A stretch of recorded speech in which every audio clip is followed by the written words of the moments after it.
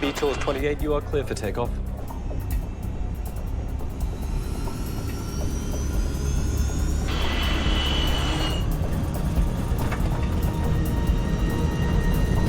Knots. Stop! Don't hammer the brakes. Don't hammer the brakes. 137 people are on board this British Air Tours flight. Within minutes, nearly half of them will be dead. This should not really have happened. Evacuate! Evacuate! The aircraft didn't even get airborne. It didn't run off the runway, and yet still 55 people were killed. For investigators, it's a familiar routine. Reconstructing the final moments inside the cabin, analyzing the wreckage and the flight data recorders. In the end, they turn to a psychologist to help them figure out how a survivable emergency turned into one of British aviation's most horrific disasters.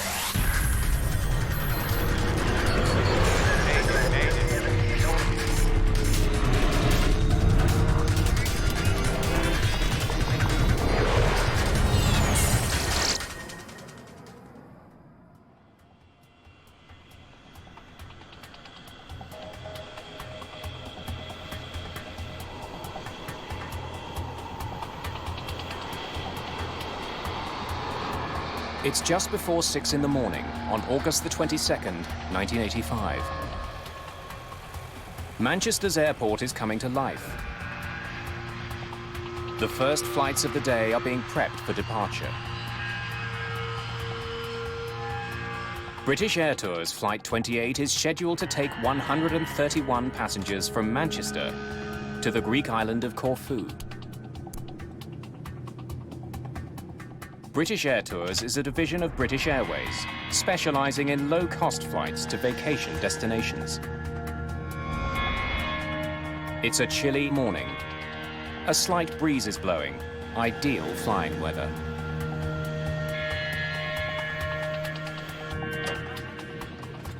Most of the passengers on this early morning flight are traveling on vacation.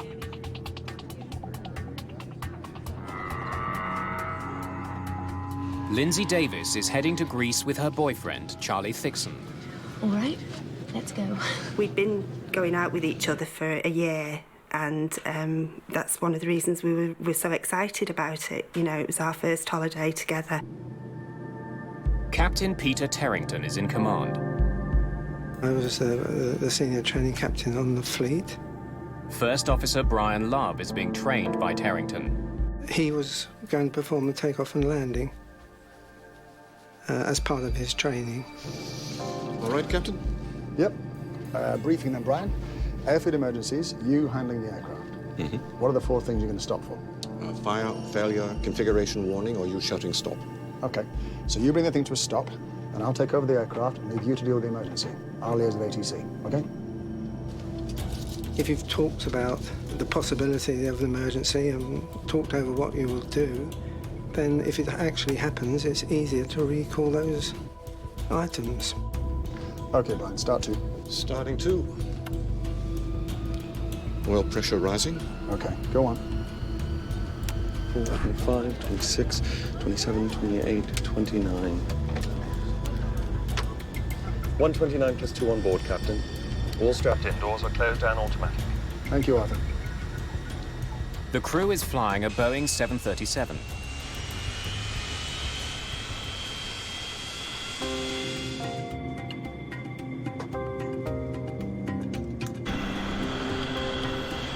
It takes just 4 minutes for the plane to reach the foot of the runway. VTOL's 28, you are clear for takeoff. The 737 has 3,000 meters to get to takeoff speed. The engines are pushed to high power. I was sitting by the window, looking out of the window. Everything was normal. The plane was going quite fast. 80 knots. Check.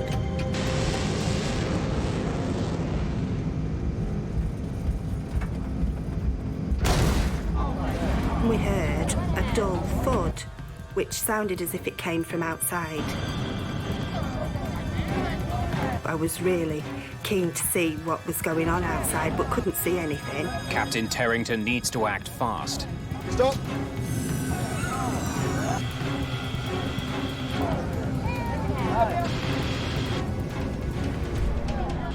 And the immediate reaction was to stop. We were quite a few knots below our decision speed, so I very quickly closed the throttles and applied reverse thrust. We could feel the aircraft slowing down, and Arthur said, "Oh, I think we've blown a tyre," and I didn't know, so we just waited to hear it. Don't hammer the brakes. Don't hammer the brakes. I thought the tyre might have gone and would cause damage to the undercarriage if we braked too strongly. Probably nothing. I wouldn't worry.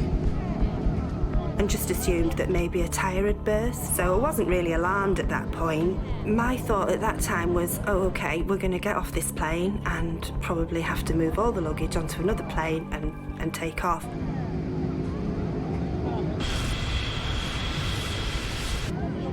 Soon, passengers on the left side of the plane see the real problem. I could see orange flames inside the back of the engine. And at that point, I thought, it's obviously not a burst tyre, that wouldn't cause that, and this is perhaps something a bit more serious. Let me by. I'm not staying there. But at that point, I knew that I wanted to get off the plane, and I wasn't happy at all.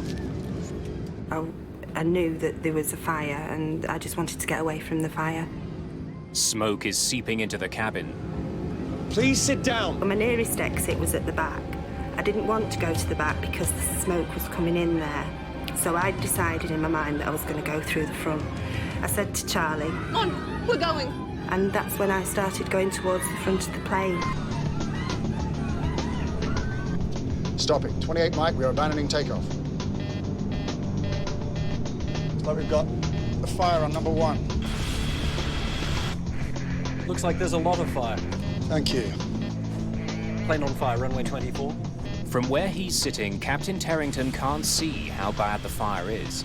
He needs advice from the tower. Do we have to get the passengers off? I would do by the starboard side. Terrington decides to pull off the runway. Evacuate to the starboard side, please.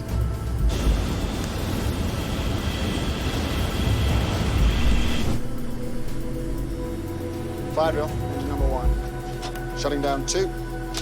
Evacuate! Evacuate! Please stay calm. Before the flight crew leaves the cockpit, they must complete a 15-step checklist. Parking brake. Set. Speed brake lever. Down. But time is running out. We had an evacuation checklist, but it was 4 pages long, and the last item was to get the passengers off. Engine and APU fire warning switches. This didn't cover my problem at all. On the 737, there are 4 cabin doors. The 2 in the back are covered in flames and smoke, leaving only 2 for 137 people. Then a mechanical problem eliminates one of those. Well, Arthur was opening one right, and he was really it was really trying to open. It was really hard to open. The back of the cabin is filling with smoke. It's making breathing difficult. Passengers rush forward. It just seemed to go on forever before they started evacuating. And that's when I thought, I'm not going to get on, it's going to blow up with all of us on it. Engine and APU fire warning switches. Right now, all 137 people on board are alive. But with every second, their odds of surviving are decreasing. Flight 28 is becoming a death trap.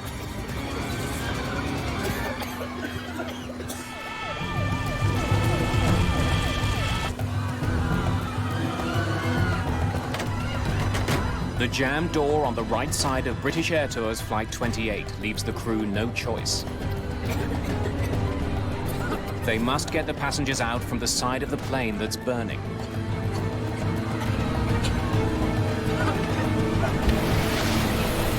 As soon as we opened the door, the fire service were already around, shooting foam up the slide that came into the galley floor. We wanted to start to evacuate the passengers, but there's a bit of a bottleneck and nobody was coming forward. The aisle is quite narrow where the galley is, and they were and then they were pushing forward, and I could see this boy that was really sort of pushed against the wall. He couldn't get out, so I pulled him by his T-shirt, had the yellow T-shirt on, and he sort of tumbled forward, and after that, everybody sort of just tumbled in behind me. And we just directed him down the slide.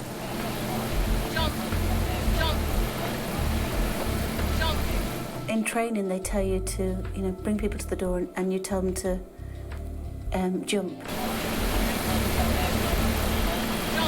Desperate to get people off the plane quickly, the purser returns to the jammed door. After several attempts, he manages to force it open.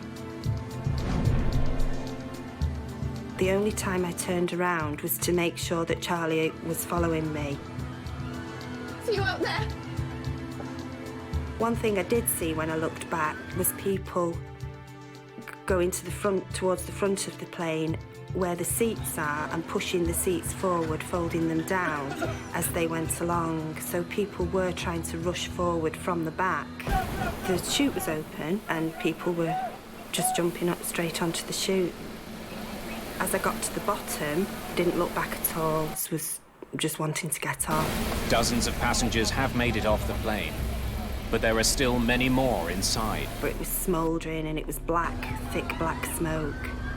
And Charlie had said that after you'd gone, this black smoke came down, he said, and everybody was screaming and panicking. He said people are going to die in there. Standby power switch. Captain Peter Terrington and his first officer Brian Love are still aboard the burning airplane, and they still haven't completed the steps required to evacuate. There was 4 tons of fuel coming out of that aircraft wing tank. Here, go, Brian. Go, Brian. I could see quite a lot of flames. Completing the checklist would put their lives at risk. We did as many items as we could, and then we both went out of the flight deck window.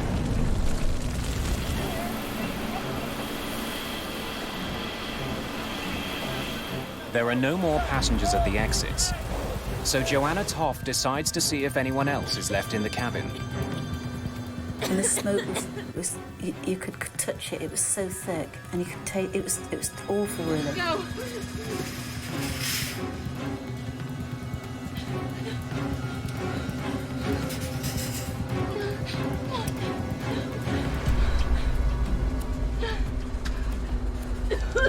There was a young girl just a bit further down in the cabin, but she was really disorientated.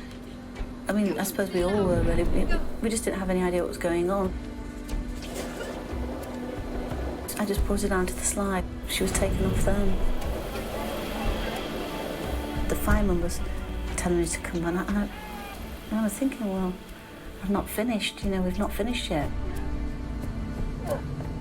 When Toff re-enters the cabin, the thick smoke makes it as hard to see as it is to breathe. It was really dark and quiet. I'd never seen anything like it. And I could see the light from the door anyway by then, so I knew where the door was. The smoke forces Toff to abandon her search.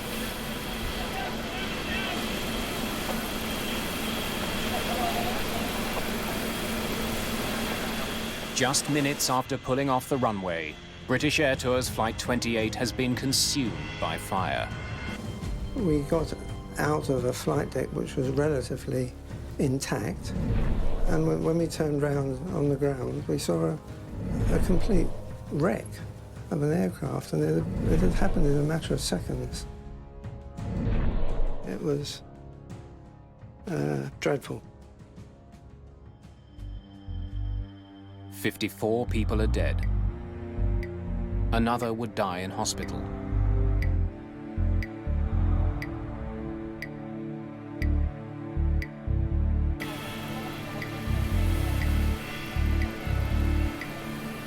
There was nothing wrong, really, with us. We thought nothing physical wrong with us.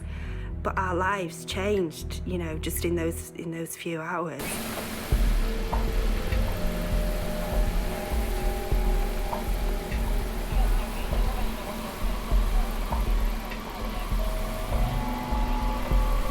I couldn't breathe. I was virtually out the door, and I couldn't breathe then. The smoke was coming in and everybody just stood up and ran out. It was just a mad panic getting out. Because when the smoke came, you just couldn't see anything at all. Couldn't see anybody.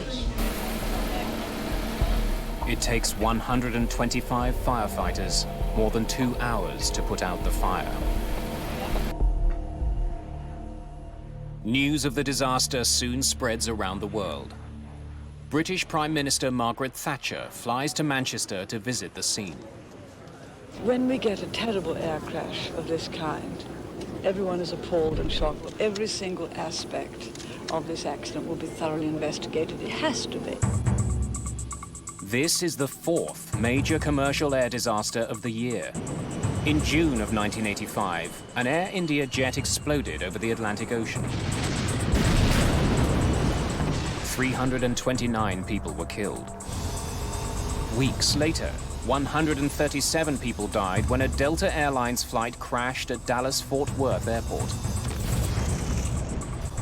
And just 10 days before the Manchester crash, the deadliest single aircraft accident in history. Japan Airlines Flight 123, a fully loaded 747, slammed into a mountain, killing 520 people.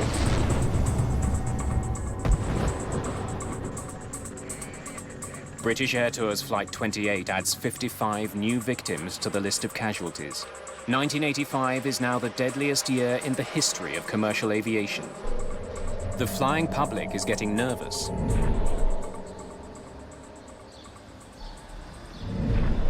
Britain's Air Accidents Investigation Branch sends a team to Manchester to unravel the events that led to the catastrophe. Among them, Stephen Moss. He'll be inspecting the plane's engines. This should not really have happened. The aircraft didn't even get airborne. It didn't run off the runway, and yet still 55 people were killed. Chris Prothero is also on the team. His focus is on the fire. We were aware from initial reports that the fire had entered the aircraft very rapidly as the aircraft came to a halt, and that was a focus for me. It doesn't take too long for Stephen Moss to figure out where the trouble started. He sees damage to the plane that was not caused by fire. Well, the first thing we noticed clearly was the hole in the underside of the wing. And right next to it was a gaping hole in the side of the engine. It seems that one had led to the other.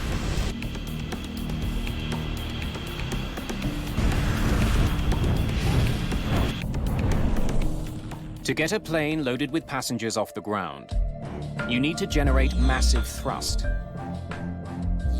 That power is created when air travels through the front of the engine to a series of compressor fans. It's then ignited, and the exhaust pushes the plane forward. Something had clearly gone very wrong with Flight 28's left engine.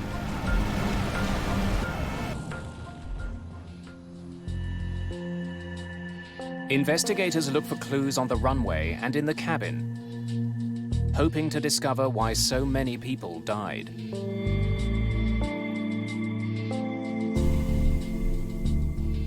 Entering the cabin for the first time, there was as with all aircraft fires, there's an overwhelming and pungent smell. Burning plastic, burnt fuel, burning material had dropped down onto seats, and so the aisles were filled up with the remains of overhead lockers. A scene of devastation. The damage in the cabin is revealing. It's almost completely charred up high, but is relatively intact down low. It was clear that there had not been flashover in this particular case. A flashover occurs when the gases in an enclosed space become so hot that they ignite, incinerating everything around them.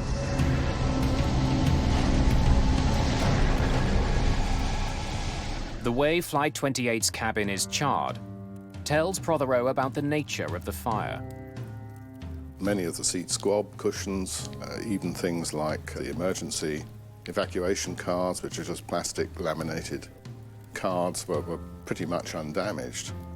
You could have wiped them off and put them on another aircraft and nobody would have known they'd been in this accident, whereas at the upper levels in the fuselage, there was a great deal of heat damage, and this is not a characteristic of a flashover. The fire in the cabin had been severe, but should not have been catastrophic. This leaves investigators with two questions. Why did so many people die? And what caused the fire? The answer to the second question may be outside the plane, lying on the runway. Investigators find a large piece of dome-shaped metal along the plane's path. Stephen Moss can see it's from a piece of the engine called a combustor can. It looks like there'd been a separation of the can from the front end from the back end. The combustion chamber of the 737's jet engines contains 9 combustor cans.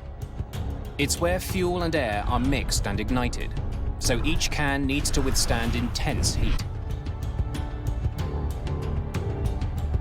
Moss suspects the fractured can somehow blew apart and destroyed the plane's left engine. It had struck an underwing fuel tank access panel and put a sizable hole in that, which directly led to the release of a vast quantity of fuel. Proving the piece of the combustion can penetrated the wing is easy. It fits neatly into the hole in the wing. This was clearly, if you like, the root cause of the accident. The engine on the plane is a Pratt & Whitney JT8D. For Moss, that's of grave concern. At the time, was probably the most widely used jet engine on commercial air transport in the world. And it was obviously pretty urgent that we try and find the cause of this one in order to prevent other aircraft having the same problem. There are tens of thousands of combustor cans in service around the world. One of them erupted in Manchester. Stephen Moss needs to find out why it failed. And fast.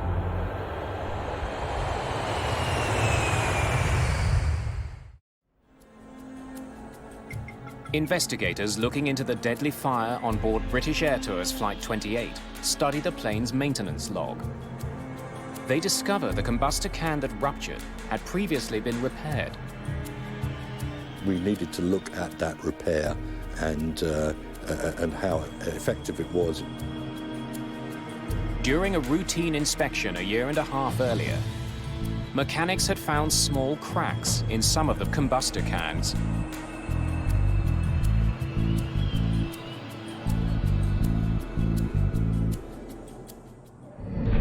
It was certainly not uncommon to find fatigue cracks in the cans.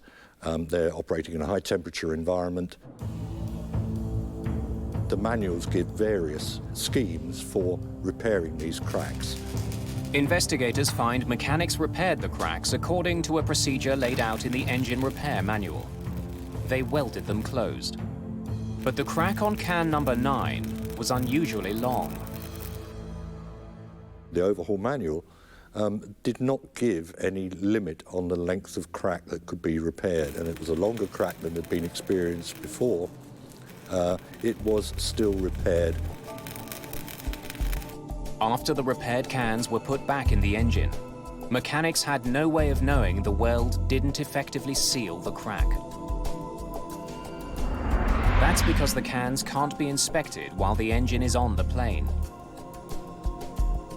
Since the repair, there were 11 reports of slow acceleration from the engine that exploded in Manchester. A damaged combustor can could have been a reason for the problem. But troubleshooting guides available to mechanics in Manchester didn't list that as a potential cause. Instead, Pratt & Whitney offered other ways to fix the acceleration problem. It didn't seem to ring any great alarm bells with them, if you like. They'd seen it before, and it had never turned out to be anything serious. So mechanics in Manchester made minor adjustments to fix the plane's idle speed and kept the plane in operation. Cockpit voice recordings revealed that the crew of Flight 28 was aware there was a problem with slow acceleration. Slow acceleration on number 1 engine the day before yesterday. I was on the flight, yes, sir. Engineers signed off on it. But the log entry led Captain Terrington to believe that the problem had been fixed. A comment in the tech log for the flight before the last one, that the engine was slow in accelerating. It wasn't apparent as a serious problem because the engineers had done some work and the aircraft had been flying the previous day with no problems. The idle speed adjustments didn't fix the real problem, the cracked combustor can. And it reached the breaking point on Flight 28. Stopping. 28 Mike, we are abandoning takeoff. Evacuate! Evacuate! Please stay calm and don't panic. If the airline had inspected the cans, I think there is no doubt that they would have seen the problem. Investigators now know the origins of the Manchester disaster. The welded crack in combustor can number 9 gave way as Flight 28 sped down the runway. The front of the can was ejected from the engine and put a hole in the underside of the left wing. That led to a huge fuel leak onto the damaged engine, which caused the fire. Engine fires are not uncommon. The body of a 737 is insulated with fire-retardant material to protect the cabin. Investigators still don't understand how a fire outside the plane spread into the cabin as quickly as it did. Fire Inspector Chris Prothero finds part of the answer from viewing photographs of the plane as it sped down the runway. It was clear from these photographs that there was a very dynamic phase to the fire whilst the aircraft was at speed on the runway, which produced this energetic, turbulent, sort of blowtorching type of fire, visually anyway, trailing behind the aircraft. A press photo from the day of the crash leads Prothero to a new theory. The photographs of the aircraft that appeared in the press showed the left thrust reverser deployed. The general impression that one got visually from that photograph was that the thrust reversers had effectively blowtorched fire against the side of the fuselage, and that, if you like, was the explanation as to why the fire had penetrated so quickly. That photograph and the implications of it actually, therefore, loomed quite large. Stop! There are several ways to bring a speeding jetliner to a halt. One is with the brakes. Don't hammer the brakes. Another is with the engine's thrust reversers. Thrust reversers redirect the exhaust from the jet engine forwards. This helps slow the plane down. It looked as though the thrust reversers had simply blown this big fire on the left of the aircraft directly onto the side of the aircraft, directly onto the rear fuselage. That would explain why the fire destroyed the cabin so quickly. It now seems possible that Captain Terrington made the fire worse by trying to slow his plane down. But Prothero has two good reasons to doubt his theory. One is the location where charring from the burning exhaust gas, or efflux, was found.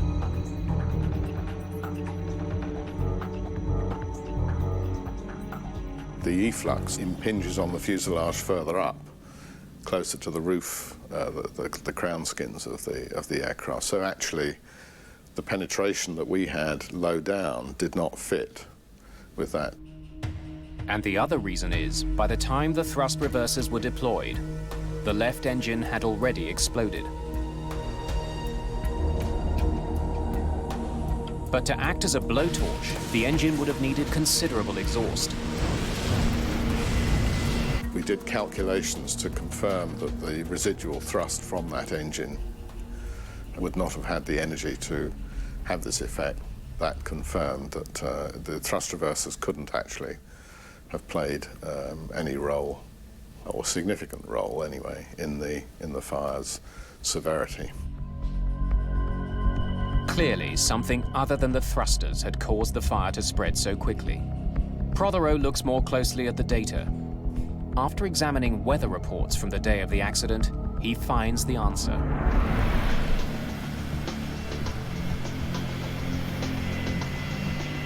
The wind was the main factor that determined the severity of the fire in terms of its attack on the outside of the aircraft, how rapidly it penetrated the aircraft, and it also affected the conditions inside the cabin. Believing he had blown a tire, Captain Terrington made a fateful decision. Stopping. 28 Mike, we are abandoning takeoff. Well, when we heard the thud and we closed the throttles, it was my assumption that we were going to turn off the runway, clear the runway, ask air traffic for an engineer to come out and check the tyres. Like a highway, an airport runway has a series of exits. Captain Terrington chose one called Link Delta. So we've got a fire on number 1. When we got the additional information of a fire warning, the brain was already programmed to carry out the stop. The crew had been aware that they had a fire, but didn't really appreciate at the time the nature of the fire, the severity of the fire, so they had turned off the runway. Captain Terrington turned his plane to the right and brought it to a stop. He couldn't have realized that doing so would make the problem far worse. There was a crosswind, a slight crosswind, from the left side of the aircraft that was carrying the fire that was burning from the fuel that was pulled underneath the left wing. It carried that fire aft, rearwards, and took over and under the rear fuselage, in between the wing and the tailplane. The wind wrapped the fire around the back of the plane and into the cabin. If there'd been no wind at all, I think the situation would have been very much more benign. Investigators have discovered how the fire started and the conditions that caused it to penetrate the cabin. Now investigator Ed Trimble must solve the biggest mystery surrounding the Manchester accident. Here we had an aircraft which had aborted the takeoff for good reason, had taxied off and stopped in a taxiway in an expeditious manner, and yet 55 people had lost their lives. So there was a big question as to precisely why that had occurred. Investigators learned that most of the dead were not found in the worst burned parts of the plane. Autopsies will point to the real killer on Flight 28.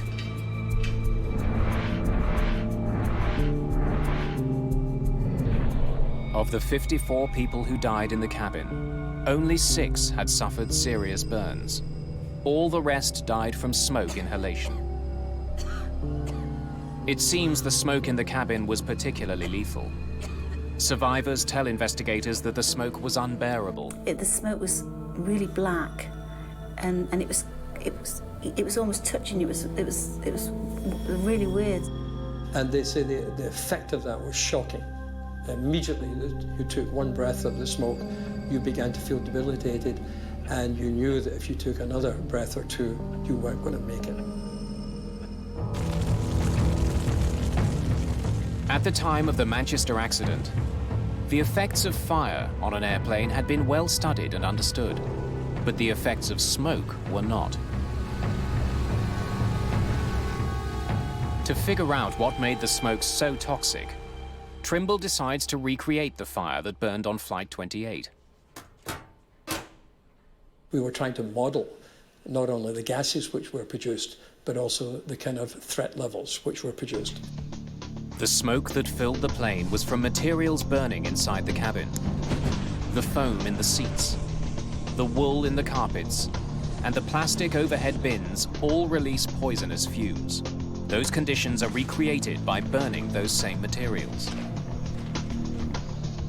Trimble discovers the passengers on Flight 28 inhaled smoke that contained a deadly blend of poisonous gases, including high levels of carbon monoxide and hydrogen cyanide. Now he desperately needs to find out if there's any way to protect airline passengers from that kind of smoke. So it seemed to me pretty clear that unless we could protect people's respiratory systems from the assault from such combustion gases, there was little that we could do to improve survival chances from aircraft fires. Over the course of 5 weeks, investigators run dozens of tests, experimenting with different filters.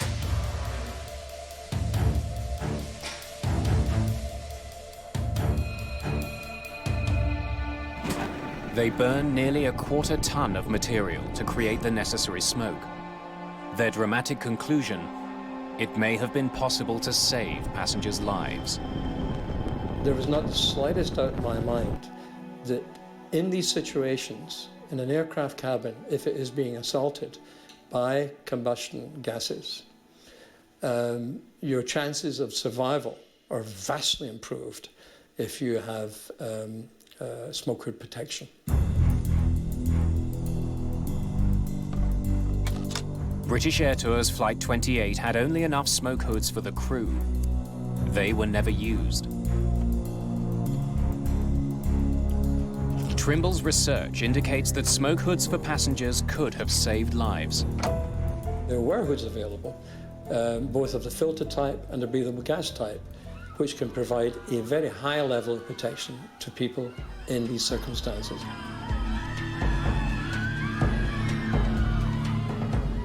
Many of the passengers on Flight 28 would have survived with a few more minutes of breathing time. It was in a blink of an eye, you know, from the time, you know, we stopped on the runway, you know, just within a few minutes, you know, it was all over, really. A full Boeing 737 is designed to be evacuated in less than 2 minutes. So even without additional time, more of the passengers on Flight 28 should have been able to get off. To discover why so many people never made it off the plane, investigators turn to an unlikely source for the answer.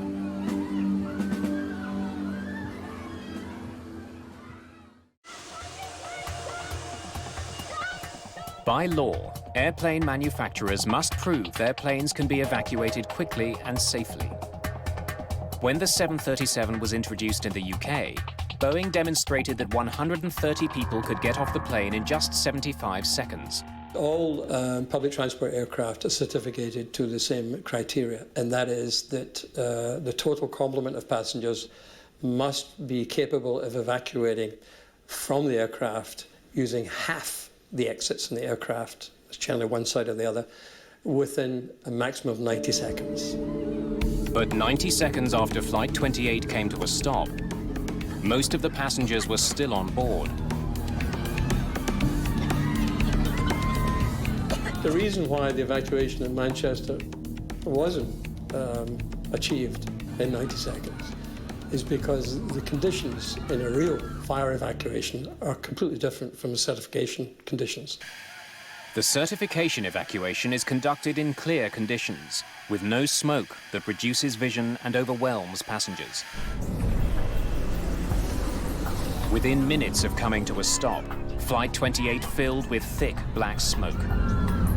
As soon as the smoke began to spill into the rear cabin and then flow forwards, essentially that induced immediate panic in those who were so affected by the smoke, because their respiration, I mean, the typical comment was, I took one breath of smoke and I felt as though my lungs were solidifying. You can imagine under these conditions that people have got to get away from the smoke. And people did this by basically clambering over the seats and other people in front of them. In less than 5 minutes, what should have been a survivable accident turned deadly. To prevent future tragedies, Britain's Civil Aviation Authority decides to learn more about people. Helen Muir is a psychologist and a leading expert on how airplane design can influence survival. She's asked to study the behavior of passengers on Flight 28 to figure out why so many died. What we had to learn to do was to design the aircraft interior so even if we had what we might say was dysfunctional behaviour in totality, we could accommodate the needs of individuals and their desperate rush to get out. Muir configures a cabin to duplicate Flight 28 and fills it with volunteers. Then, to have them act as though the plane's on fire, she offers money to the first ones off. And that produced behaviour that was quite unbelievable. People went over seats, they went round, past each other, all sorts of things. And indeed, when survivors from the actual Manchester accident came and saw the videos, they said, yeah, that's how it was.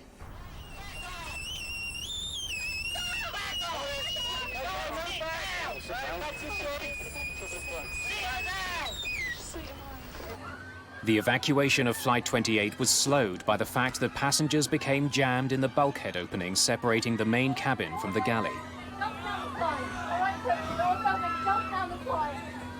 Investigators discover the logjam was created by the design of the Boeing 737.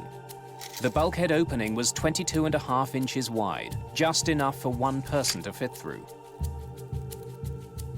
But what they wanted to know was how much wider would they have to make it for people not to get stopped and blocked. We were trying to do as much as we could to recreate the situation which had happened at Manchester and then to systematically vary the aircraft interior to see what changes would improve the situation for passengers.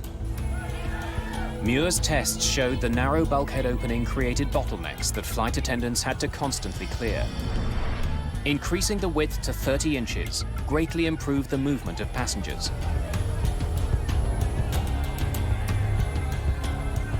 But we showed through repeat testing that if you changed the minimum gap from 20 to 30 inches, you would dramatically improve the speed at which people could get out and you'd reduce the likelihood of people falling and slipping and so on. As a result of Helen Muir's work, a recommendation was made to increase the space between the bulkhead walls to 30 inches and introduce strip lighting to help guide passengers to exits even when they are blinded by smoke. Muir also found a way to improve cabin safety without redesigning the cabin. Please sit down. She conducted research on the behavior of the cabin crew in emergencies and found that passengers get off a plane much faster with a highly assertive crew.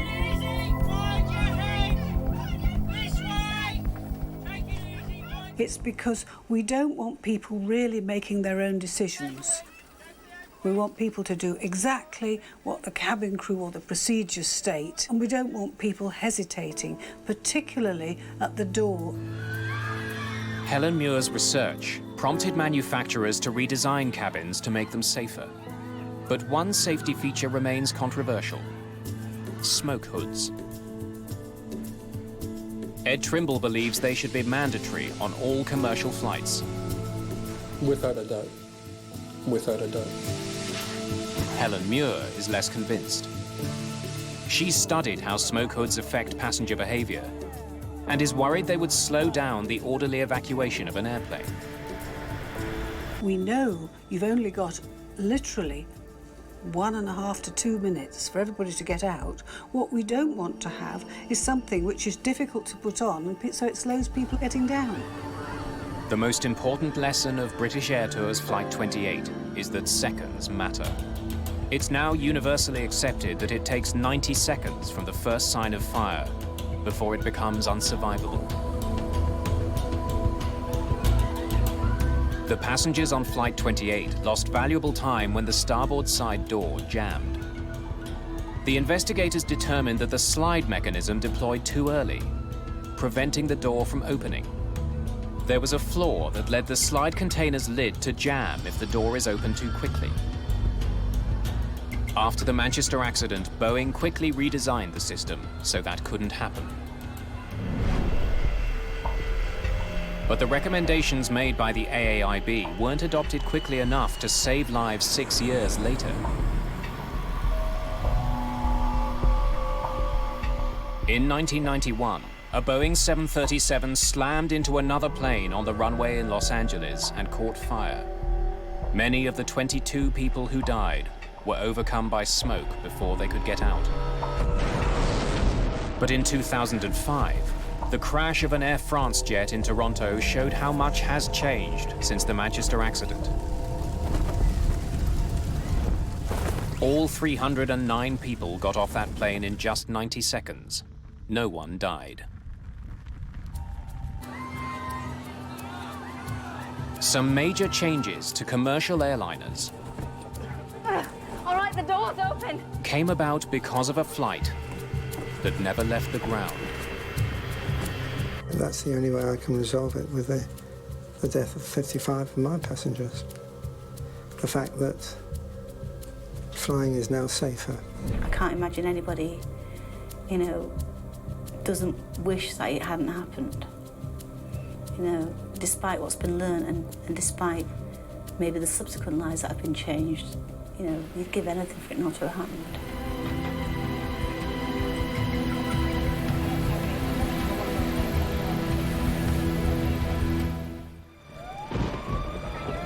For investigators trying to solve a plane crash, the most important tool can be the black box. It records every detail in the cockpit. Look at this. Where's Charlie at? And tells investigators about vital conversations. Damn, it's starting to rain. Northwest 255, runway 3 center, clear for takeoff.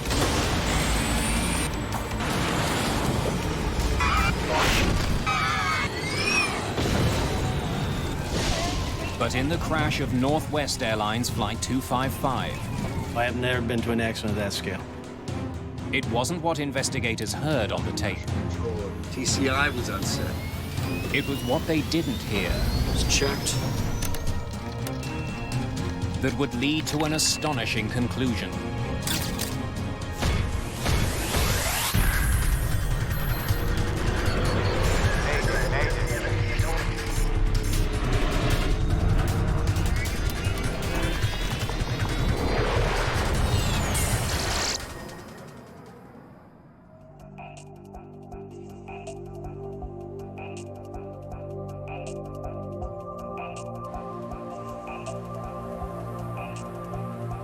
Detroit, Michigan, August the 16th, 1987. It's 8 p.m. and the city is sweltering.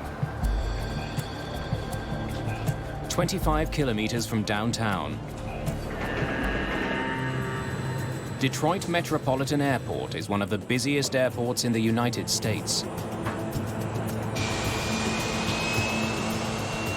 More than 1,100 airplanes use its 4 runways each day. Today, one of those is Northwest Airlines Flight 255, bound for Phoenix, Arizona. Captain John Mouse is in command. A Las Vegas native, 57-year-old Mouse is a veteran pilot. His first officer is 35-year-old David Dodds of Galena, Illinois. Why don't you tell them we're ready to go? Both have years of experience on this type of aircraft. The MD-80 is also known as the Super 80 and is the second generation of the DC-9. The MD-80 was quite a bit longer. It had more powerful engines, so it could carry more people. For that reason, it was a better moneymaker for the airlines than the DC-9 was.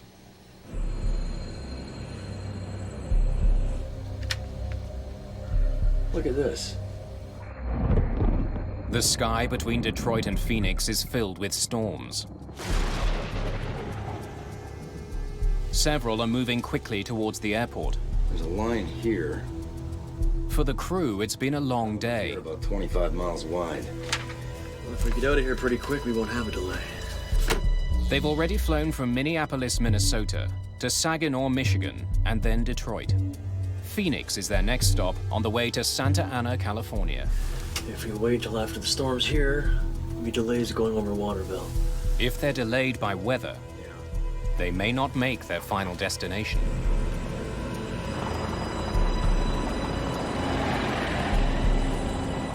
Let's get out of here before it starts raining.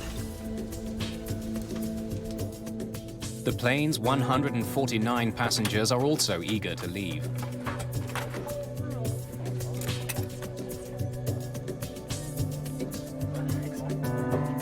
Paula Sheehan and her family have been visiting relatives. They're heading home to Arizona. Her daughter Cecilia is only 4 years old. Looks like bags are all in. Why don't you tell them we're ready to go? Ramp 255 and Delta 15. Flight 255 is running half an hour late. Northwest 255, clear to go. Okay, we're cleared to push. Let's do the checklist. Brakes. Set. Windshield heat. It's on. Boost the pumps. It's 6. Cabin pressure controller. Checked. Auxiliary hydraulic pumps and pressure. On and checked. Yeah. It's starting to rain. To beat the storms, they need to leave immediately. Sign beacons. They're all on. Before start checklist is complete. Flight 255 begins moving from the gate to the runway. Northwest 255. But because of the weather, Northwest 255, now exit at Charlie Runway 3 Center. the ground controller gives them a last-minute runway change.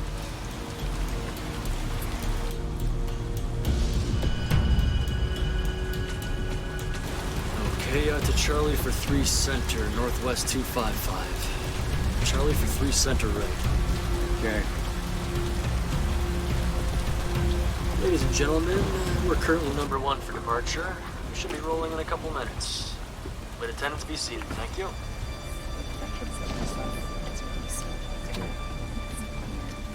Blacker than hell out there.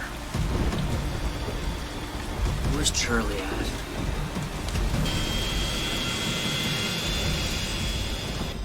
By the time they get to the new runway, they're 45 minutes behind schedule. Northwest 255, runway 3 Center, clear for takeoff. Within 17 seconds, 65,000 kilograms of passengers and aircraft hurtle down runway 3C. But moments before liftoff, Mouse discovers he can't engage the auto throttle. Let's stay on. TCI's on set. His computer isn't in takeoff mode. They're on now. Okay. Clamp. 100 knots. At 313 kilometers per hour, V1. Rotate. the pilots angle the plane's nose up for liftoff.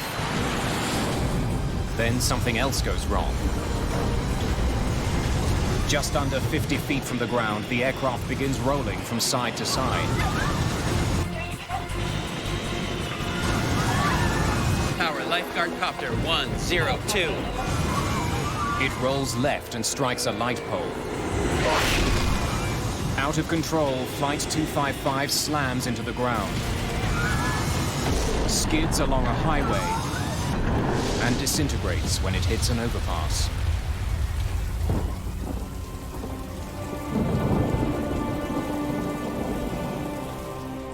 I prayed that everybody made it, but I thought it was just a small plane because it happened so quickly. I didn't know it was a bigger plane, and it was just awful. Saw the plane come through the viaducts, a big fireball. Well, we got dispatched. It was a rainy Sunday night. And then he said there was an airliner down, and our mood kind of just changed. And the one guy looked at me, Dan, and said, well, I hope it's a small one.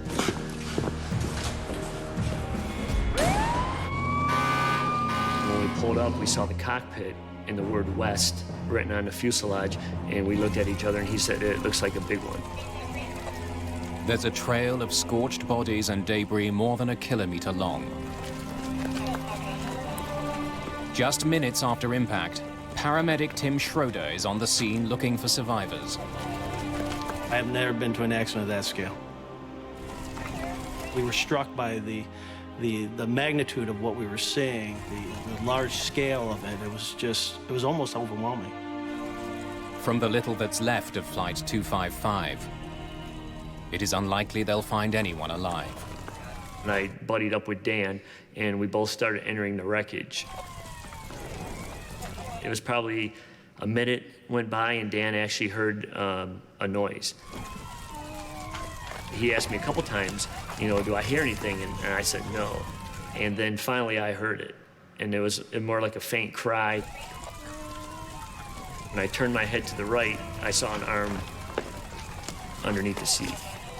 1, 2, 3, lift!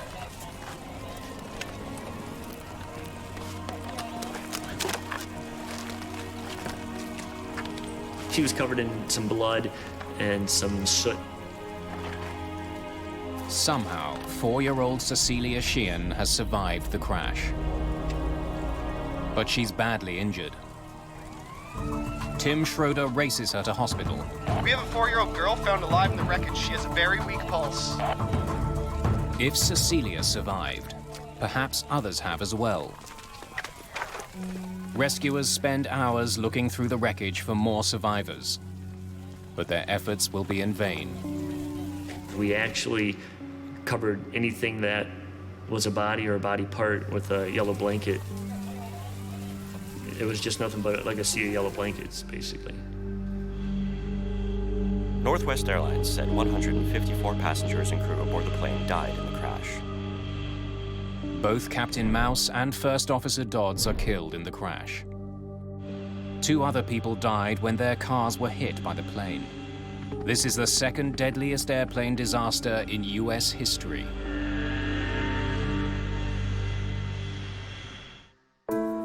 Recovering in hospital with serious head wounds is Flight 255's lone survivor, 4-year-old Cecilia Sheehan. Despite her injuries, doctors say she will live.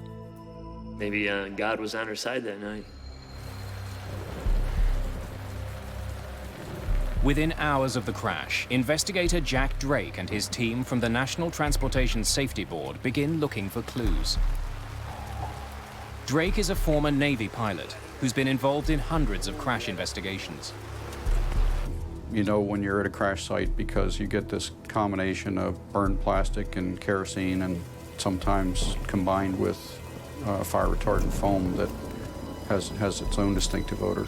You know you've arrived when you smell it.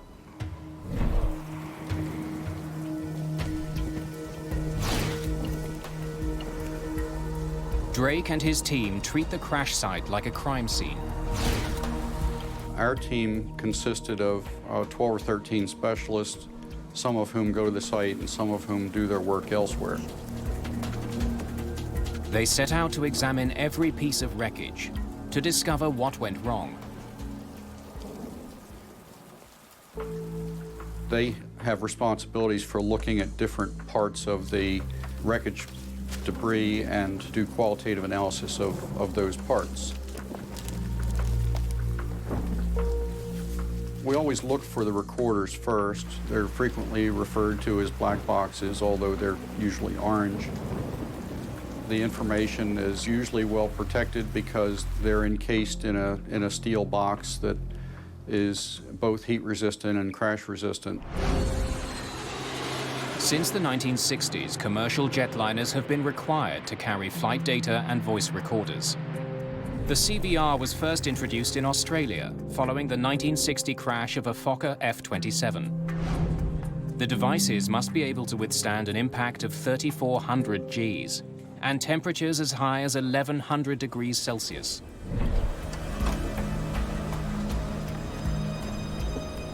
The cockpit voice recorder is intact, but the flight data recorder suffered some damage in the crash. They may hold the only clues that can help solve this accident. Both recorders are sent to the NTSB lab in Washington, D.C.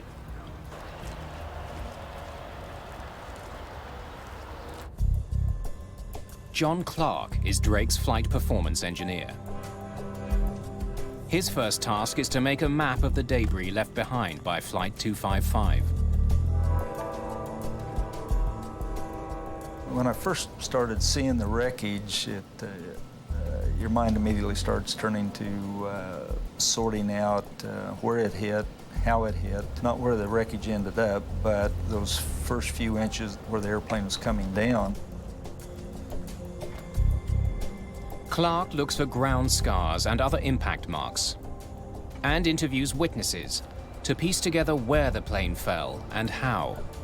And that kind of gives you a sense of those last moments, what the airplane was doing when it hit the ground. Clark begins to understand the final moments of Flight 255. According to witnesses, as it lifted off, it couldn't climb and flew in a nose-high position. E1. Rotate. That could indicate that the plane didn't have enough power to get off the ground, that it didn't have enough speed, or that high winds prevented it from lifting off. Witnesses provide investigators with a critical clue. You saw fire coming from the engine. Several, including an air traffic controller, saw flames coming from the plane's engine before the crash.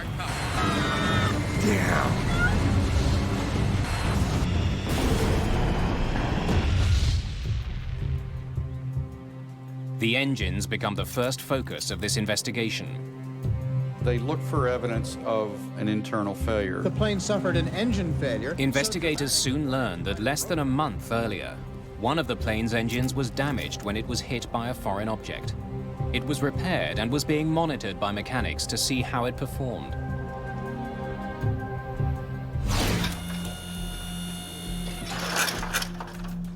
The team studies the remains of the engine for clues that it had either caught fire or shut down on takeoff. Despite what the witnesses saw, they find no evidence of fire or of a massive breakdown. The information suggested that the engine operation had been normal. Clamp. 100 knots. The flames were the result of the fuel tank rupturing after the plane hit a light pole. The fire didn't cause the crash. If Drake and his team are to solve this mystery, they need to be certain about what happened in the last few seconds before Flight 255 crashed. Well, I think probably the best physical evidence is what was on the flight data recorder. The flight data recorder doesn't tell you about weather, it tells you about aircraft parameters, aircraft performance essentially second by second, even at quarter-second intervals in some parameters. But NTSB technicians can't recover all the information from the recorder. They send it to the manufacturer to see if they can recover the lost data.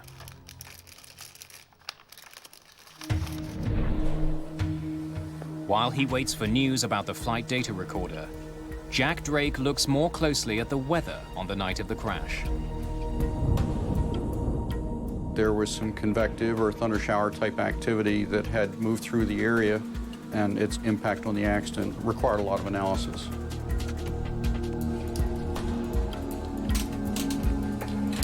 Drake wonders how the storm affected Flight 255. He listens to the cockpit voice recorder for clues. He discovers the menacing weather was a concern to the crew. Let's get out of here before it starts raining. Jesus, look at this. Drake sees that there were several storms along the flight path, and they were getting closer to Detroit.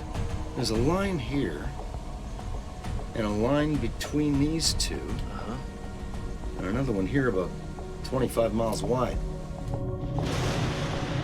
Thunderstorms can create a very dangerous threat to pilots. Since there was severe weather in the area, we always worry about microbursts. Microbursts occur when columns of air shoot down to Earth. As a plane passes through, Winds batter it from all directions, making it difficult to control.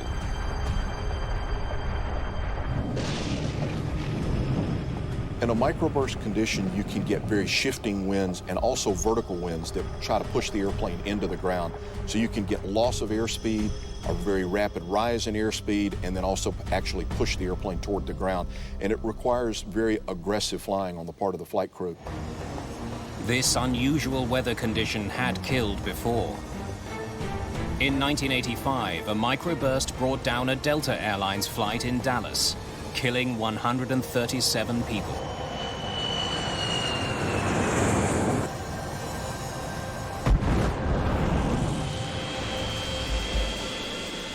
At the time of the Detroit accident, there was no device at airports to accurately detect microbursts. Instead, pilots relied on reports from other crews.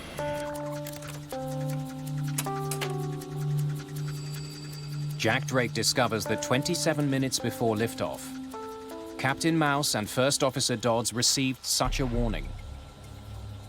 Ground, this is 722.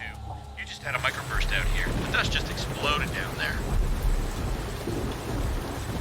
Investigators suspect that a microburst may have slammed Flight 255 to the ground as it tried to lift off. It was right after departure when the accident occurred. If they had struck a very strong microburst, that would be a candidate for one of the possible causes. Satellite images taken at the time of the crash and weather data from the airport's sensors show that there were storms near the airport at the time of the accident. But there's no evidence of a microburst. Wind and rain, but nothing that could be a microburst. Around the time of the crash, the airport's sensors did record a dangerous gust of wind on the runway, powerful enough to set off alarms in the tower. Upon further investigation, Drake discovers that Flight 255 was still at the gate at the time of that alarm. So the winds couldn't have brought the plane down. Sign beacons. But they did have a huge effect on Captain Mouse's flight plan. The crew's pre-flight dispatch package stated that they would take off from runway 21 left. But with the sudden change of wind direction, ground control sends Flight 255 to runway 3C, the shortest of 3 available runways. Northwest 255, now exit at Charlie, runway 3 center.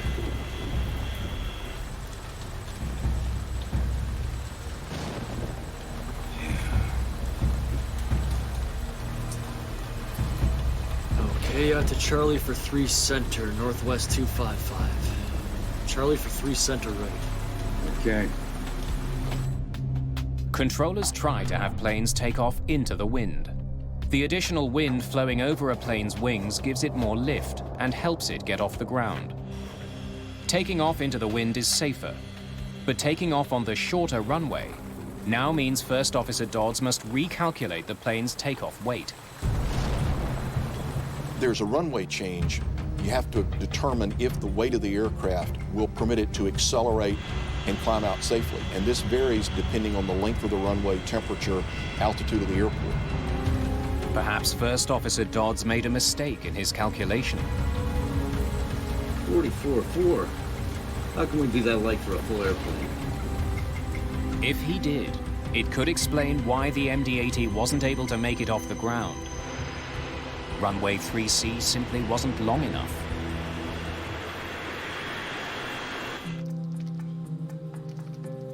Using calculations based on average weight of luggage and passengers on board, Drake's team confirmed Dodd's estimate. The plane weighed 144,047 pounds, well below the allowable limit for runway 3C. It should have been able to get off the ground. Drake's investigation has hit another dead end. He and his team are running out of possibilities.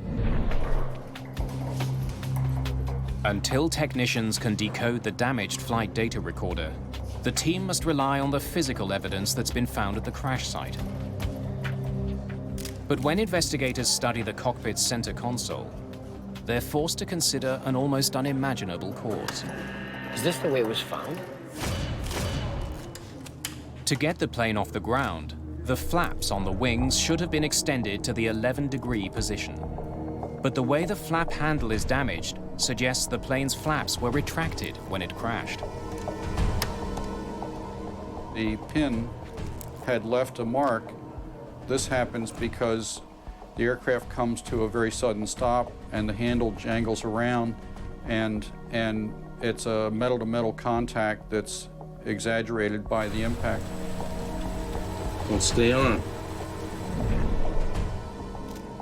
That indicator was that the flaps were zero or fully retracted and the slats were retracted as well. Flaps and slats are extensions that slide out of the back and front of the wing. They make the wing bigger, which increases the amount of lift they can provide. They must be extended for takeoff. If the slats are retracted, for the most part, with today's modern jets, the airplane is not capable of flight. It's not capable of flight. If the crew tried to take off with the flaps retracted, it would be an astonishing blunder. E1, rotate. But a pilot who was lined up directly behind Flight 255 on the runway is certain the plane's flaps were extended. And you're sure the flaps were extended? Pilots in other aircraft that were close to the point where the takeoff had begun were telling us that they thought the flaps and slats were deployed to a normal position. Investigators can't be sure whether the flaps were extended or not. The clues they need lie somewhere in the sea of debris recovered from the crash site. Eventually, investigators find the evidence they need inside a section of the plane's left wing. Each component of the slat system has its own drive system, and one of those was interrupted by the light pole that passed through the wing. 18 feet of the left wing was severed.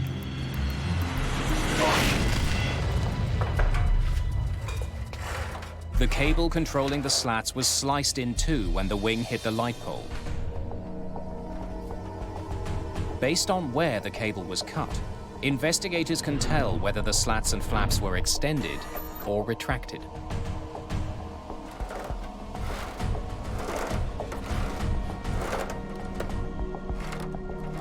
It severed two cables, and if you lined up those two severed ends, it corresponded with the slats being in the full retracted position. It looks increasingly likely that the crew never extended their flaps. Only the damaged flight data recorder can verify this.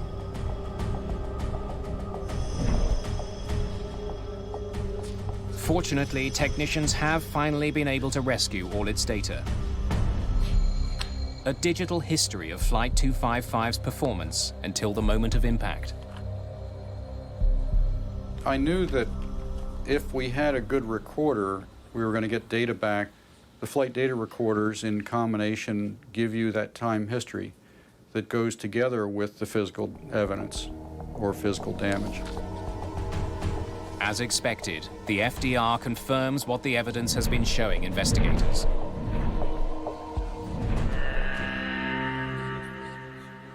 Flight data recorders told us that the flaps and slats had not been extended. It's a major breakthrough. Drake now knows what brought down Flight 255. But the flight data recorder doesn't answer a more troubling question. So, why weren't the flaps deployed? For some reason, a seasoned crew forgot one of the most basic steps involved in getting an airplane off the ground.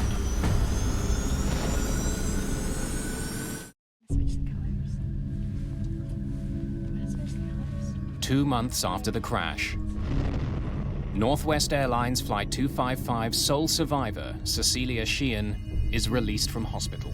We can't be sure why the little girl survived.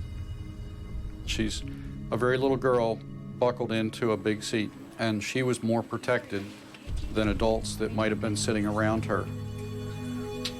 But she was very lucky.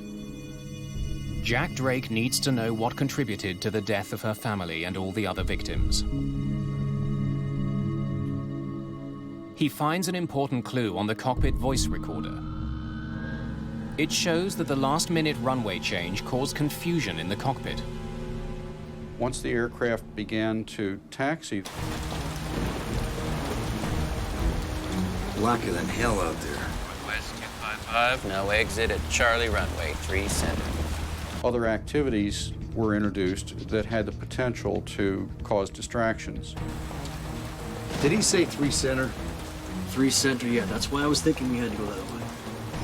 I was thinking 2-1. Well, they made a wrong turn, which might have been confusing because they had to go a different route. Where's Charlie at? Right at the end of this ramp. I think Charlie was... No, it is Charlie. Sure? I think so. The crew got lost on the way to runway 3C. Ground, Northwest 255. I guess we went by Charlie. We're going to 3 Center right. Northwest 255, affirmative. Make a left turn at Foxtrot.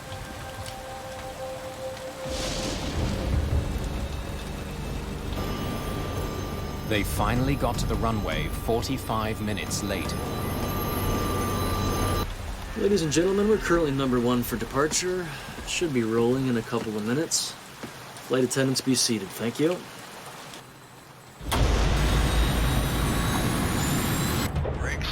But Jack Drake finds something missing on the CVR.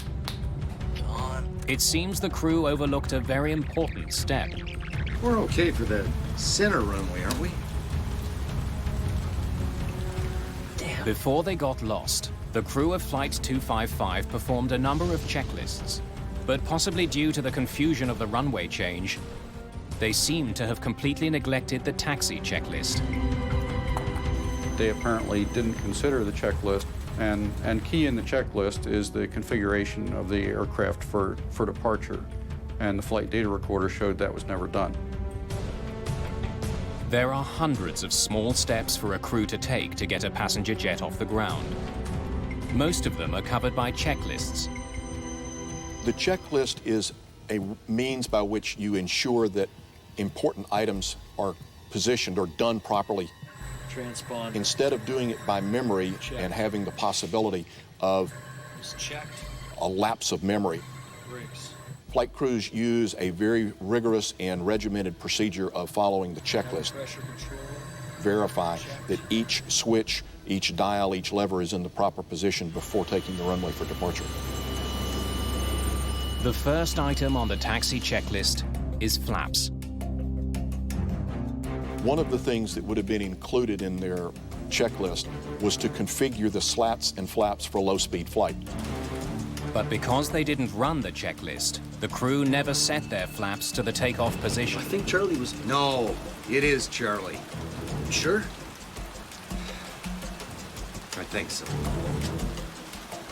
They hadn't done this checklist at the time they normally would, and as the activities piled up that were potential distractions, they were further and further away from the point at which they would normally perform that function. Their mindset was probably that they had completed it. The pilots got an indication that their plane wasn't properly configured. During takeoff, they couldn't activate the auto throttle because their computer wasn't in takeoff mode. Another step covered by the taxi checklist. Won't stay on. TCI's on set. This should have alerted them that they didn't perform the checklist. If it had occurred to them at that point that we might have missed something else on the checklist, that could have led to a rejected takeoff. They're on now. 100 knots. Okay. Apparently that didn't happen, and so the takeoff was continued. With disastrous results.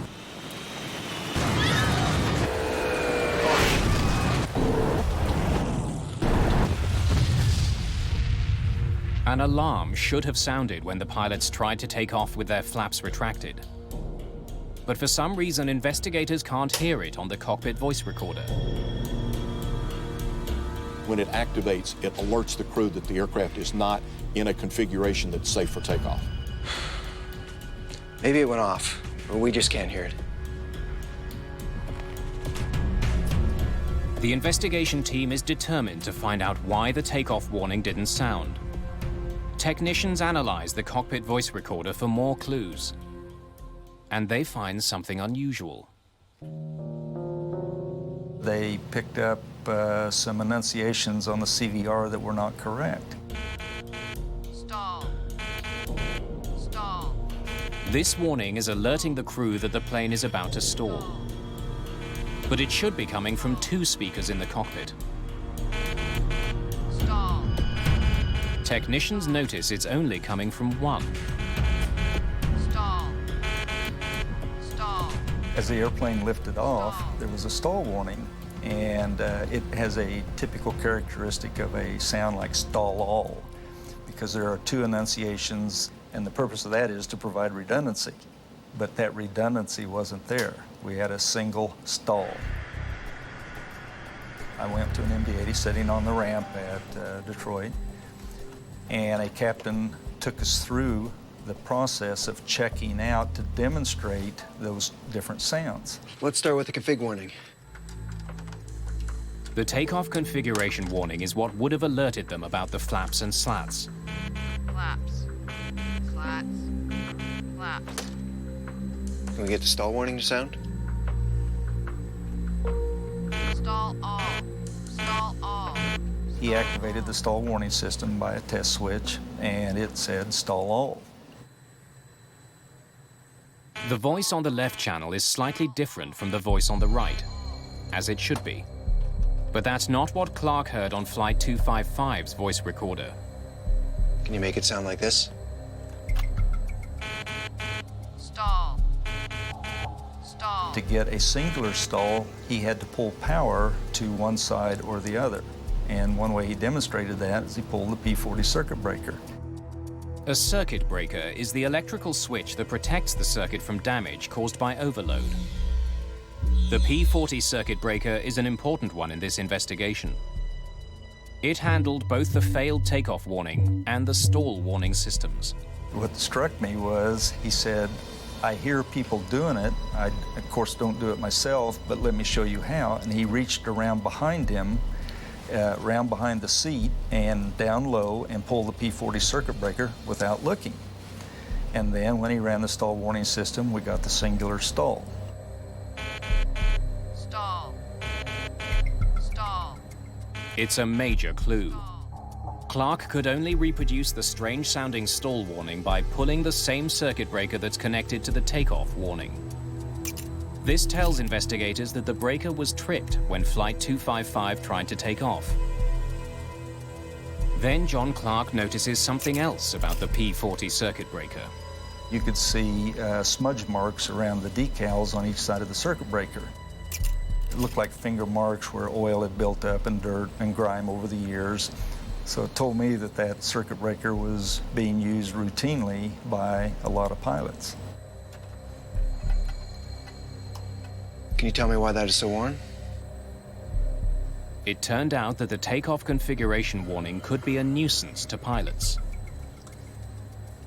If you're doing a single engine taxi, you have to push the throttle up further to get a power to taxi, and you would set off the takeoff warning system. And so they would pull the circuit breaker to silence it. It's irritating. It's a warning. It's meant to alert you. And if it's going off routinely all the time, it gets on their nerves. And so apparently pilots were routinely silencing those takeoff warnings. Investigators suspect that the crew of Flight 255 tripped the breaker to avoid the irritating takeoff warning. And then, with the added delay from the runway change and the impending storm, they proceeded to take off without doing the taxi checklist.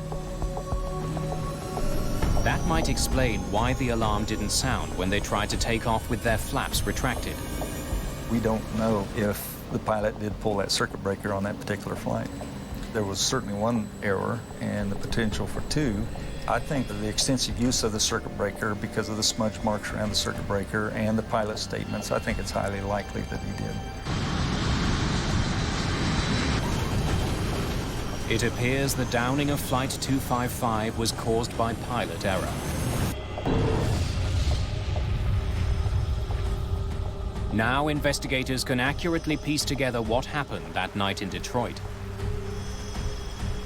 But it would take another shocking accident for the airline industry to learn its lesson.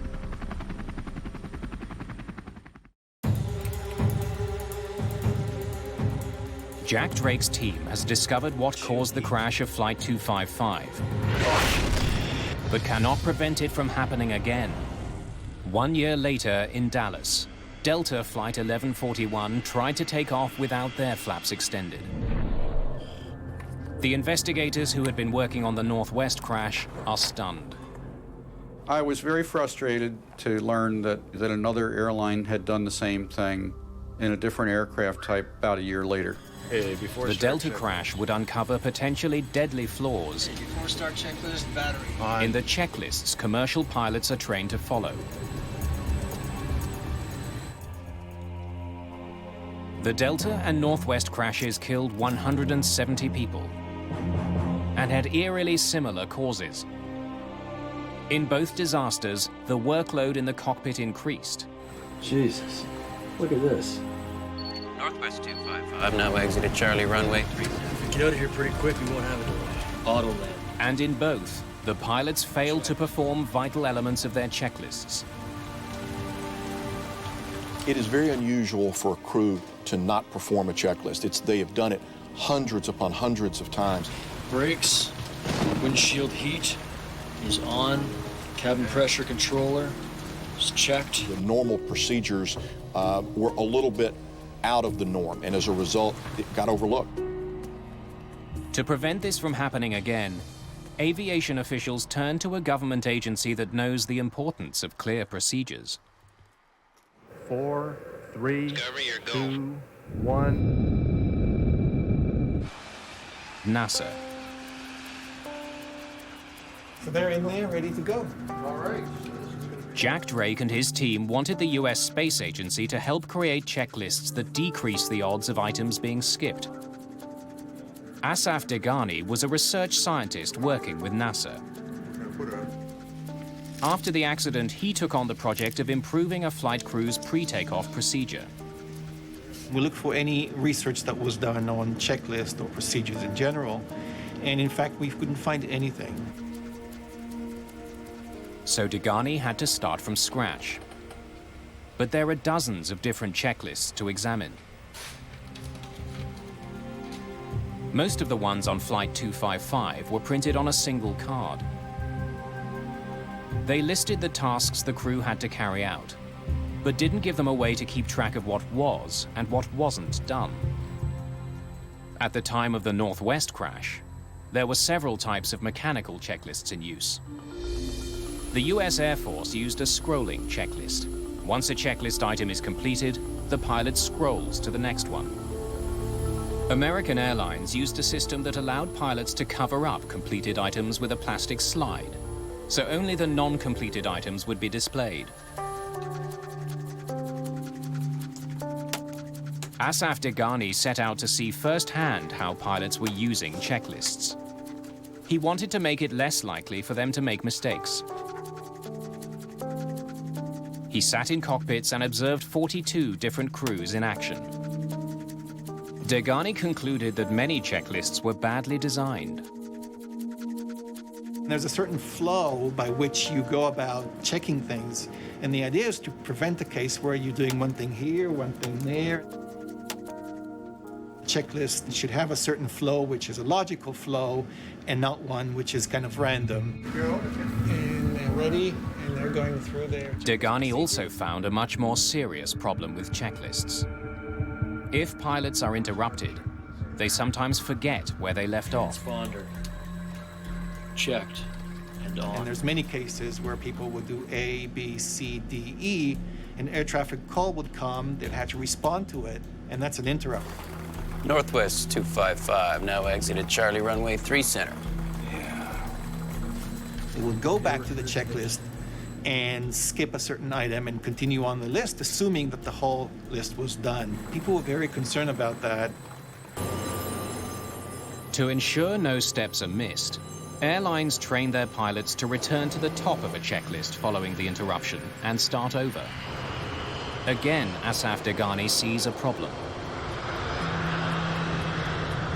And we found that if checklists are very, very long and meticulous, that's overburdening the crew, and they sometimes would not want to start again from the beginning. To address the problem, Degani suggests changes across the airline industry.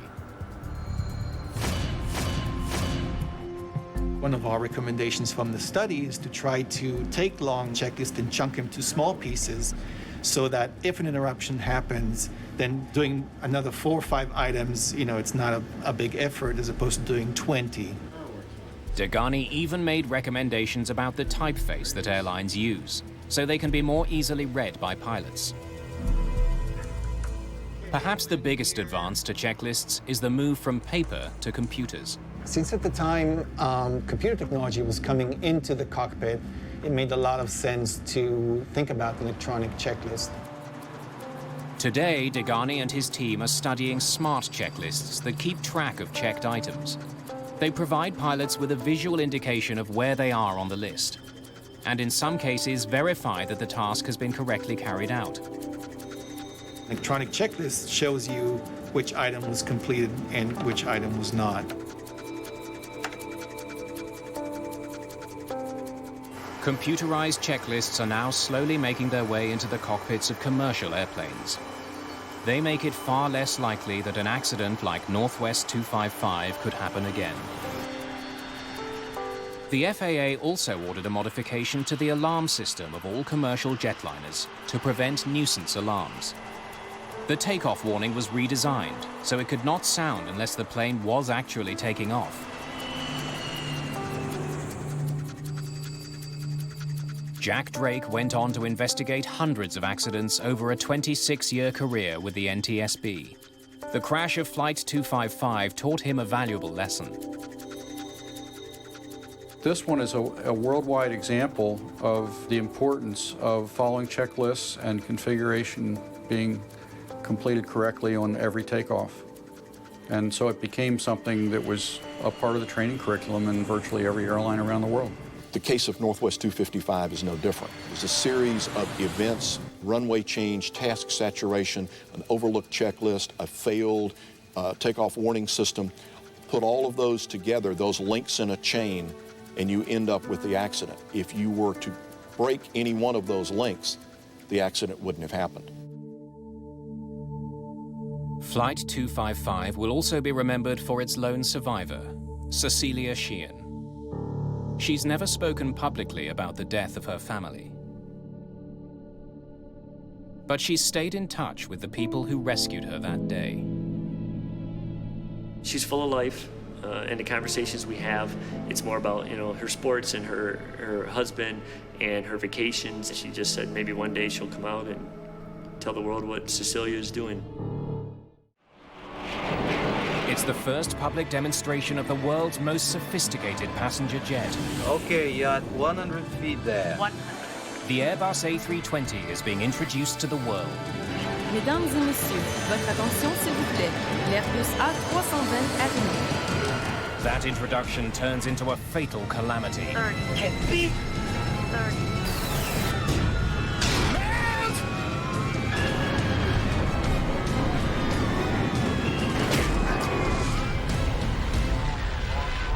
It could not possibly have come at a worse time for Airbus. The crash was a major embarrassment. There's enormous pressure on investigators. If Airbus is to survive, they must find the answer to one crucial question. Was it the pilot or was it the plane?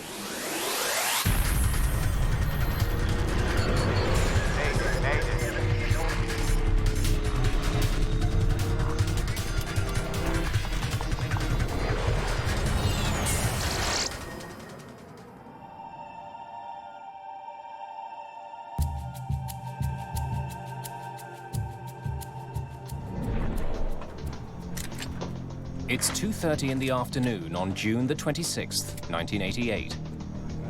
An unusual charter flight prepares to depart Basel-Mulhouse Airport in France, near the Swiss border. Anti-ice. Captain Michel Asseline is one of Air France's most distinguished pilots. On. Though only 44, he's the head of pilot training for the company's newest plane, the Airbus A320. It's only the third of its kind to roll off the assembly line. Captain Asseline flew this very aircraft from the factory in Toulouse just 2 days earlier. I was in charge of the launching of the 320 in Air France. The company used me to promote the aircraft. The speeches to make, I was constantly on the television, on newspaper. Air Charter 296 would like to roll, please. Air Charter 296. Asseline's first officer, Pierre Mazière, is also a senior Air France pilot. Air Charter 296. He's invited 2 off-duty flight attendants to come along for the ride on this special flight. The aircraft is booked to perform a low-altitude flyover at a local air show. There are 130 people on board this A320, which is unusual for an air show demonstration flight. They have no luggage. For some, it's their first time on an airplane. There are even children, like 7-year-old Mariama Barry, unaccompanied by their parents. After the flyover, they will be taken on a sightseeing tour around Mont Blanc, the highest peak in Western Europe. Most got their tickets as promotional gifts from a local bank and newspaper. Jean-Marie Schreiber is a young reporter covering the launch of the new plane. As a journalist, I was thrilled to be on the flight, to have a chance to see how people reacted inside the plane.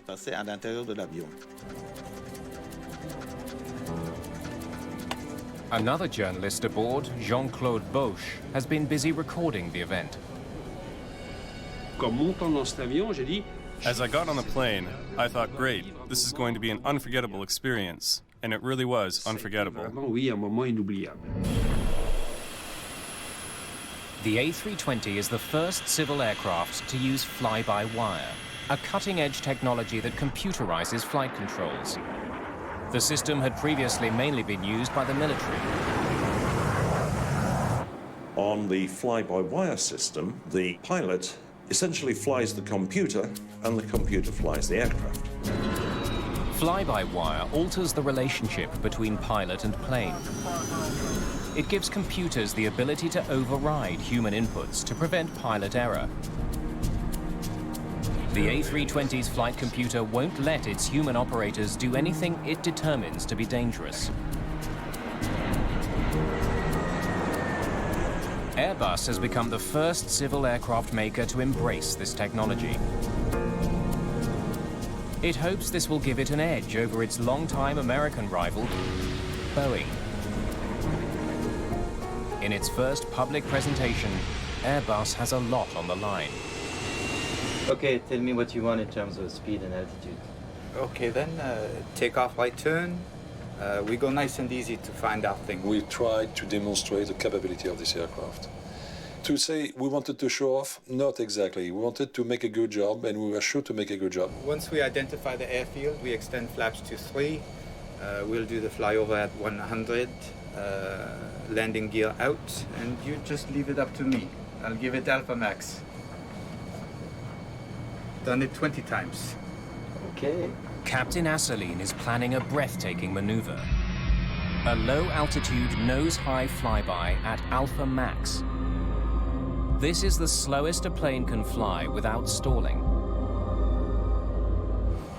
Ladies and gentlemen, hello and welcome aboard this Airbus A320, which was put into service just 2 days ago. We will soon be taking off for a short sightseeing flight, which will start from the Alpsheim Flying Club, and then we'll be flying around Mont Blanc. I wish you a very pleasant flight. That's done. ACF 296Q, clear for takeoff. Runway 16. We're rolling. Take off. Go. normal. 100. 100? It's already requesting climb. You see that? Yes, that happens. I know the bug. V1. Rotate.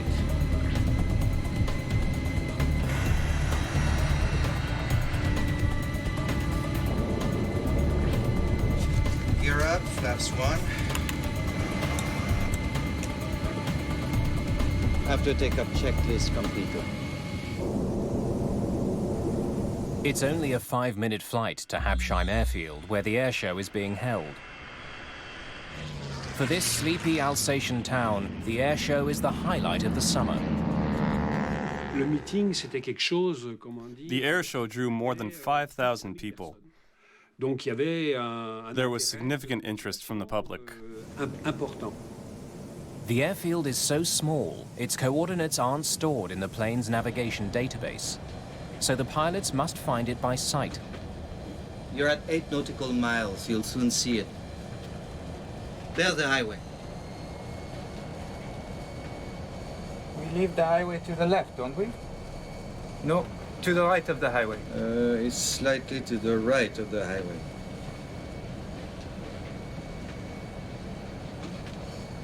There's the airfield.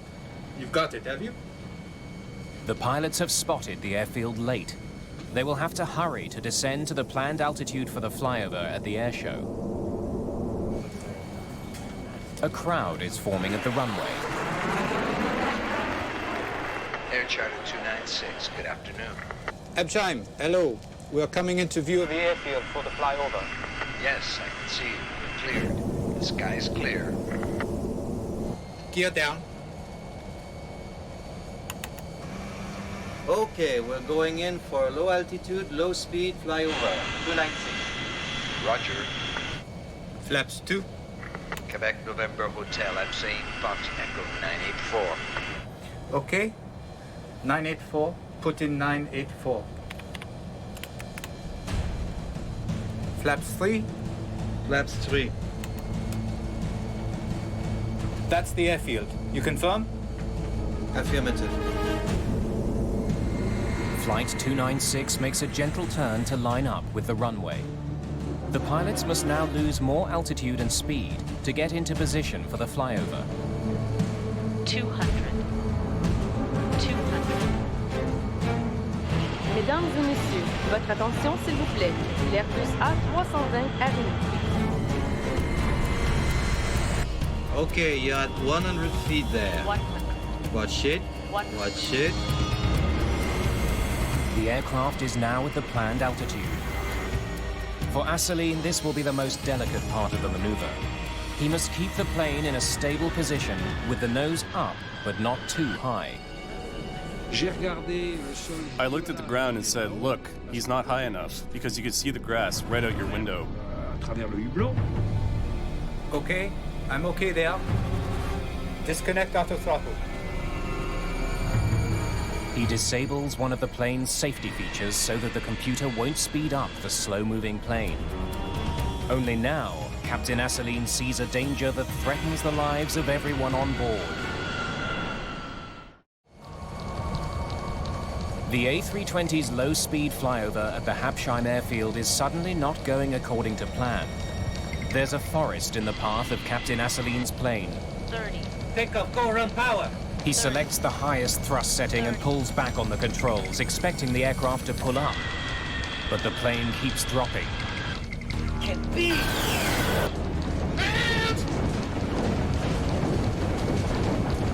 J'ai commencé à voir par le hublot des branches d'arbres. I started to see through the window tree branches.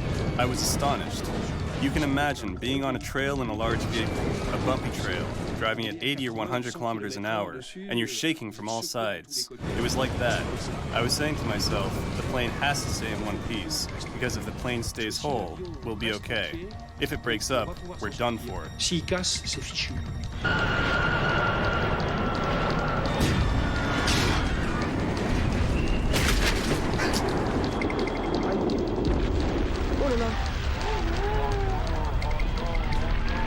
Still full of fuel, the right wing of the jet is sheared off. The fuel ignites immediately on impact.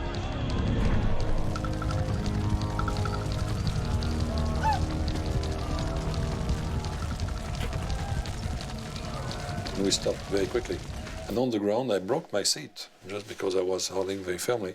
I broke my seat, and I could see a lot of flames all over. But about 20 meters high flames around the cockpit, smoke coming from everywhere. The first officer is badly injured. And he has a lot of blood. And even with the full harness, he hit something in front of him. What the hell have you done? I don't know. I don't understand. There was a moment of silence when the plane finally stopped. Incredibly, the fuselage is still in one piece. Everyone has survived the impact, but they're not out of danger yet. Alors là, je me penche. So I lean to the right, and I see red flames. The windows were red.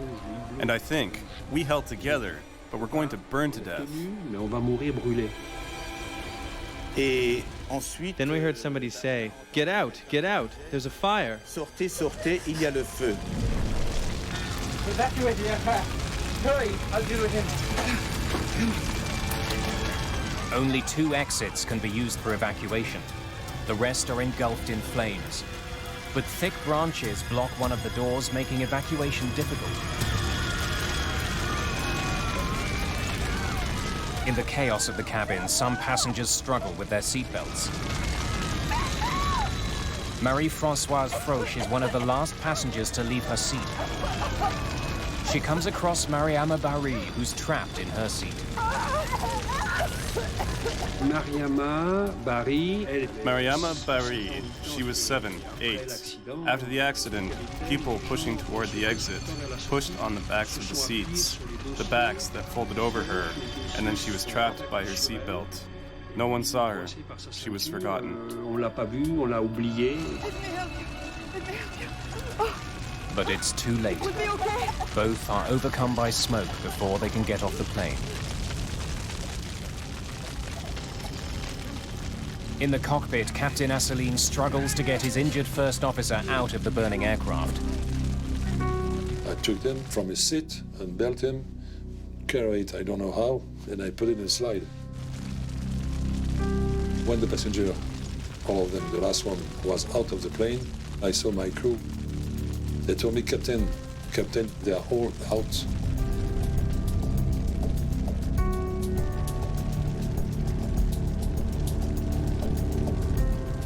I couldn't believe it.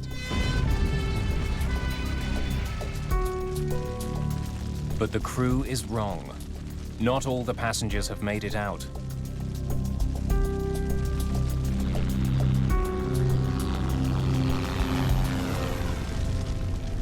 Marie-Françoise Froche, Mariama Barry, and another young boy are dead.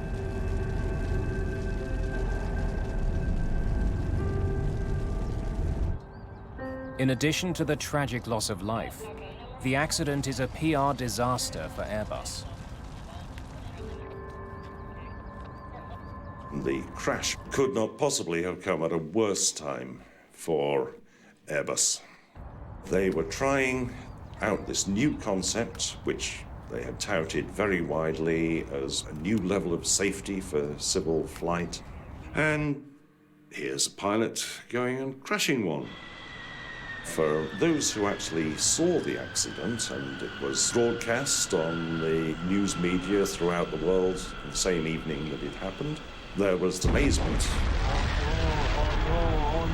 The crash was a major embarrassment.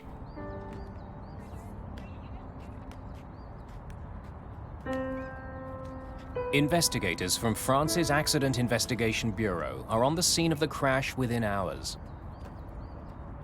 They need to know why this demonstration flight ended in disaster. They recover the plane's data and voice recorders.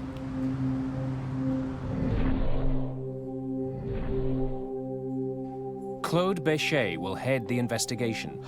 Was it the pilot or was it the plane? We need to know. Like the pilots of Flight 296, he also works for Air France as an airline captain. Let's get to work. Which is unusual for a state investigator. At that time, I was still an airline pilot. And I was in New York when the accident happened, and they sent me a telegram to ask me to come back to Paris as soon as possible.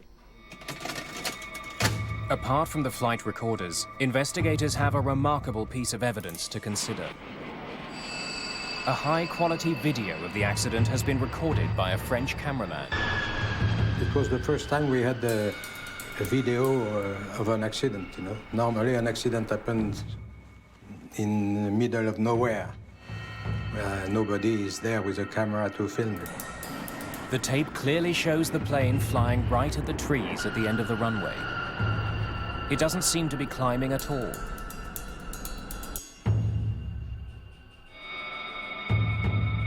The cockpit voice recorder offers a confounding clue.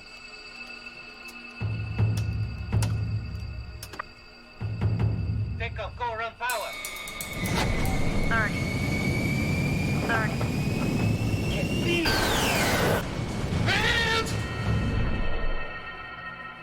It's clear the crew had no idea there was an obstacle at the end of the runway.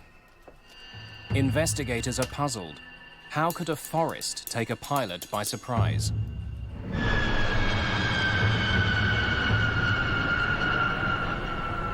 Béchet brings Captain Asselineau in for questioning about the flyover at Habsheim. They need to know what his plan was. My intention was to carry out a flyover at slow speed. As a qualified A320 pilot, Claude Béchet is familiar with the plane's capabilities. Over the airstrip and we go to Alpha Max. Very good. He sees nothing wrong with Captain Asselineau's plan. It was not bad. Making a slow pass was well planned. And he seemed to me to be very open and very ready to help to work with the investigation commission. Investigators turn their attention to how Air France prepared the flight crew for the airshow. They discover a memo setting out the rules for all airshow flights. What draws the attention of investigators is the minimum altitude Air France had selected for airshow flyovers: 100 feet. It was in violation of national regulations. He should have been at 500 feet, as a matter of fact. But there had at that time a tendency for pilots who were making air shows like that to go a little bit lower and sometimes much lower. Chief Investigator Claude Béchet now wonders if there were any other mistakes in the planning of the flight.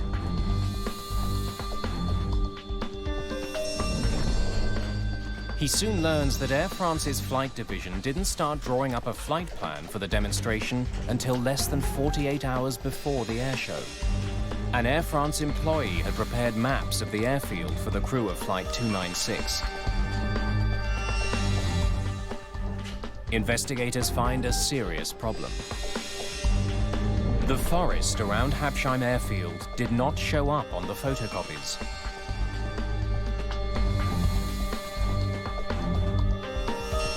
The employee who had put together the flight package didn't have an opportunity to discuss it with the crew. You were using a navigation chart?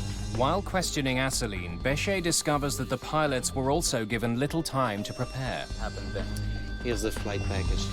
Thanks. That's highly unusual for an airshow. My co-pilot told me, okay, we make a flight around Mont Blanc, and then we have to make 2 low pass over a small airport, Habsheim. Told me there is nothing special.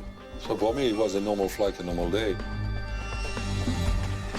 That preparation had not been complete, and there had been no briefing of the crew by the staff. Investigators then make an intriguing discovery at the crash site. They measure the height of the trees hit by Flight 296. They discover the average height of the forest to be only 40 feet. This poses an urgent question. How could an Airbus that was supposed to be flying at 100 feet hit trees less than half that height?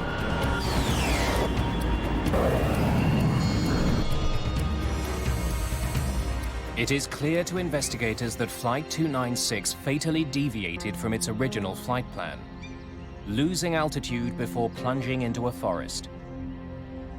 But only the black box data can help them understand how and why this had happened. Information from the A320's flight data recorder is recovered within hours of the crash. The device records information about 200 aircraft functions. It paints a detailed picture of how Flight 296 was operating in the final minutes of its journey. Can be! We could reconstruct the entire accident. We could live with the crew as the accident was happening.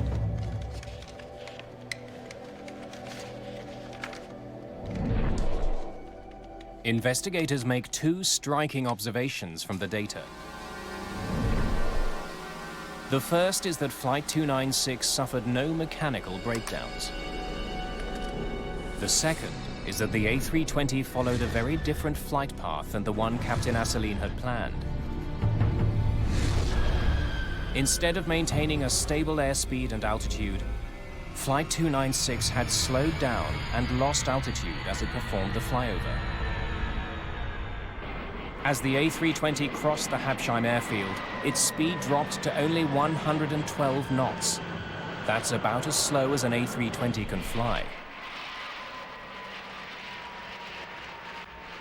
The plane's deceleration was so dramatic, it was even visible on the video. Michel Assouline was one of Air France's top pilots. Claude Béchet is hard-pressed to understand how he could have mishandled such a high-profile flight. Pressed further, Assouline explains how the trouble started. You were using a navigation chart? Yes, we had some difficulty locating the airfield. Leave the highway to the left, don't we? No, to the right of the highway. It's slightly to the right of the highway. There's the airfield. You've got it, have you? They spotted the airfield too late. So when they did, they reduced the power and they descended. So they rushed their descent in order to get into position for the flyover. And they were still slowing down when they reached the airfield. That's the airfield. You confirm? Affirmative. But then another problem emerged. The spectators were lined up on a different runway from the one the crew was heading for. The crew of Air France Flight 296 is ill-prepared for their demonstration flight. In planning for the airshow, Air France only provided the crew with information for runway 2, Habsheim's only paved airstrip. But Captain Assouline sees the crowds aligned on a much shorter, adjacent grass field. I was expecting a normal runway. At the latest moment, I saw that it was a grass runway. Captain Assouline lined up with the grass strip. I had no idea that at the end of the runway was a forest. For me, it was bushes only or something. Okay, you're at 100 feet there. Watch it. Watch it. Because they had to rush their descent, by the time Flight 296 got to the airfield, it was flying too fast. To lose speed, Captain Assouline kept the thrust on its lowest power setting, well below the setting pilots normally use for Alpha Max flight. But another serious problem was developing. The aircraft had dropped below 100 feet and was continuing to fall. And the crew didn't seem to notice. I'm okay there. Disconnect auto throttle. In a matter of seconds, the altitude had fallen to only 30 feet. What was extremely clear is that airplane was flying at approximately 30 feet above the ground. Regardless of any other data, this data was extremely important. Take off, go run power. No airplane of that size or of any other size should make a flight path that low. The data is clear. You were at 30 feet, not 100. I believed I was at 100 feet. Claude Béchet is still uncertain how the A320 ended up so dangerously close to the ground. Captain Asseline insists his instruments failed him. Flaps 2. Quebec November Hotel, I'm saying Fox Echo 984. Okay. 984. Captain Asseline was relying on his barometric altimeter. It uses air pressure to measure the plane's distance from the ground. It had to be set to local atmospheric pressure to be accurate. Quebec November Hotel, I'm saying Fox Echo 984. Okay. 984. Put in 9. The cockpit recorder proves that the tower provided the pressure reading and the crew set their instrument. But Asseline insists the altimeter was giving him a false reading. I tell you, the altimeter said the plane was at 100 feet. Michel Asseline stated that the barometric altimeter was, in fact, to be precise, 67 feet out. And that is something that he claims led him to be flying at 30 feet instead of at 100 feet. Investigators are skeptical. Asseline had more than one instrument to give him altitude information. The A320 has a second altimeter that uses radio waves to calculate the plane's distance from the ground. That altimeter displays the altitude on a digital display. But Captain Asseline claims it was difficult to read. We could not use the radio altimeter because this radio altimeter is digital and nobody can fly by reading numbers. I tried that later on a simulator. I never succeed to do it. But the radio altimeter has another way of alerting pilots. I'm okay there. 50. A digital voice call-out. Disconnect auto throttle. But Asseline claims he and his first officer, Pierre Mazière, could not hear it. Some people say, but you could have heard the radio altimeter saying 30, 30, 50, 40, 30. No, because at that time this aircraft was very, very noisy. And we have the headset. And we have demonstrated at that time that the radio altimeter warnings or the radio altimeter call-outs, they were not going through the headset. 50. Despite Asseline's defense, investigators are certain that the crew of Flight 296 mishandled a risky maneuver. Bechet has more questions for Captain Asseline. What did you do when you saw the trees? I did what any pilot would do. I tried to climb over them. Investigators learn that in the final moments before the crash, 30. Take off, go around power. Captain Asseline applied full throttle. When I was waiting for the engine to spool up, that I realized in front of me there were trees. And I was waiting. But he claims the engines did not respond. And when they finally kicked in, it was too late. I tell you, the engines did not come on when I gave it full throttle. Captain Asseline's testimony raises a troubling prospect. If there was a prolonged delay in engine response, it could indicate a critical problem with the A320's turbojets.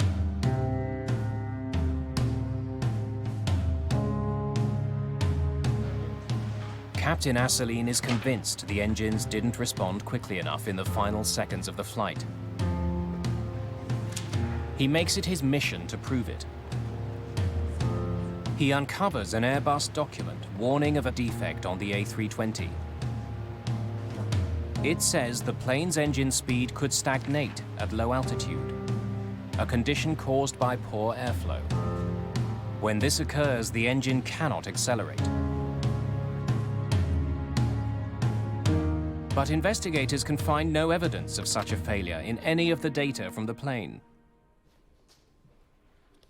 30. Take off, go around power. In the 5 seconds after Captain Asseline applied full power on the thrust levers, the A320's twin engines had begun to spool up. They reached 84% thrust, close to full power, just before the plane hit the trees. When you put from idle to full power, you have the impression that nothing happens for a few seconds, and then the power comes. That was normal, exactly as predicted by the certification. Investigators are increasingly certain the engines on Flight 296 didn't fail. They find a novel way to verify the data.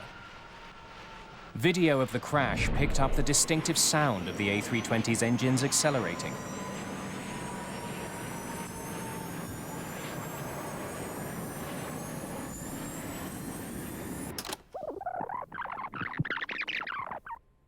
By studying that sound, engineers can determine how much power the engines were generating in the final seconds before the crash. We were able to compare the RPM of the engines from that film and from the flight data recorder.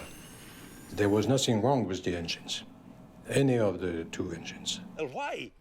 Chief Investigator Claude Béchet has a new headache. Captain Assouline is convinced there is a conspiracy against him. He cuts off all cooperation with the investigation. Very well. Investigation committee, I tried to cooperate with them, but I began to be suspicious. And the press, each week, the aircraft is good, the aircraft has nothing, pilot error, pilot error, pilot error. All that was a big, big, big cover-up, my opinion.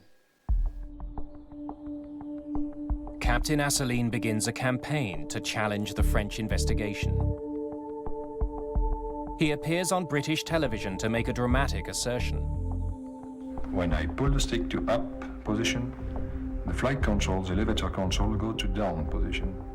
So on any aircraft, if you ask up, following the order of the pilots, the elevator control goes to up. And not that on that one, it went to down. Why? That would be the good question. His accusations go to the heart of doubts about the aircraft. That Airbus fly-by-wire system had given the A320's computers too much control.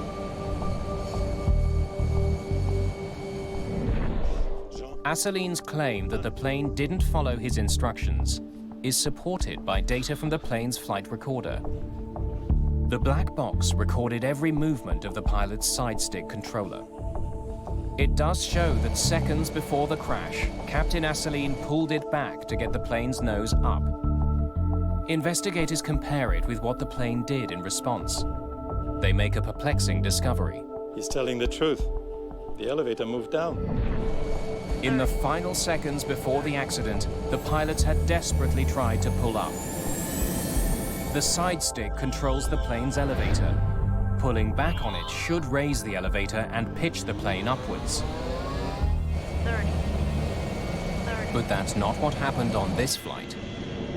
One of the strange things about the crash flight, which became apparent when the digital flight recorder was analysed, was that during the last few seconds prior to contact with the trees, the pilot was dragging back on the stick as hard as he could, but the flight surfaces were moving into a position to put the nose down. Captain Assouline believes the plane's descent triggered an automatic response by the flight computers. Assouline inadvertently brought his plane to within 30 feet of the ground with his landing gear down and his flaps extended. Investigators now wonder if the plane's computer determined that Assouline was landing and initiated the necessary steps to accomplish that.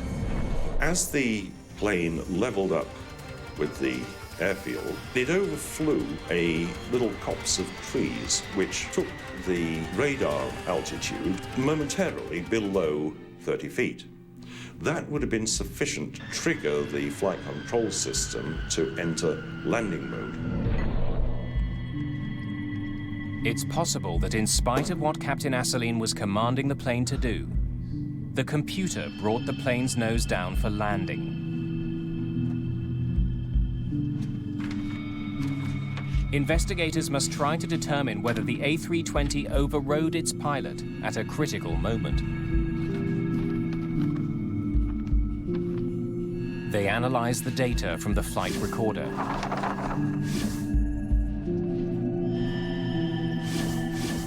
Stop it there. But to their disappointment... So was the plane in landing mode or not? The flight data recorder can't confirm if the plane went into landing mode. The A320 systems are so advanced that the recorder can't track all of the plane's functions. Investigator Claude Béchet comes up with another way to find out. He replicates Assouline's approach to the Habsheim airfield to see how the A320 responds. Okay, let's start the descent. Power to flight idle. Now put it into Alpha Max. That's it. Gently.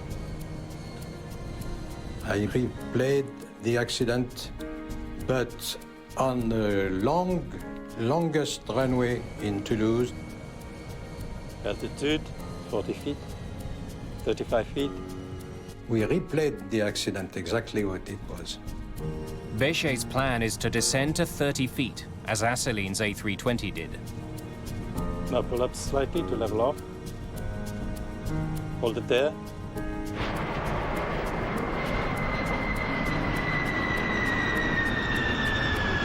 Béchet wants to see if the flight computer puts the plane in landing mode.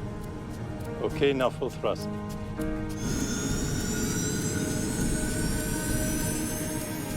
Did you feel that? Alpha protection. The test flight has triggered a nose-down response from the plane's computers, like the crash of Flight 296.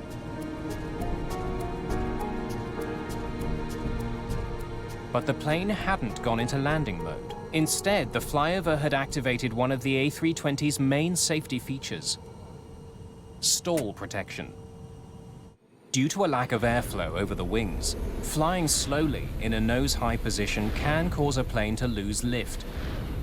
The A320's computer has been programmed to bring the plane's nose down when it gets close to stalling. This means that in theory, as long as the flight control system is in operation, the pilot cannot stall the plane. Béchet concludes the flight computers did override Captain Asseline's command. But he believes that by doing so, it had prevented the plane from stalling and crashing just short of the tree line.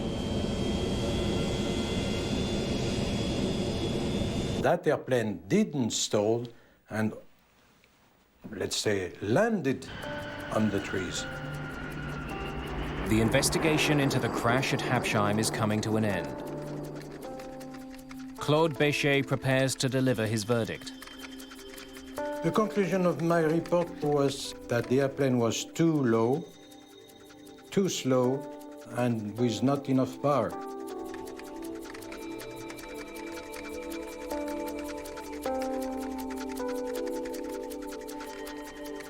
As far as Claude Béchet is concerned, the report is the final word on the Habsheim tragedy. The case, however, is far from over. The French justice system is moving towards a judgment of Captain Asseline. He is charged with involuntary homicide in the deaths of 3 passengers and faces the prospect of a long prison sentence. But Captain Asseline believes he has found evidence that will exonerate him. He is convinced there was a conspiracy to tamper with the plane's black boxes, to conceal problems with the A320's fly-by-wire technology. There has been a cover-up with some funny recorders. That's the first point. The second point, they have been changing the content of the recorders. It all begins, according to Asseline, at the crash site. An employee of France's Civil Aviation Authority is photographed carrying the A320's flight recorders from the scene. Those same black boxes are presented as evidence at Asseline's trial. But inexplicably, they look different. I had a chance to see the black boxes held by the court. But when I see the state they're in, they're old boxes, full of scratches, dusty, with chipped paint. I think, wait, these can't be the boxes from the crash. The plane was new. They're not the right ones. Captain Asseline hires a Swiss criminology institute to compare the 2 photographs. Its conclusion, they're not the same flight recorders. Captain Michel Asseline claims the black box data from his flight has been tampered with. But investigator Claude Béchet rejects the accusations as outrageous. They were trying to prove that the tapes had been tampered with, which we could not understand, because Every recorder expert knew that it was physically impossible. But there is one expert who believes the black boxes are suspicious. Ray Davis is a former head of flight recorder analysis at Britain's Air Accidents Investigation Branch. He has been hired by British television to review the French investigators' work. It was a little bit of an eye-opener in a way, in that prior to reading the report, I had a totally different impression of the possible causes of this accident, whereas when I read the report, there were so many anomalies and questions raised by the report that my whole attitude towards the accident changed completely. Davis discovers evidence that could vindicate Asseline. It raises questions about when the crew applied power to try to overfly the trees. 30. Take off, go run power. 30. While studying the black box data, Davis comes across a curious inconsistency. French investigators had synchronized the black boxes with a transcript of air traffic control communications. Davis examines the last conversation the pilots had with the tower before the crash. 984. Okay, 984, put in 984. It was recorded by both air traffic control and the plane's own black box. Quebec November Hotel at same Fox Echo 984. Quebec November Hotel at same Fox Echo 984. Ray Davis discovers a time discrepancy between the two recordings, amounting to a loss of several seconds. According to the black box data, the aircraft was 5 seconds from impact with the trees when Captain Asseline commanded full thrust from the engines. But according to Ray Davis's analysis, this actually took place 4 seconds earlier. This 4-second gap dramatically changes the calculus of the accident. It's the difference between a normal delay in engine response and a serious malfunction. Asseline claims that on this particular occasion, the delay was more than he expected. And depending upon which side of the argument you come down at as to whether or not the 4-second delay in the digital flight data recording was real or not, then, you know, he's either an idiot or you know, he's right. The French justice system does not believe that Asseline is right. After multiple appeals, Michel Asseline is convicted of involuntary homicide and sentenced to 10 months in prison.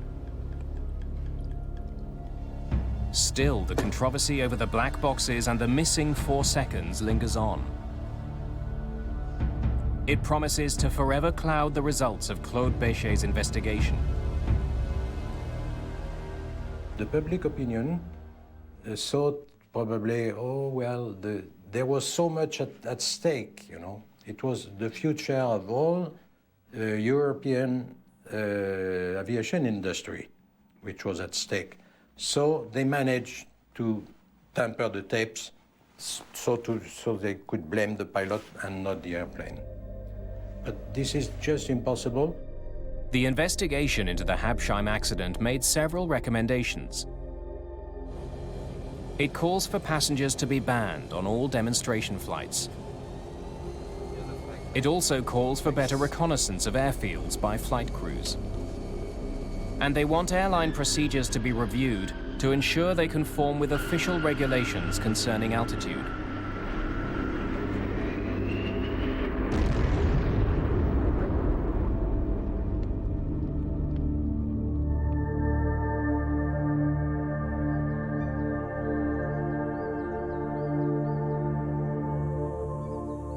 Michel Asseline went on to a career as a teacher and inventor in the aviation industry. He continues to appeal his conviction and has devoted much of his life to clearing his name. The tragedy at Habsheim would have little impact on Airbus industry. The A320 would go on to become one of the most successful commercial aircraft in history, selling over 750 planes in its first 10 years. And fly-by-wire technology would be safely adopted by a new generation of passenger aircraft. 4875, good night now. Sundance 518, taxi across runway 24 left, contact ground point 65 when off. February the 1st, 1991. Los Angeles International Airport, LAX. 246 heading 270, contact Los Angeles departure. Thank you, US Air 1493, you're cleared to land 24 left. Cleared to land, 24 left, 1493. Traveling at 240 kilometers per hour, US Air Flight 1493 descends towards runway 24 left. What the hell? I pointed to the aircraft and yelled, US Air is crashing. The aircraft was fully engulfed in flames. But the full scope of this tragedy is far greater than anyone can imagine. Mayday, Mayday.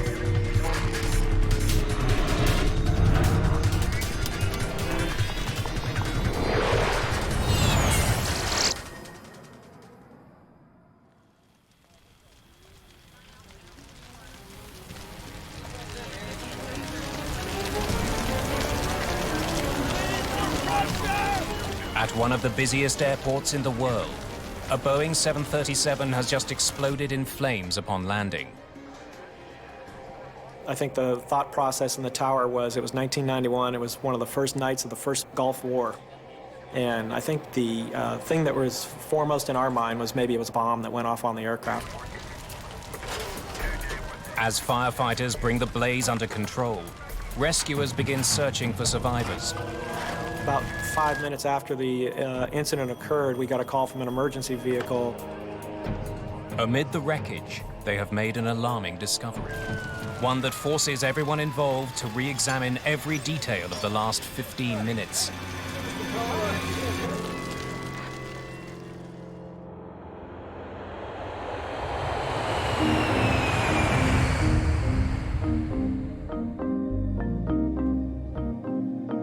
US Air Flight 1493 cruises towards Los Angeles International Airport.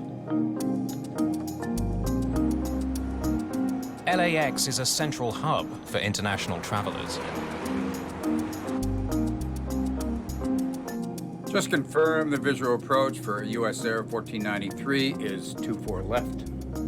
That's correct, US Air 1493. For the approach, Captain Colin Shaw is managing radio communications. First Officer David Kelly is at the controls.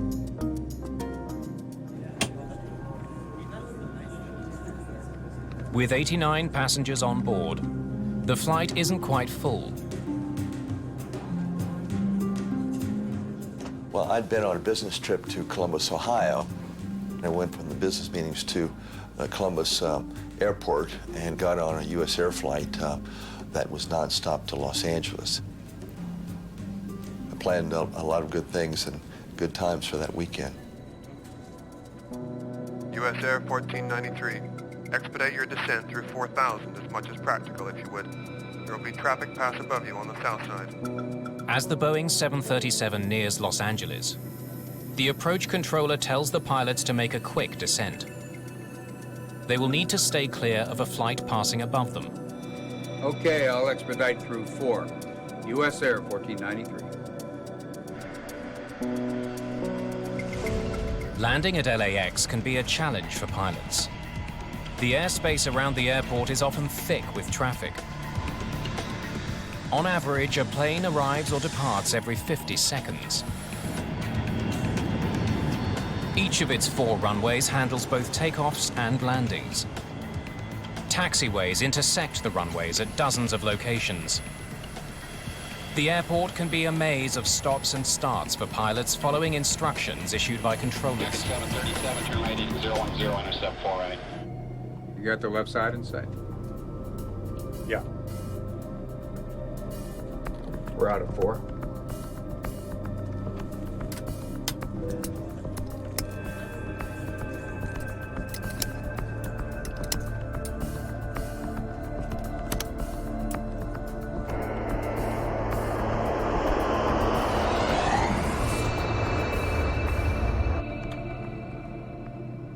US Air 1493. Thanks for your help. Contact Los Angeles Tower 133.9. Good night. Good night. Gear down? All right. You gave 3 bells? Yes, I did.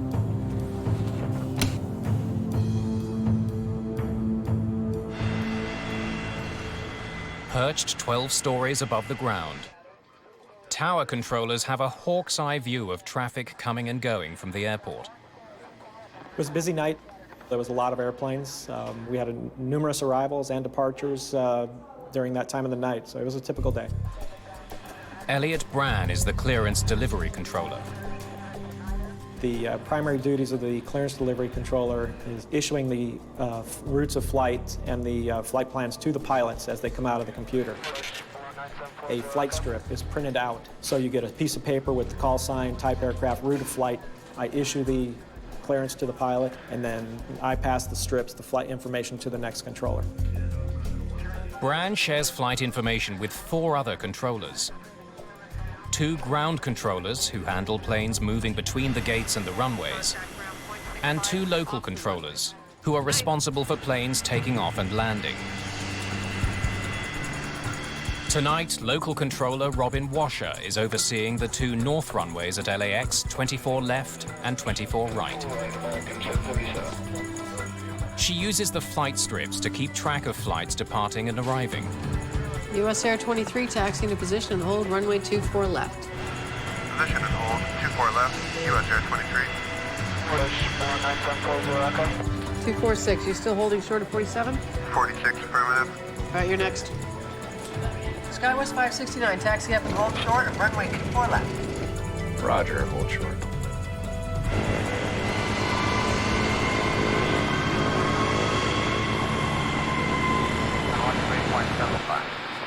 $28.75. Good night now. US Air Flight 1493 is about 13 kilometers from LAX. The pilots configure their plane for landing. Speed brakes. Still working for a living. All right. Flaps are going 1. Flaps. Now the pilots radio the LAX tower for landing instructions. US Air 1493, inside rolling. Wings 5006, ground, tower. Robin Washer is busy with other planes. She doesn't respond to their radio call. SkyWest 569, taxi to position, hold runway 24 left. Traffic will cross downfield. Okay, 24 left. Position and hold, SkyWest 569. Wings west 5006, tower. At 2166, connect approach 124.5. 30. Green lights to 10. Gear, flaps, landing clearance remains.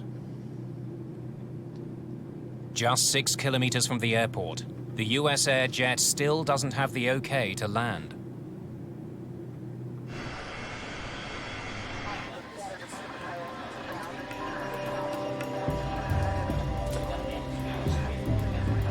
Sundance 518, taxi across runway 24 left. Contact ground 0.65 when you're off the runway.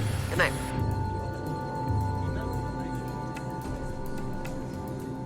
Captain Shaw contacts the tower for the 2nd time in less than a minute. He needs Washer's permission to land. US Air 1493 for the left side. 24 left. 246, heading 270, contact Los Angeles departure. Good night. But she's still focused on other planes. Out of 1,000 feet. Flight 1493 is now 1 minute from the runway. It's what pilots call short final.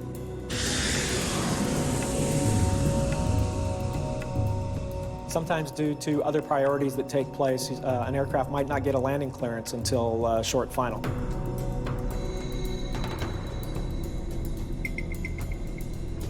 Thank you, US Air 1493, you're cleared to land. 24 left. Cleared to land, 24 left, 1493. Okay, come take any call.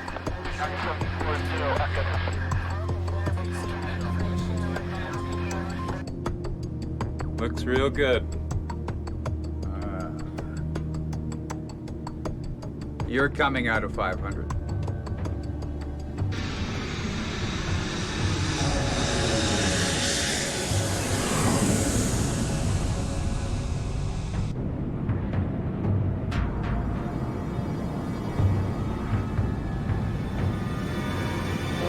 What the hell?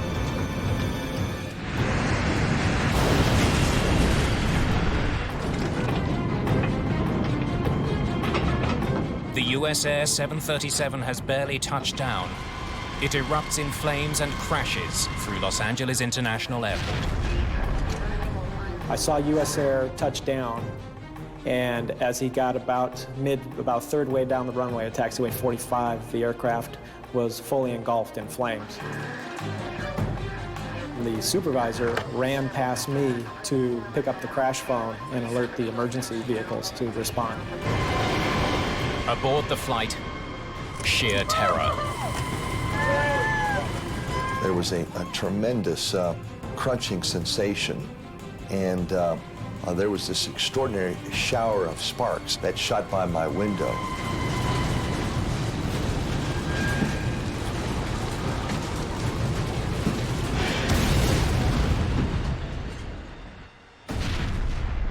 Good God. Rosa Reynoso is a plainclothes officer with the airport police. We see the aircraft engulfed in fire. My partner and I were probably about 500 yards from it. Alert 33, runway 24 out. Affirmative, alert 33. The initial moments were very scary, very chaotic. I remember just thinking to myself, oh God, please get some more people out here. Get me fire, get me officers, get me somebody, because this is not good. In the tower, there's no time to dwell on what's happened. Other aircraft are still coming in to land. Controllers must direct them to safety. Wings west 5212. Winds 240 at 8. You are cleared to land. Runway 24 right. Use caution. We just had an aircraft go off the runway in flames.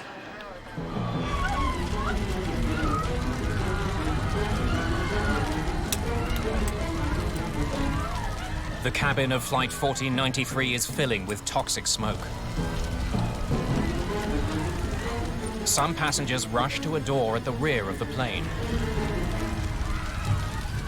I probably got 7 or 8 rows down the aisle, and then I encountered a cluster of passengers standing in the aisle, not moving. I thought to myself, there must be an opening in the front of the plane that allowed for this tremendous quantity of smoke to roll into the plane so quickly. And so I stumbled forward to the cockpit area, and there was tremendous fire on both sides of the plane. I said to myself, my gosh, there's no way you're going to get out of this airplane, David. You're trapped. Outside, some have escaped the plane. Rosa Reynoso is the first emergency responder to arrive at the scene. The fire was intense. It was very, very hot. I mean, almost singeing us. She needs to act fast to help passengers away from the burning wreckage. The passengers were trying to escape the plane from the emergency exit doors. However, the fire had engulfed the doors, so some of the people that were fine jumped out of the plane and into the fire. More emergency personnel arrive within minutes. Most passengers are jumping out of that door. Some people were on fire. Some of them were scratched, cut up. Some of them had broken legs. It was pretty traumatic. And I think you just start operating on knowing that you have to do the right thing and try and save these people. David Koch is still inside. I suddenly saw a crack of light, and my God, it was a miracle. The crack opened up, and I suddenly realized that I had opened the galley door. But now he faces another hurdle. He can't even see the ground through the fire and smoke. And I said to myself, what the hell, and jumped out. I landed on the ground and then started crawling on my hands and knees away from the airplane. I had a great sense of guilt. Why did I not go back into the airplane and say, follow me? And I think if I'd gone back into the cabin, I might have passed out and fallen on the floor and died. And that's how I've come to terms with the fact that I got out but didn't help anybody else out.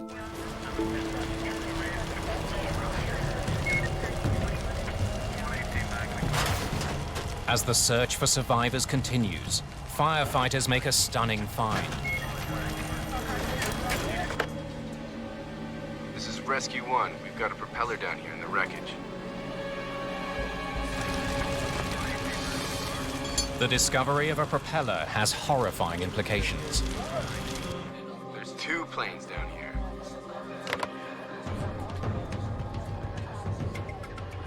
As soon as we found out that information, we started actively looking to see what aircraft, if any, were missing. So we started looking at the flight strips that were already departed, and then we looked at the ones that were still pending. And then we called the departure control, radar controller to find out which ones they've talked to in the last 5-6 minutes. What about SkyWest 5569? No, we haven't heard from them. SkyWest 569, taxiing to position hold, runway 24 left. Okay, 24 left, position. And hold, SkyWest 569.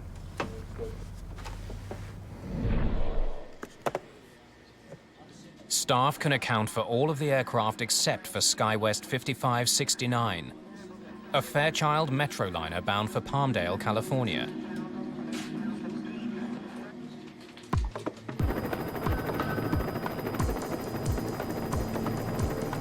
Emergency personnel find parts of the smaller plane strewn across runway 24 left.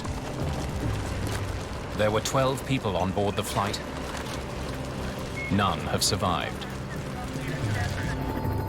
What's left of their plane is crushed between US Air 1493 and an abandoned building near the runway. My first thought was, oh my God, there was someone else under there, and we didn't even realize it. There's even more loss of life on board the larger plane. 20 are dead, 2 others are mortally wounded. First Officer Kelly has survived, but Captain Shaw has not. The disaster thrusts LAX into the media spotlight. America's runways, according to the nation's pilots, the most dangerous part of the flight. In the months and years leading up to the crash, increasing traffic was becoming a safety concern at Los Angeles International Airport. The most close calls, Los Angeles International Airport. 33 near collisions over the last 4 years. That's 1 every month and a half. The accident confirms safety issues need to be addressed.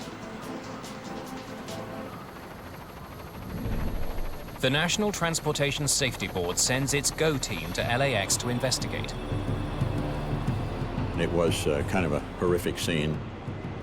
The front end of the airplane was impaled on the captain's side against the building. And with close inspection, we could see parts of another aircraft underneath. Investigators can see that the 2 planes collided at an intersection on runway 24 left. The scenario of the accident resulted in 2 planes being on the runway at the same time. The runway was occupied. And that's something that should never happen when a landing clearance is granted. Reducing collisions on U.S. runways is a priority for investigators from the NTSB. We had runway incursions on the most wanted list from 1990 here at the Safety Board. And it's a major concern for the whole industry. A runway incursion is simply when an inappropriate object is out on a runway that's going to be used for a takeoff or landing. Some of the world's worst airline disasters have taken place on runways. In March 1977, on the island of Tenerife, 583 people died when two Boeing 747s collided on the runway. In January 1990, a Beechcraft King Air 100 was struck by a Boeing 727 attempting to land in Atlanta. Later that year in Detroit, another Boeing 727 smashed straight into a DC-9 carrying 44 people. Runway incursions occur due to some failure in the existing system. Something has happened. Some directive has not been followed. Some inattention is present in the scenario of a runway incursion. Which one of these planes was cleared for 24 left? Investigators need to find out why there were two planes on runway 24 left at the same time. One of the principal objectives was to immediately see if we could find out what error had taken place that would allow that situation to occur. Part of that answer may lie in the wreckage. But 24 hours after the crash, the investigation is at a near standstill. There's too much fuel on board the 737. Crawling through the wreckage would be dangerous. The aircraft had about 6,000 pounds, maybe 1,000 gallons of fuel on board. How long is this going to take? The Saturday was spent defueling the aircraft, and that's a very slow process. That took almost all day before the fire department could declare that the scene was safe. With airplane parts littering the airport, LAX is running at half capacity. 2 of the 4 runways are shut down. That's causing chaos for travelers.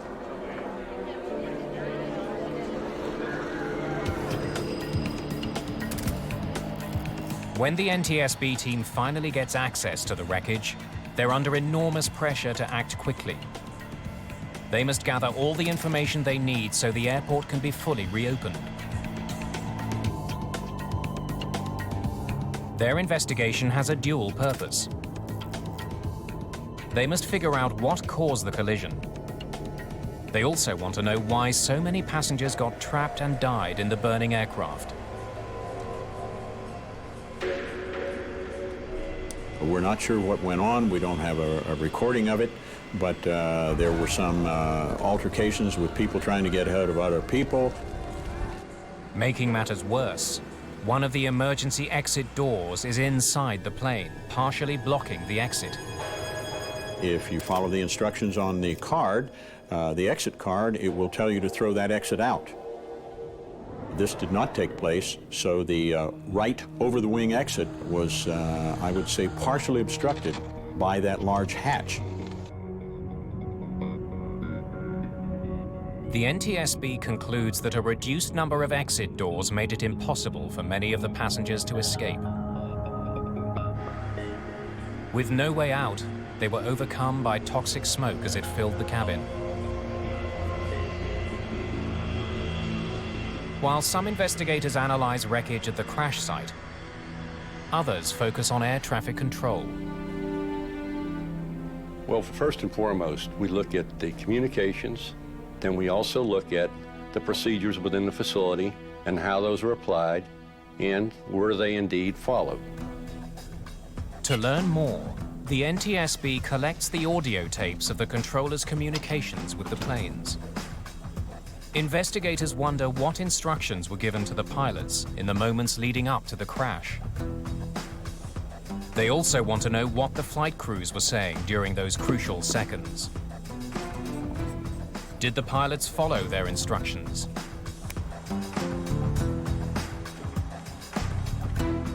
The cockpit voice recorders should provide investigators with the answer.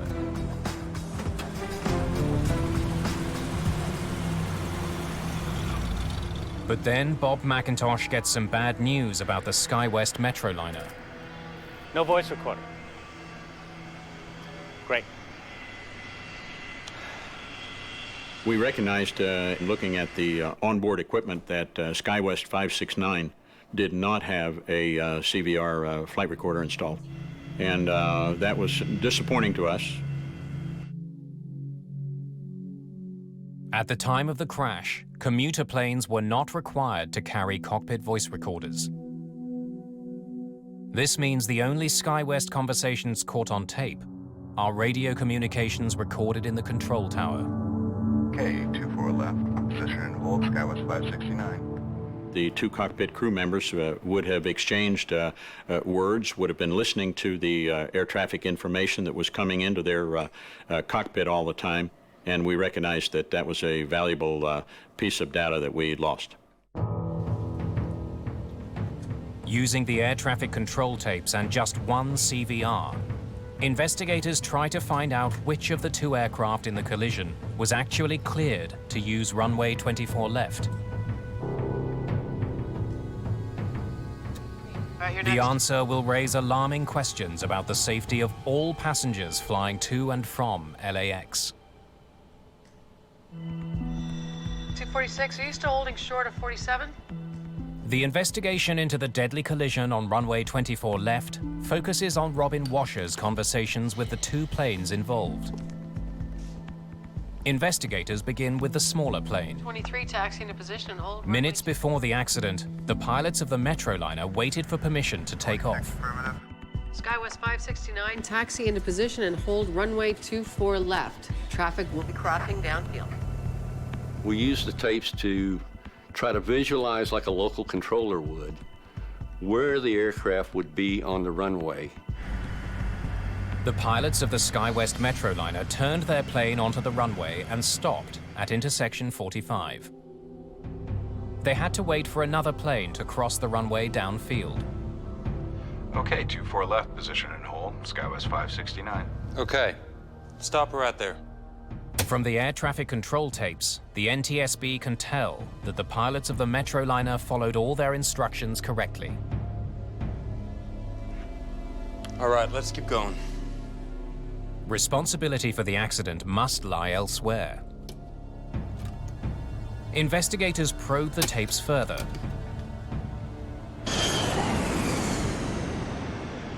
They look at Washer's communications with the US Air pilots. US Air 1493 for the left side, 24 left. Anchor US Air 1493, you're cleared to land 24 left. A US Air 1493 was cleared to land on the same runway during the time that SkyWest 569 was still sitting in position on that same runway. Cleared to land, 24 left, 1493. SkyWest 569, right at intersection 45. How long's it been there? 1 minute, 7 seconds. The air traffic control tapes reveal that Robin Washer instructed both the SkyWest Metroliner and the US Air flight to use runway 24 left at the same time. Left contact, ground, point 5 when you're.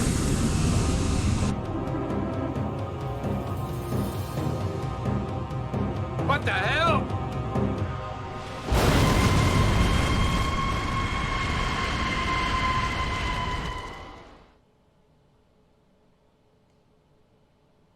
When we're examining the recorded voice communications, what we try to do is to put ourselves in the position of the controller. What would she have seen? What would she have heard? What would she have done? Investigators need to know what Robin Washer was doing at the time of the crash. They look at the other flights that she had under her control. Wings west 5006, taxi across runway 24 left. They learned that in the moments before the collision, Washer began to lose track of some of those flights. Is that for Philippine 102? No, sir, hold short. Wings West 5006, taxi across runway 24 left. Wings West 5006 was an aircraft that was on the north side of runway 24 left who wanted to cross to the south side. Wings West 5006, ground tower. And when she was ready to cross the aircraft, the crew did not respond. Washer spent nearly a full minute of her time trying to re-establish radio contact with the flight crossing the runway. Can I hear the rest of that exchange?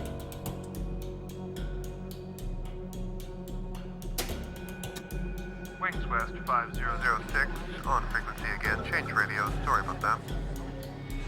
They advised her they had inadvertently been on another frequency. 5006, you're back with me. Yeah, we didn't mean to switch radios. We're on now. And that created a distraction for the local controller. Okay, I thought I lost you. Sorry, we thought we lost you. We apologize. Not a problem.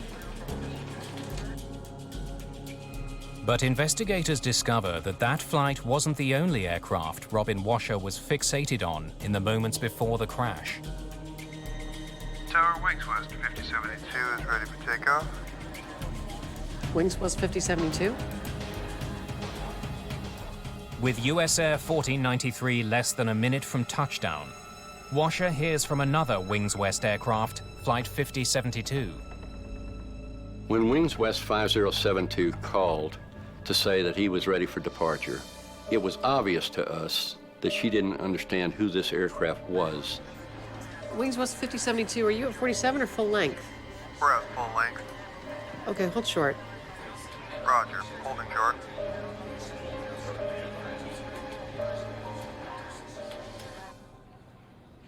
Investigators need to hear from Washer herself. I couldn't find the flight progress strip. They hope to learn why she didn't recognize a flight that was under her control.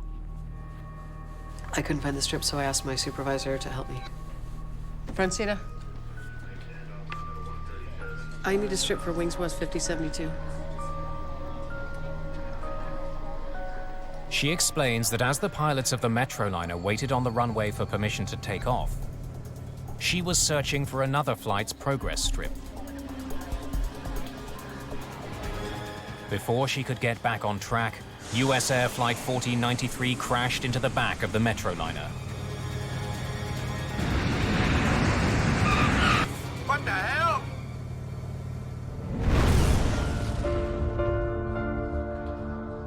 NTSB investigators now know that human error played a major role in the collision at LAX. Remarkably, when she cleared the US Air flight to land, Robin Washer simply forgot about the Metroliner waiting on the runway. This situation that occurred is a situation that no controller wants to go through. You train your whole career for this not to happen. And when it does happen, it's, you can't even describe the feelings that you go through. A situation like this could potentially happen to anybody. We are all human. After the accident, Washer left her job at LAX and never worked as an air traffic controller again. But investigators believe there are likely more causes to this accident than one person's fatal error.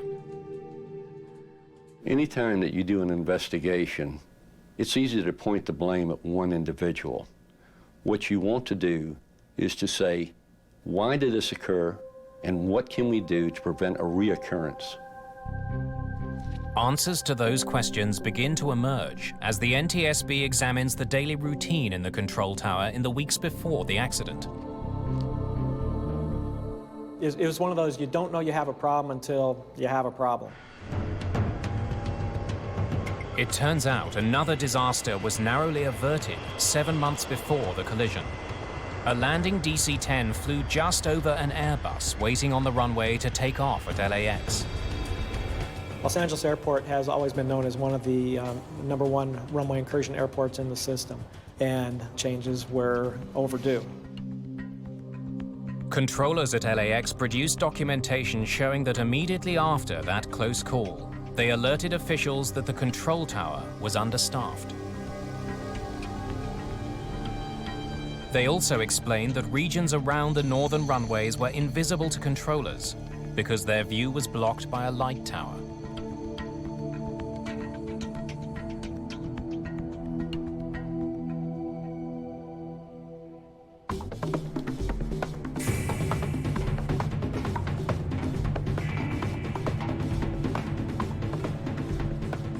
We went up in the tower, climbed the stairs, and asked the air traffic controllers to step aside while we sat in their chairs and looked out the window.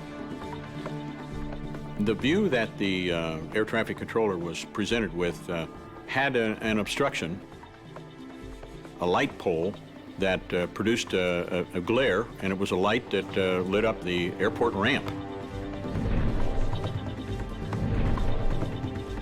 Robin Washer may not have been able to see the SkyWest Metroliner as it sat out on the runway.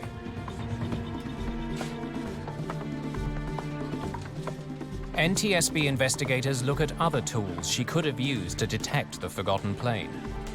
Surface radar is generally used during periods of low visibility. It is a tool by which the local controller, should they so choose, be able to visually confirm on that scope that an aircraft is indeed where it says it is. Ground radar displays all aircraft and ground vehicles moving around the airport.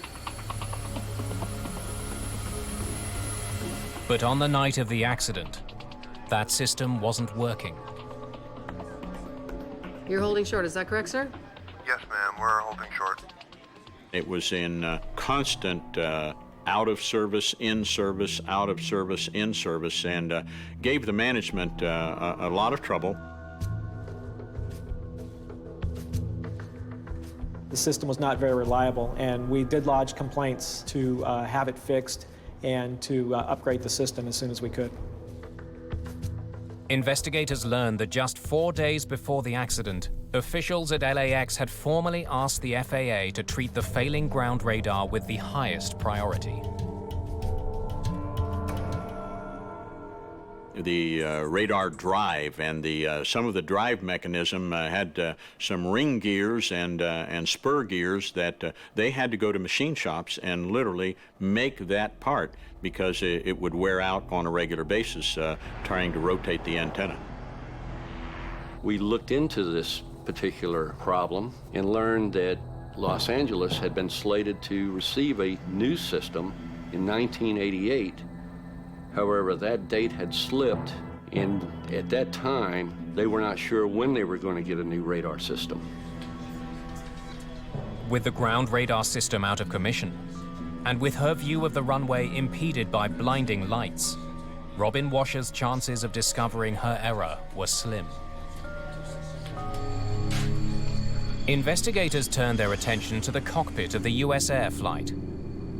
They wonder why the pilots didn't see the Metroliner out on the runway and abort their landing. Well, most of us in the pilot community would recognize that it's our job to scan that runway and find aircraft that might be out there or anything else prior to landing. Like all planes, the Metroliner is equipped with lights to make it more visible at night. There are strobe lights on the wingtips and the tail, navigation lights on the wings, and a colored anti-collision beacon on top of the vertical stabilizer. We were concerned about the SkyWest lighting and had to look at the flight operations manual, and we found that the operating procedure for that company was to turn on the strobe lights only after clearance for takeoff. So no other lights were required? Okay, thank you. The Metroliner wasn't yet cleared for takeoff, so the only lights that would have been lit while it waited on the runway were the navigation lights on the wings and tail, and the anti-collision beacon on the tail. NTSB investigators then use a helicopter to put themselves in the position of the US Air pilots as they were making the approach to runway 24 left. We went up and we actually flew that final approach in order to verify what we thought might be the condition of obscuration. They positioned a Metroliner on the runway in the same spot where the collision occurred. And sure enough, we could not see that aircraft parked out there at spot 45 and 47. You just couldn't see it. Looks real good. The investigation determines the lights on the Metroliner were the same color and brightness as the runway lights. The plane may have been all but invisible to the pilots of US Air 1493. You're coming out of 500. The anti-collision beacon in particular would have been lost in a sea of lights.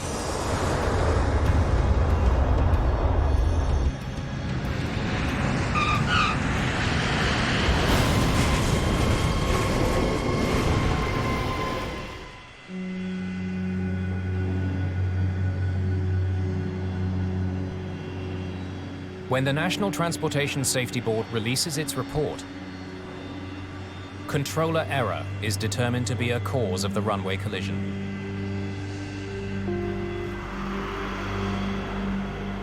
We're in the business of determining why something happened. You may call it a cause or causes or contributing factors, but our job ends when the next accident is prevented. Preventing accidents on the runways of LAX would prove to be a much greater challenge than investigators could imagine.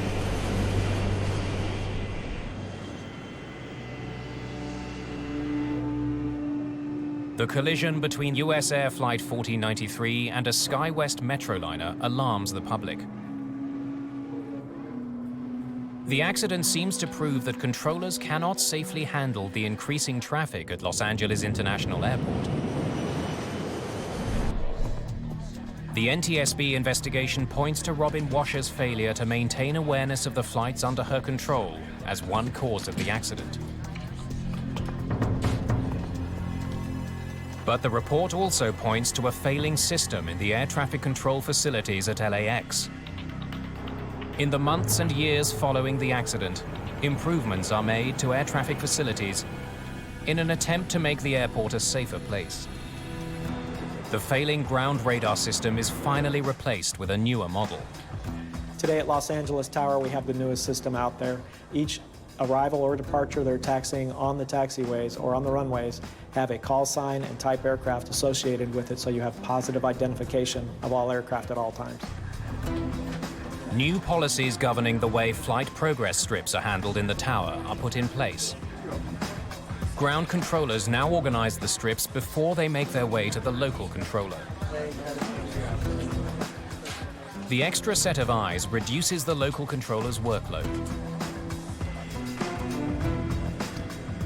5 years after the crash, a new air traffic control tower is built at LAX. The tower is 16 stories higher, 3 times larger, and offers controllers clear, unobstructed sightlines. New regulations concerning aircraft lighting are also put in place. It becomes mandatory for pilots to turn on all their lights before they move out onto a runway.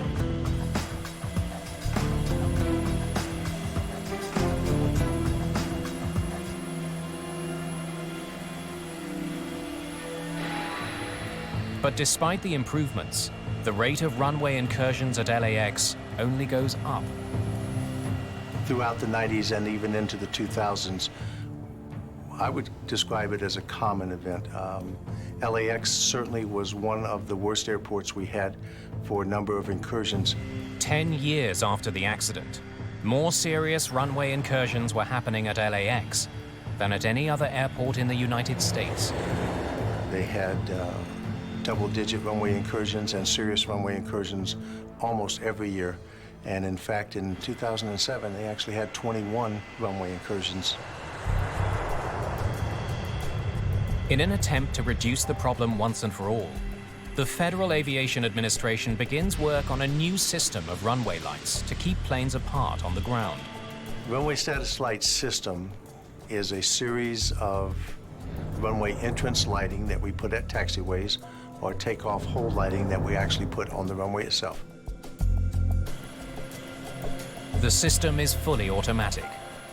It uses a series of red lights embedded in the runways and taxiways. The lights warn pilots if there is conflicting traffic. The runway status lights illuminate red, tells a pilot that it is unsafe, or a vehicle driver, that it is unsafe to either cross or enter that runway. And it triggers because there is an aircraft landing or departing. There's some other traffic on the runway. The runway status light seems to be one of the most effective systems we have for preventing runway incursions, and certainly the serious runway incursions. In April 2009, the technology was installed at Los Angeles International Airport. Prototypes of the system have also been installed at Dallas-Fort Worth and San Diego. By 2011, runway status lights will be a key feature at dozens of airports across the United States. The equipment we're using at Los Angeles Tower today is much better than the equipment that we used back in 1991. It's been upgraded, it's much more reliable, and it gives the controllers the tools they need to make sure that the runways are clear and to keep the aircraft moving. Though new technology can never guarantee 100% safety, the improvements at LAX have restored public confidence in the airport, even among those who survived Flight 1493.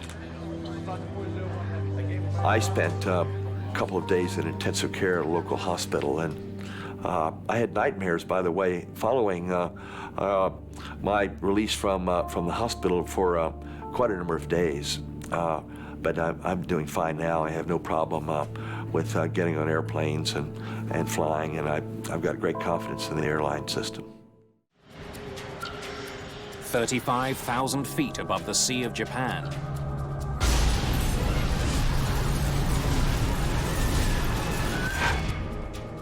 Korean Air 007, unreadable, unreadable.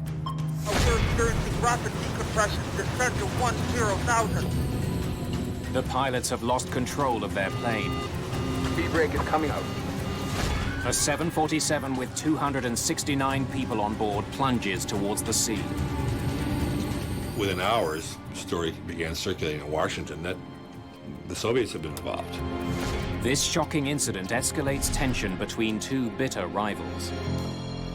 The investigation is mired in secrecy and deception. It's up to investigators to find the answer before the crash of a passenger jet leads to an all-out war.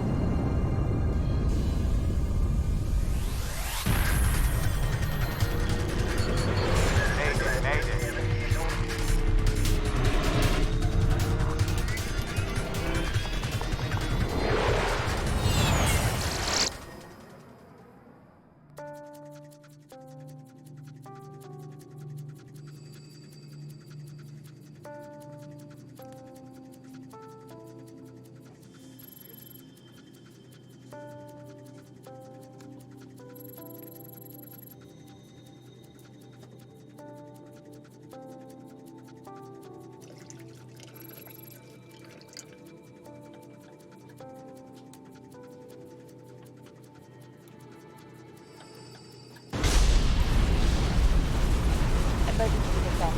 Put the mask over your nose and adjust the headband. Emergency descent. Emergency descent. Put the mask over your nose and adjust the headband.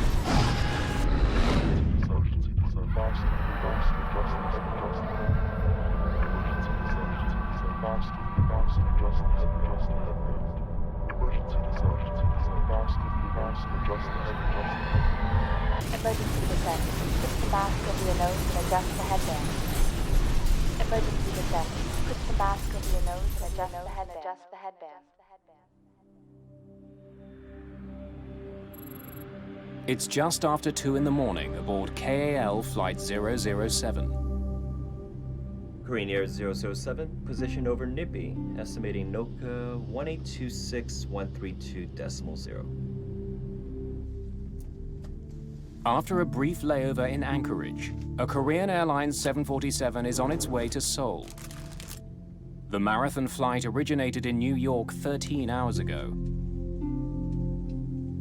Captain Chun Byung-in has nearly 11 years' experience flying for Korean Airlines. Before that, he served 10 years in the Korean Air Force. This leg of the flight is a 6,100-kilometer journey over the North Pacific. Once the plane is in the air, there is very little for the pilots to do. Ladies and gentlemen, we'll soon be serving breakfast before we land in Kimpo, which will be in about 3 hours.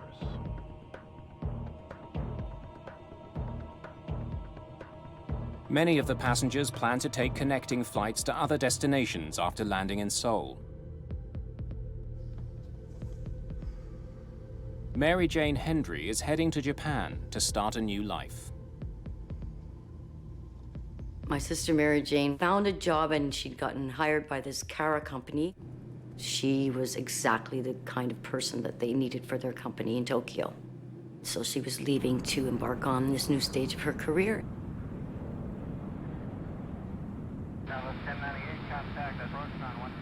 Just 15 minutes behind them is the plane's sister flight, KAL-015. Korean Air 007.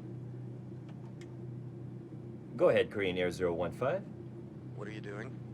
The flight crews chat to help pass the time. Go see the leaves. We're experiencing an unexpectedly strong tailwind. How much of a tailwind? 35 knots from 040.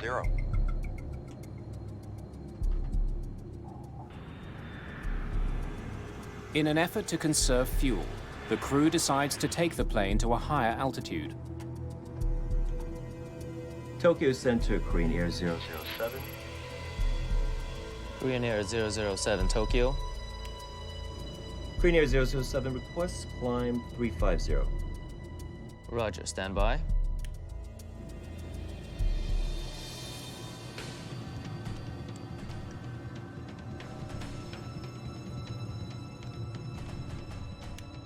Korean Air 007, climb and maintain flight level 350. Roger, Korean Air 007, climb and maintain flight level 350.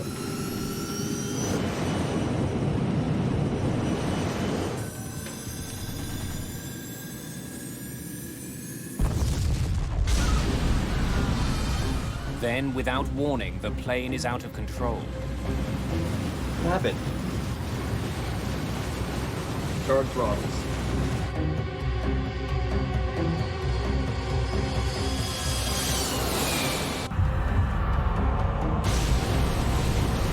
Landing gear. Landing gear. The crew extends the landing gear in an effort to stop the plane from climbing. Altitude is going up. Altitude is going up. Altitude is going up. Speed brake is coming out. I can't descend. This isn't working. This isn't working. Engines are normal, sir. Is it rapid decompression?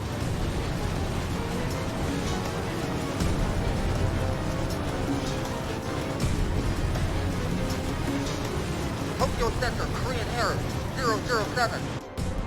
Korean Air 007 Tokyo. We are experiencing rapid decompression. Descent to 10,000. Korean Air 007, unreadable, unreadable. Radio check on 10048. Stand by, stand by, stand by. Headband. Emergency descent. Korean Air 007 Tokyo.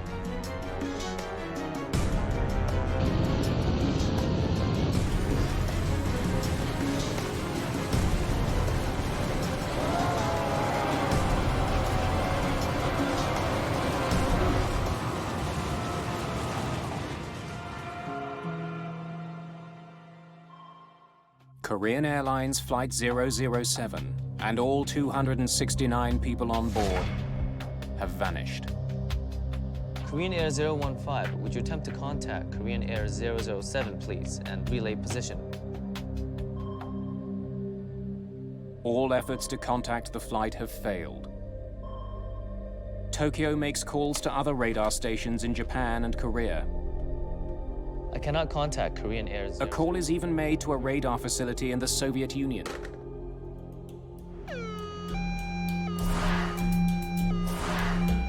Relatives nervously await news of the missing flight.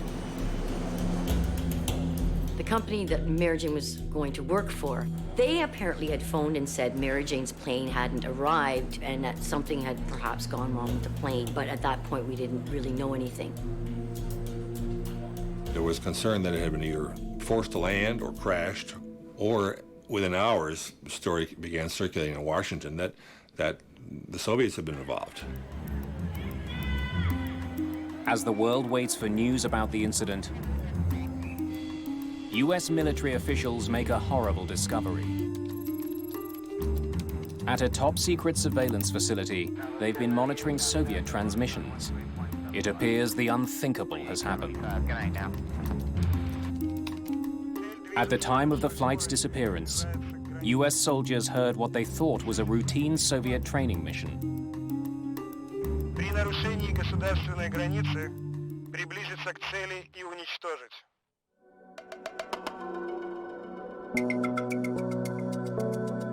It doesn't seem possible that the Soviets would actually shoot down a passenger plane. But American officials have little doubt. The next morning, US Secretary of State George Shultz delivers an unusually blunt statement. The United States reacts with revulsion to this attack. Loss of life appears to be heavy. We can see no excuse whatsoever for this appalling act. It couldn't be. It couldn't be. How could they all just perish? What do you mean?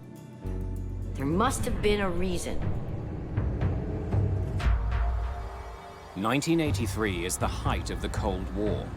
Russia and much of Eastern Europe are united by communist ideology.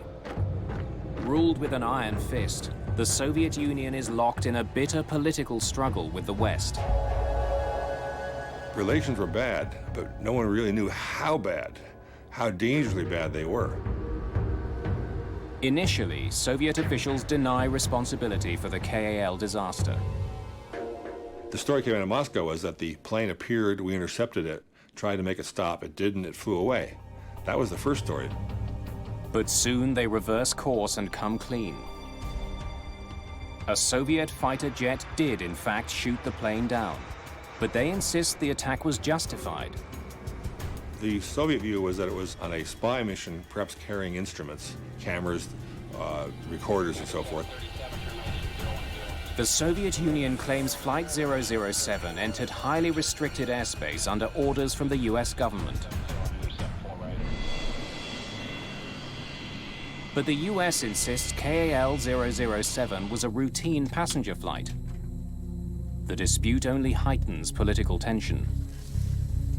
In terms of an actual shooting war, the closest points that we may have come were in that year, both before and after, when both sides, particularly the Soviet side, though, was expecting an attack. The KAL disaster would put NATO nuclear disarmament talks in jeopardy. The Soviets would ultimately walk away. The nuclear threat is growing. Under such circumstances, the need for an impartial inquiry is urgent. The UN calls on the International Civil Aviation Organization. ICAO offers a neutral investigation, an investigation team that can deal with all parties involved in a neutral way. Kai Frostel joins the international team of investigators that will try to uncover the truth behind the destruction of Flight 007. With two superpowers squaring off, they're under pressure to find answers, and find them fast. KAL 007's flight plan should have kept it well away from Soviet airspace. Either it was shot down over international waters, or the flight had strayed off course. Figuring out which is the first priority for investigators. But they face a huge obstacle. The plane's black boxes are still missing. The lack of flight recorders, data recorder, cockpit voice recorder, that's significant in an investigation. The Americans joined forces with South Korea and Japan in the search for the crucial devices. But the three Allied nations are not the only ones searching. On September 1st, we got an order to go to the place where the Boeing fell and take part in the search for the Boeing 747. It's a race to find the black boxes. The Americans know they may never get the truth if the Soviets find the boxes first. Each side accuses the other of dirty tricks. The U.S. did formally complain that the Soviets would either sail across U.S. ships, that they would drop false pingers to deflect listening devices away from the true pinger. The Soviets claim Flight 007 was flying in Soviet airspace over Sakhalin Island when they shot it down. If that's true, the aircraft was well outside its designated aerial corridor, a route known as R20. Across the North Pacific, there are various routes that are labeled that R20 was the one closest to Soviet airspace. The Red Route 1 was a nickname for it. It was the one closest. So it was known to be, or should have been known to be, a route that you took extra precautions on. Investigators get their first hint that if the crew was flying in restricted airspace, they didn't know it. The coordinates they were reporting, it put them on course. The Tokyo air traffic controller who last communicated with Flight 007 tells investigators that all seemed normal. Korean Air 007, position over Nippy, estimating NOCA 1826132.0. The crew reported they were flying the R20 route. But as with every other flight over the Pacific, 007 was beyond Tokyo's radar range. The controller could only rely on the pilots to verify their position. Perhaps they were mistaken about where they were. That possibility becomes more likely when investigators talk to the crew of the Korean Airlines flight that was just minutes behind Flight 007. Tell me about the exchange with Flight 007. The captain of the second flight recounts an odd conversation with the 007 crew. We're experiencing an unexpectedly strong tailwind. How much of a tailwind? 35 knots from 040. We still have a 15-knot headwind. Could he be getting a headwind if he was here? It would be almost impossible for one flight to have a tailwind and the other a headwind. Something doesn't add up. But with the black box still missing, investigators have no way of knowing where KAL 007 actually was at the time of that exchange. That made it very difficult in the way that we had no direct information that I would normally have as an accident investigator. Frostel gets more information from an unlikely source, the US military. In a rare move, US officials share highly classified surveillance data from the night of the shootdown.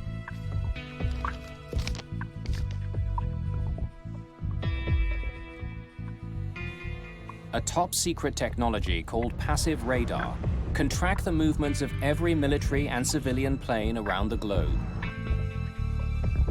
What it reveals about KAL 007 is stunning. The plane was way off course.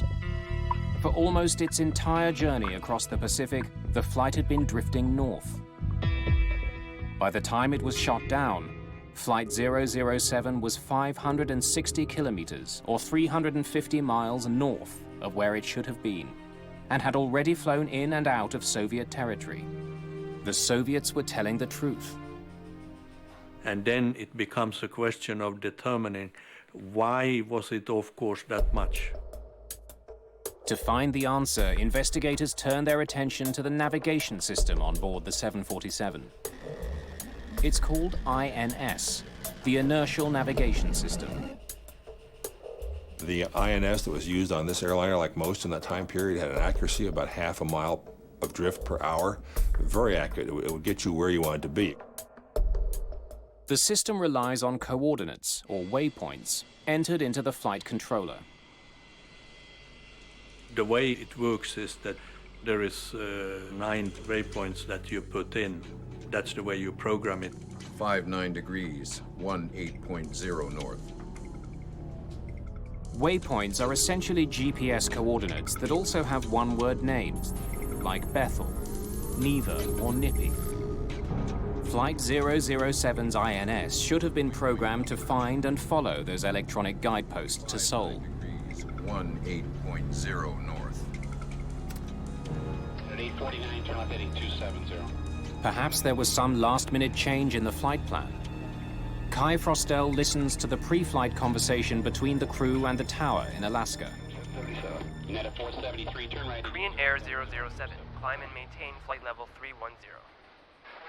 Net at 473, turn right heading 07. It was total routine from the beginning to the end.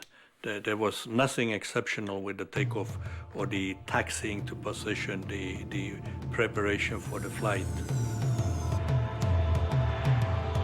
After leaving Anchorage, the 747 flew out over the Pacific just as planned. But it never made it to the first waypoint. Instead, it drifted off course for more than 5 hours. Hope of uncovering the reasons why begins to fade. A 10-week effort to recover the flight recorders has turned up nothing. The search is called off. The actual aircraft, where it was and how many pieces it was, remained unknown. With the investigation stalled, Frostel turns to the plane's manufacturers. The US and Boeing offered to simulate the route that we knew Korean 007 had flown. We went over to Boeing in Seattle and then Boeing carried out the simulation. Waypoint number 2, 59 degrees, 18. Retracing Flight 007's steps in a simulator leaves them with a few possibilities. One is that a mistake was made while entering the coordinates into the INS. 60 degrees, 47.1 north. Normally the co-pilot would insert the waypoints and the captain would check that the correct digits have been put in. 60 degrees, 47.1 north, check. Misprogramming the INS at the gate could have taken the plane over the Soviet Union. Okay, let's try the flight in heading mode now.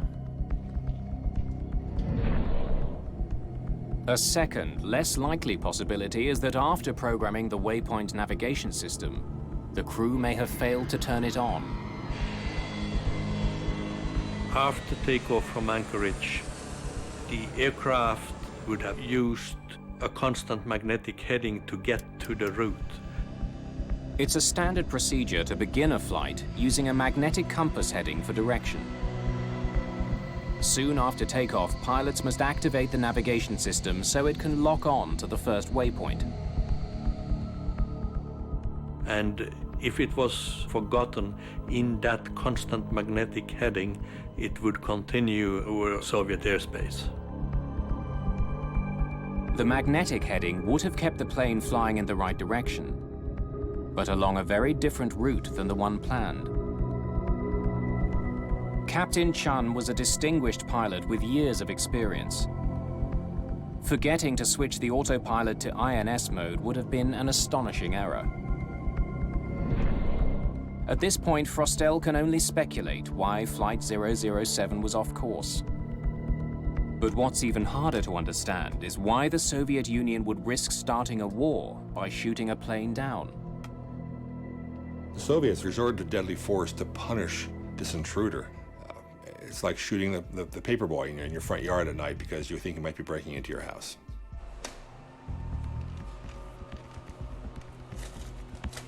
What could prompt such a response from the Soviets? Investigators get their answer from the US military. Though Flight 007 may not have been on a spy mission that night, another plane was, a US Air Force RC-135. They were tracking an RC-135, which was doing very, very slow figure eights off the coast with its own listening devices, waiting for a Soviet missile test. The spy plane was near the Soviet border in the path of the KAL jetliner. When their paths crossed, the two planes may have been indistinguishable on Soviet radar. When 007 came in over Soviet airspace, the Soviet Union assumed it's an RC-135. Along came this intruder, and they just fell into the patterns that they had prepared in advance for such an intruder. On violation of state border, approach target and destroy. But disturbing questions remain. Did the fighter pilot get close enough to see the target with his own eyes? Did he know it was a passenger jet?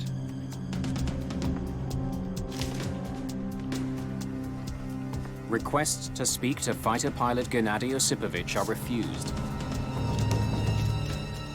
And for the time being at least, those questions are left unanswered.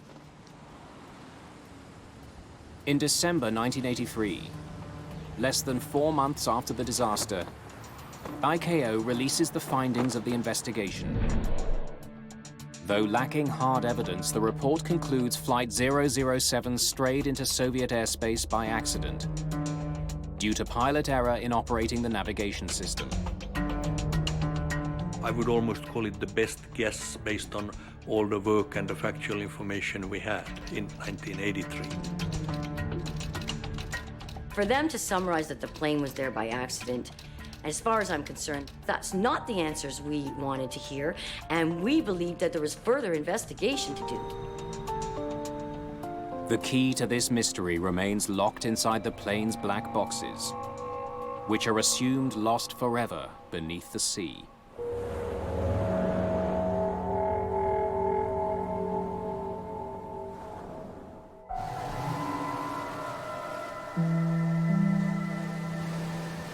In the months following the KAL disaster, unidentifiable human remains wash ashore in northern Japan. Small pieces of wreckage are also found. Investigators have no doubt that the plane was completely destroyed. We don't know where their bodies lie.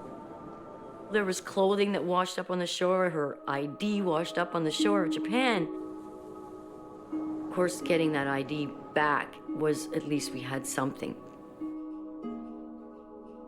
Like the victims' families, investigators have no clear idea where Flight 007 went down. But there are some people who do.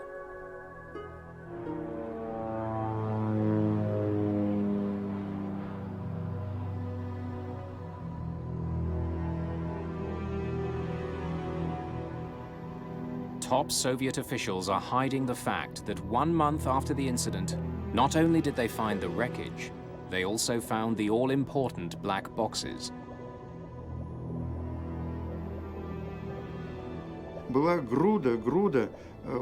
It was a big pile of debris.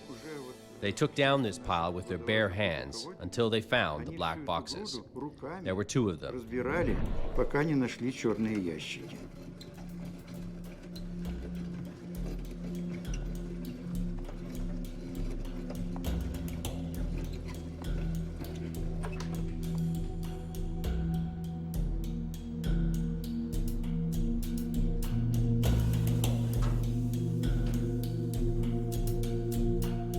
But the Soviets keep the boxes to themselves. The information is kept locked away.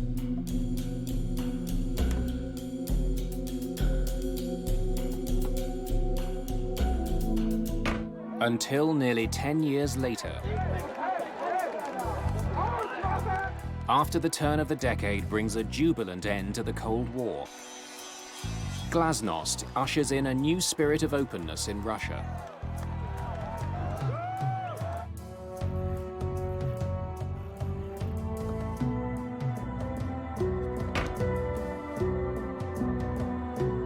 Eager to break with the past, the new administration in Moscow decides to go public. The actual unveiling of the data recorders and black boxes was a total surprise. And suddenly this new material promised some real answers. So I knew they're gonna tell me something.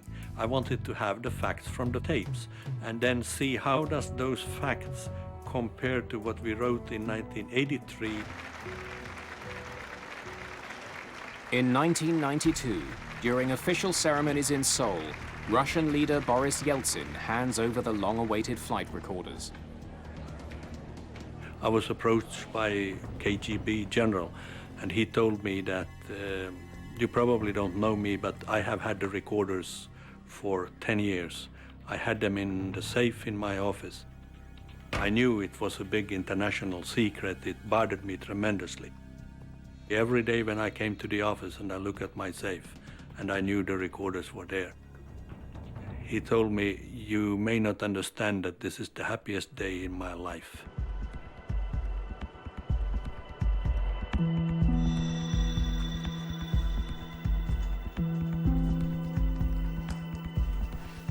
Kai Frostel is asked to lead the new team of investigators based in Paris. And as a clear indication that the times have changed, Vladimir Kaufman, a Russian avionics expert, joins the team. Он, так сказать, ничем особо не выделялся.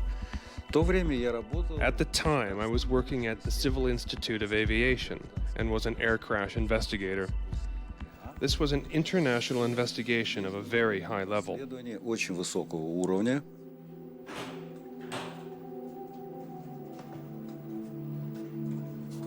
Their first task is to make sure the black boxes are authentic. There was a high suspicion in a lot of quarters that the Russians or the Soviets had tampered with the tapes or had made bogus tapes. And so we had to 110% validate the authenticity of the tape. They had seals on them. I remember wax seals on them.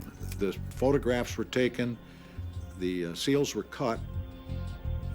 Investigators confirm that the CVR handed over by the Russians is the same box that was installed on Flight 007.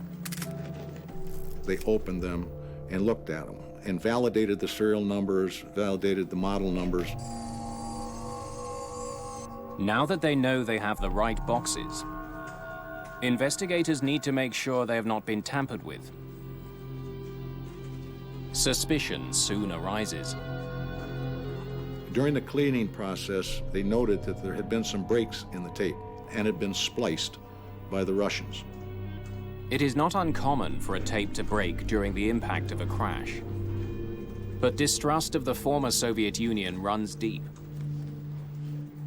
First, they examined these areas of the splices where it had broken, and they did that on this high magnification photograph. One of the techniques that the French had that I hadn't seen before, that wasn't used in the United States, was a photo analysis machine. They could do this with this optical high magnification. They could actually see the magnetic waves. The test confirms that no data was added or removed from the cockpit voice recorder when it was spliced together. 565, what was the altimeter again? Finally, investigators can listen to the tape, confident that every word is authentic. What? It's already time for breakfast. What do you know? Let's eat later. But all they hear is idle banter from the crew. I heard there's a currency exchange at the airport. What kind of money? Dollars to Korean money. It's in the domestic building. There is not a word on the tape to suggest the crew was on a spy mission. Just a totally routine conversation, and either these guys are the most cold-blooded actors and falsifiers ever, or they really were totally clueless about where they were. Sadly, I think the latter's the case.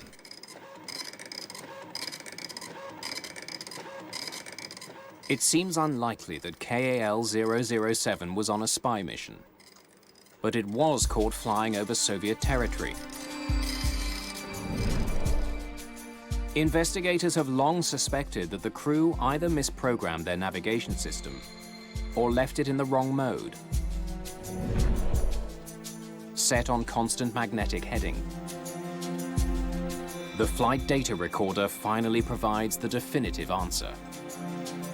The data revealed that the aircraft was on constant magnetic heading from soon after takeoff from Anchorage to the end. There was no deviation whatsoever in the magnetic heading. The crew of KAL 007 never activated the waypoint navigation system.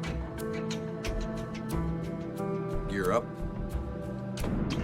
Landing gear up. Now passing 500. It seems they simply forgot a basic step in their standard flight procedure. The INS was functioning properly, had been loaded properly, and was counting along the route where it was thought it was supposed to be. But the autopilot was not following the INS commands. Instead, it was following a compass mode. So it's only telling them where they're supposed to be. Investigators learned that even though the plane was following a compass heading and not the waypoints, the computer would have continued to display their intended waypoints even though the plane was nowhere near them. Korean Air 007, position over Nippy, estimating NOCA 1826132.0. This may explain why the crew never noticed their mistake. The crew also didn't notice a key indication that they were badly off course. We're experiencing an unexpectedly strong tailwind. How much of a tailwind? 35 knots from 040. The fact that they were experiencing completely different weather patterns to a plane supposedly minutes behind them should have alerted them to the problem. Now, there's a point where you see him teetering on the brink of realizing something is horribly wrong.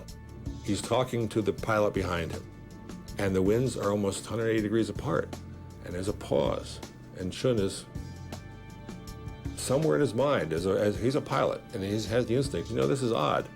Is it a clue to something I should look into? And he doesn't. And at that point, he might as well pull the gun out and put it to his head. It was human error. A complacent crew in the middle of the night had their flight computer on the wrong setting, and then didn't notice they were straying off course.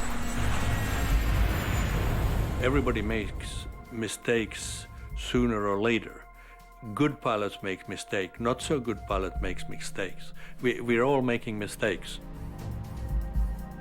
When investigators combined the conversation data from Flight 007 with intercepted Soviet transmissions, they get a detailed picture of what went wrong on September the 1st, 1983.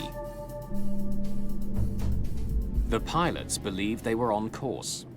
But 3 hours into the flight, their magnetic heading took them into Soviet airspace over Kamchatka.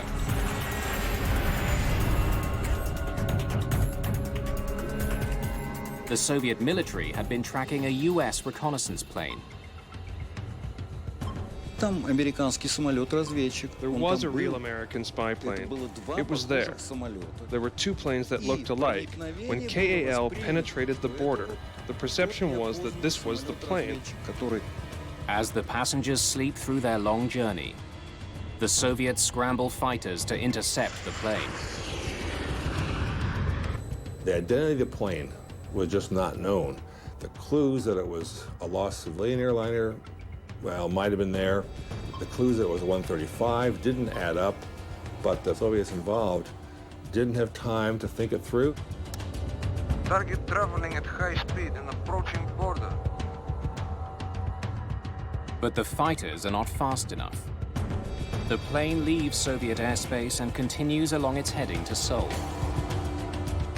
They figured that they'd just been spooked, but that was all over. Unfortunately, for everyone involved, it wasn't. The airliner is just seconds from flying over the island of Sakhalin, So Sakhalin was prepared.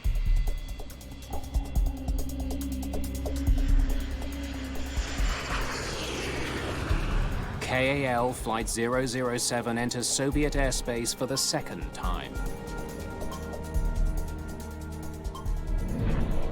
Ladies and gentlemen, we'll soon be serving breakfast before we land in Kimpo, which will be in about 3 hours. Target traveling at high speed and approaching border. Target is on your heading. I can see it both visually and on the screen. Major Gennady Osipovich, the lead fighter, makes visual contact with Flight 007. Give warning burst with cannon. But the warning shots go unnoticed.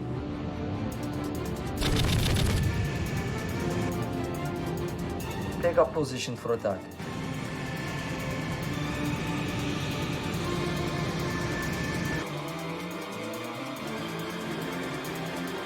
Approach target and destroy.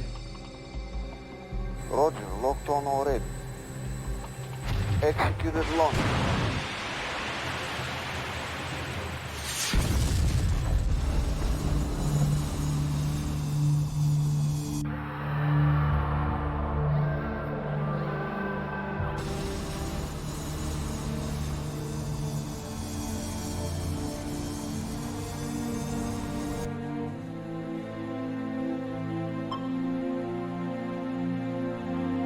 Target is destroyed.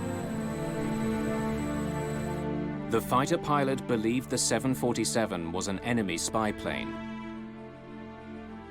It takes nearly a decade after he shot down KAL 007 for that pilot to tell his side of the story.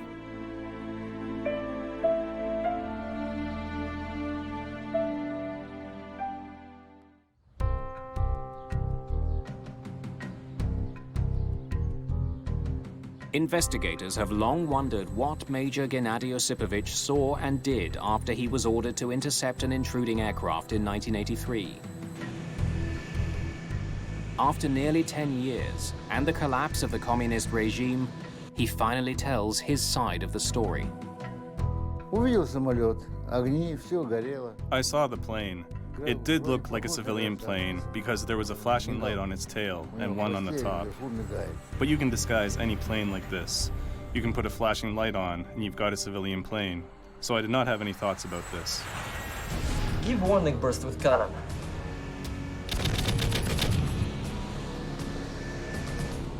When warning shots are fired, they usually include tracers, which are like flares and are easily seen. However, Osipovich had no tracers loaded in his cannon. They're supposed to load tracers, just no one had shipped them any for the last 6 months, so they weren't there. But even without the tracers, Osipovich thinks the 747 crew should have seen him. As I caught up with him, I was flying like this, and he was flying like that. How could he not turn around and see me? I was flying with lights. Everything was according to protocol. He should have seen me. And then a horrible coincidence seals the fate of 269 people aboard the flight. Korean Air 007 requests climb 350. Korean Air 007, climb and maintain flight level 350. Like a car going uphill, a climbing plane slows down. But to the fighter pilot following the 747, this is interpreted as an evasive maneuver. He decreased his speed so that I could either pass him or fall, one of the two. So that's how I knew that he's an enemy intruder. That convinced him that it was not a civilian plane and that he was in danger. My only thought was to catch and stop. This is what we were trained to do. I fell a little behind him and banked down, made a snake maneuver, put some distance between us, because otherwise the rockets would not have locked on. He's running out of time because the airliner was approaching international waters. Take up position for attack. Roger, locked on already. Executed launch. Osipovich fires 2 air-to-air missiles. They travel 2,000 kilometers an hour towards the jetliner. One of them explodes near the tail, damaging vital controls and hydraulic lines. The warhead also tears a hole in the fuselage, causing a rapid decompression in the cabin. I saw the first explosion right under the tail, and that's it. The lights of the trespasser went out, and I went home. Emergency descent. Put the mask over your nose and adjust the headband. Emergency descent. Put the mask over your nose and adjust the headband. In the time that they lost pressurization to a certain point indicated that the hole would have been approximately 1.75 square feet. The crew managed to fly the crippled plane for several minutes. Immediately after the missile impact, the aircraft climbed to flight level 380, and then it descended about 5,000 feet per minute. The stricken jetliner plummeted towards the Sea of Japan, with most of its passengers likely still conscious. And that's when the recording stops.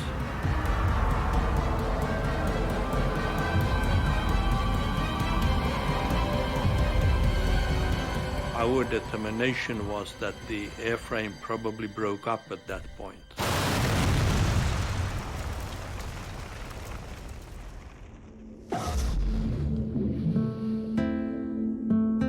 To this day, Gennady Osipovich is convinced he shot down a spy plane.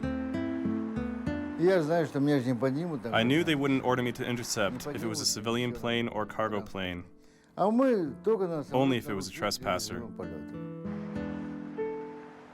We weren't blaming him, but some families did. They certainly did. They said it was his fault, and he pressed the button, and he shot them down, and they were looking to blame somebody. It was clear that he was living with what he had done, and what he had done in order for him to live and to sleep was to believe that it was a spy plane, there were no passengers on board, that he had not killed 269 people. And that's the way he wants to believe it, and I'm not going to blame him for wanting to believe that. In 1993, Kai Frostel has the evidence that he sorely lacked when he issued his first report. He can prove how the Korean pilots blundered and ended up off course, and how the Soviet pilot interpreted the situation. The destruction of Flight 007 is ruled an accident. Frostel recommends that all passenger planes be equipped with a clear indicator that the autopilot is in heading mode. The tragedy of 007 is that it didn't have to happen. It was not inevitable. It was a series of accidents, a series of misunderstandings, a series of bad decisions that had been primed ahead of time. When my sister Mary Jane said goodbye to me at the airport, she hugged me so tightly. And I said, Mary Jane, I feel like I'm never gonna see you again. Korean 007 has had a great effect on my life. It has been close to my heart. That has been very sad for me. My sympathy and condolences all these years have gone out to the families. New York City's LaGuardia Airport, March the 22nd, 1992. A commuter plane with 51 people on board tries to lift off the runway. Rotate. But the pilots can't get it to climb. They knew they were in trouble, but they were fighting all the way to the end. US Air Flight 405 plunges into the icy waters of Flushing Bay. 27 people die. For US investigators, it's an open and shut case. This accident was not a huge surprise to us. But Canadian investigators are stunned. They know the New York accident should never have happened. My reaction when I heard about it was, my God, it's Dryden all over again. 3 years earlier, an exhaustive investigation into a crash at a remote northern airport had identified a killer and spelled out ways to keep it from striking again. Certainly, if they had followed the recommendations in my report, The F-28 crash at LaGuardia could have been averted. The LaGuardia accident makes one thing clear. The right people never got the warning.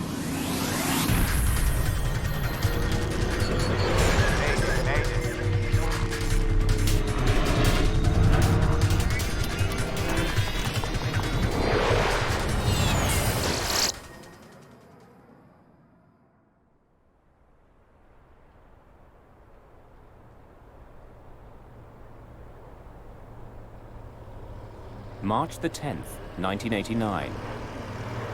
It's 11:39 a.m. at Dryden, Ontario's airport. Like snowfalls, as Air Ontario Flight 1363 stops in the remote northern community on its way from Thunder Bay to Winnipeg. The passengers stay on board while the plane is refueled.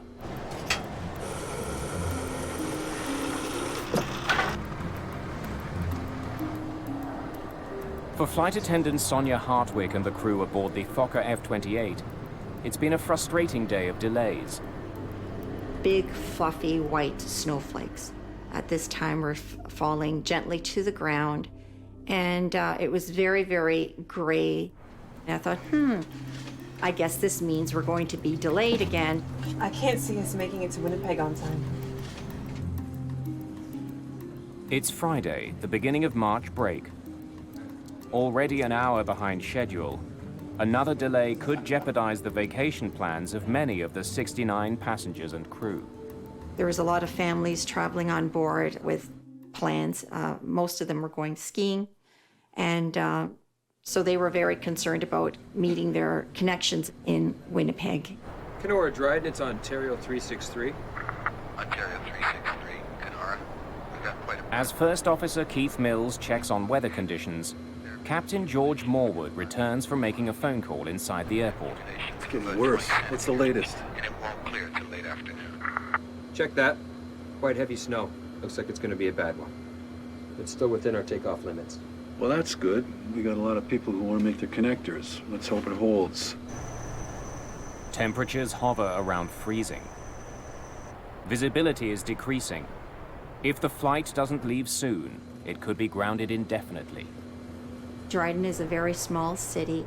It's a very remote part of Ontario. With a population of about 6,500, the isolated community lies halfway between Thunder Bay and Winnipeg. Harsh Canadian winters with bitter cold reaching minus 35 degrees Celsius are the norm here. It's not the place to be stranded in the middle of a snowstorm.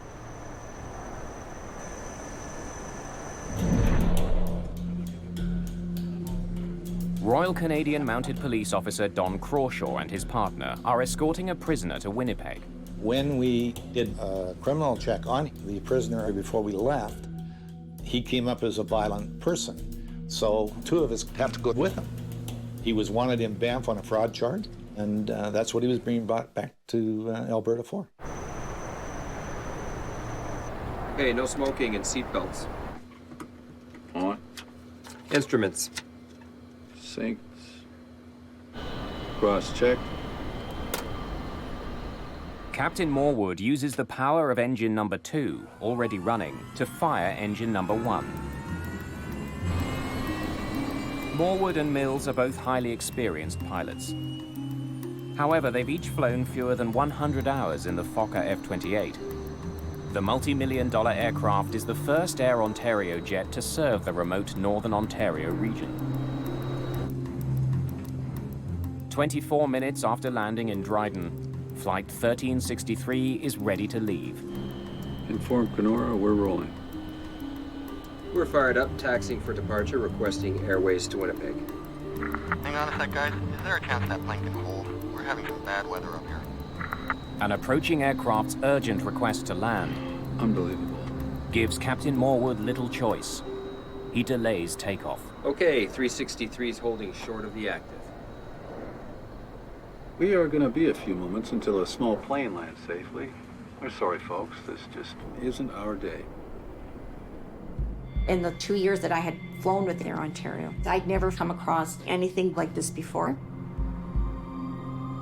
The Cessna 150 lands safely, clearing the runway for Flight 1363's departure. Tell them we're going immediately. Kenora, Ontario, we're taxiing out at this time, 363 Dryden.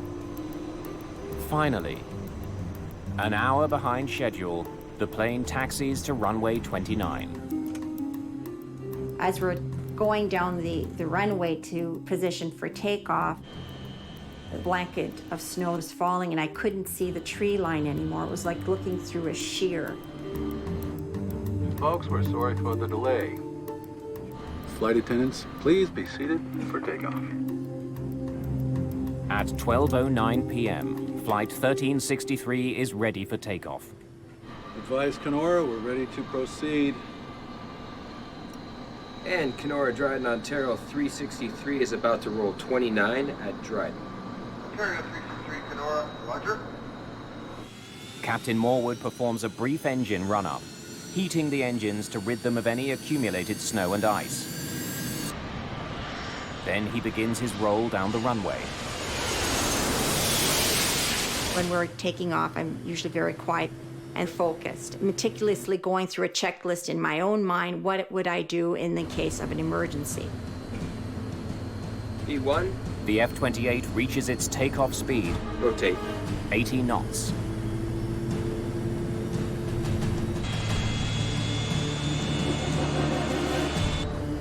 Our takeoff was very slow and sluggish, like a slow, sluggish person running up a hill. Clearly, there's something wrong. The F-28 struggles to get airborne. We cleared the trees. The plane started shaking. I thought, oh my God, we're gonna crash. That's when all hell broke loose. If you can equate to being in a Mixmaster, that's what the plane felt like at the time. There's this dip to the left and then dip to the right. The pilot's trying to get this plane up. Then all of a sudden there was a power burst. The plane seemed to stabilize itself. You could feel that the pilot's trying to get control of it. But a few seconds later, it became a Mixmaster again. I yelled out, emergency, grab your ankles, get your heads down. Grab your ankles, get your heads down! And I kept yelling that, and then I assumed my brace position. You could hear people screaming and yelling. There's loud, horrible sounds. We are clearly crashing. The pilots are helpless. 49 seconds after lifting off, Air Ontario Flight 1363 crash lands in the bush, 950 meters west of runway 29.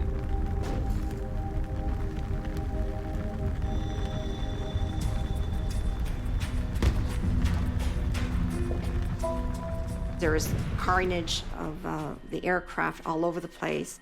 I didn't know where I was. And at that point I thought, oh my gosh, I'm alive. I'm still alive, that this is all happening so quickly. When we crashed, we came down on an angle. It ripped the right side of the plane open, and that's how we got out, or else we probably would have never gotten out. Now, the prisoner was still in handcuffs, so I reached over and I took the cuffs off of him there, but he never left me. And then we exited the aircraft. There's fire all around, there's explosions. I'm thinking, oh my God, we're full of fuel. Guys, come this way. And I started yelling, come this way, for people to follow my voice. Come this way. Come on. We're gonna Passengers scramble for safety before the fire spreads.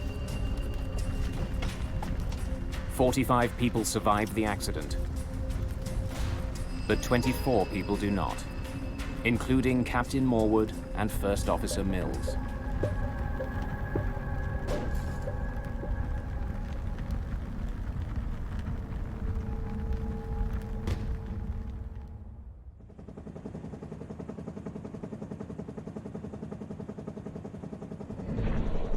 Emergency crews rush to the crash site deep in the woods.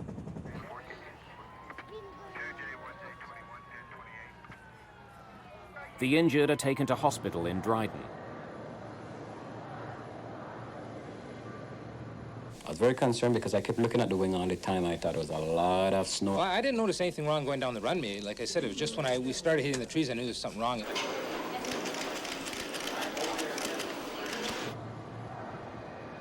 Within 24 hours, a team of investigators from the Canadian Aviation Safety Board arrives at the scene.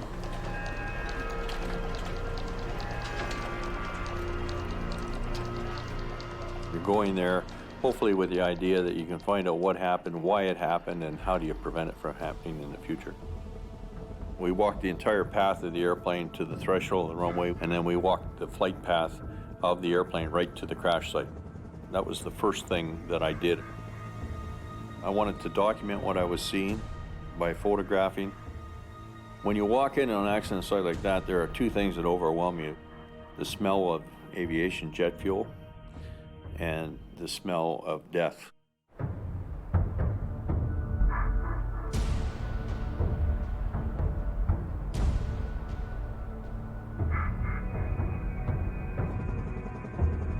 The trees just past the end of runway 29 give investigator David Roa and his team vital clues about the F-28's failed flight. What happened was the airplane went off the end of the runway in what we would call ground effect and just stayed at that height, simply clipping the tops of the trees. Look at how these treetops have been clipped off. It didn't ever fly. You've got 24 people that died. You've got 2 pilots that died and a flight attendant that died. And they died, for the most part, trying to do their job.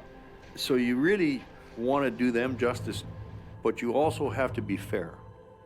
And if there were mistakes made, mistakes have to be fixed. From the rear of the fuselage, investigators recover the F-28's 2 black boxes: the flight data recorder and the cockpit voice recorder.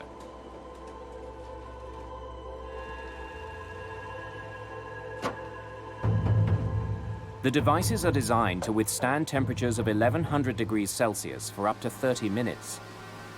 Investigators are frustrated to learn that the mylar tape from the recorders has suffered extreme heat damage. It's estimated the black boxes were scorched by an 1100 degree inferno for at least 90 minutes, far beyond their limit. The data is unrecoverable. That was a big blow to us because now you have to try and gather information and try and establish that it's factual by independent routes. We were just about to leave Thunder Bay and they gave us 10 new passengers. Investigators must now rely heavily on eyewitness reports to reconstruct the events leading up to the doomed takeoff. They learned that the F-28 began its day in Winnipeg and was scheduled to fly a return route to Thunder Bay and back with a stopover in Dryden. But in Thunder Bay, plans changed. The cancellation of another flight forced the crew to pick up 10 additional passengers. And when they did their calculations, they realized that we were overloaded and something had to come off. All right, let's offload some fuel then. They ended up removing fuel in order to be within the proper weight. Dispatch, Ontario 363. So the flight was delayed an hour. The extra weight of the new passengers left the crew no choice. They had to unload fuel to lighten their load. That meant when they arrived in Dryden, they needed to pump in more than the usual amount of fuel for the final leg back to Winnipeg. Roa wonders if the change in plans somehow led to a miscalculation of the weight and balance. Was the F-28 too heavy for takeoff? He then uncovers a puzzling detail. The plane's weight and balance form for the takeoff from Dryden was never collected as required. It burned in the fire. Roa is forced to use Air Ontario's standard averages to calculate passenger and baggage weights. The data, combined with the airport's fuel records, allows him to estimate the plane's gross takeoff weight. We knew how many people we had on board. We knew how many bags we had on the airplane. And we knew what our fuel load was. He estimates the F-28 weighed between 62,000 and 64,000 pounds. And the airplane's max takeoff weight was 65,000 pounds, and so we came to the conclusion that the airplane was not overweight. The cause of the crash remains a mystery. 18 days into the investigation, the Canadian government appoints Justice Virgil Moshansky to lead a more wide-ranging inquiry into all aspects of the aviation system that might have contributed to the Air Ontario tragedy. The government was looking for an experienced trial judge, and preferably one who had an aviation background. Moshansky is an experienced pilot with 13 years on the bench. He will work closely with crash investigator David Roa and aviation consultant Frank Black. The new team's first step, assessing the plane's technical systems. The electrical system, the hydraulic system, the fuel system, all of these systems are looked at both in terms of what is their history leading up to the accident and what remnants are remaining at the crash site that can be examined. Clues to a possible system failure arise when Sonia Hartwig recalls a troubling event aboard the same plane just days before the fatal crash. I think it was Monday or Tuesday. When we took off, there was this smoke that filled the aircraft, and there was this horrible smell. I thought, oh my God, we have a fire in the lab. But there was no fire in the lavatory or anywhere else in the cabin. They told us that apparently it had something to do with oil sitting in the APU system. So every takeoff that day, this would happen. The auxiliary power unit is a generator that provides the power needed to start the engines. Did burning oil in the APU somehow cause a fire and ultimately doom Flight 1363? Roa searches the week's journey log for any mention of the auxiliary power unit. He makes a surprising discovery. The APU wasn't working on the day of the crash. It couldn't possibly have caused the fire. But the inoperative power unit may still have played a role in the tragedy. Investigators learned that it forced the crew to make a risky decision in Dryden. Onto the connectors. Let's hope it holds. Normally, the captain would rely on the APU to restart his engines after shutting them both down for refueling. But if he couldn't use his APU, he couldn't shut his engines down. That meant Flight 1363 had to be refueled with one engine still running. Captain Morwood is in a situation where he's got a hot refuel with passengers on board the aircraft. He's got to keep an engine running to refuel the airplane. Hot refueling isn't against regulations, but the risk of a fuel spill makes it potentially dangerous. In Toronto in 1973, a maintenance person was killed when an Air Canada DC-8 jet was consumed by fire during refueling. Hot refueling is not a normal practice.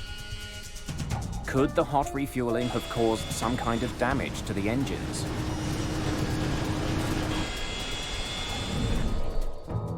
The Dryden Airport manager, a former military pilot, suspects there was trouble with the plane's engines. He tells Roa he saw the takeoff from his office and heard a sharp, explosive noise just as it disappeared from view. To him, it signified a flameout or engine failure.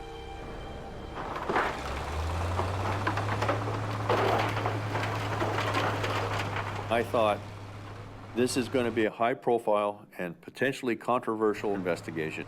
And the only way to ensure that the truth stands up is to have hard evidence from the aircraft accident. And so we took the airplane completely and we put it in our lab in Ottawa. Anything? With signs pointing to engine failure as the cause of the crash, strip it down. Roa orders extensive engine testing. Those engines were examined in detail for damage.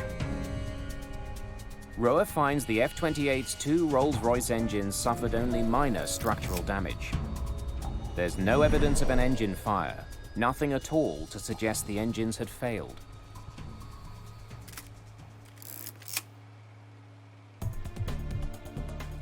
With little physical evidence to explain the failed takeoff, investigators are back to square one. To solve the mystery, they comb through survivor and eyewitness statements. A common thread emerges. They said in their witness statements there was snow and ice on the wings when the airplane attempted to take off.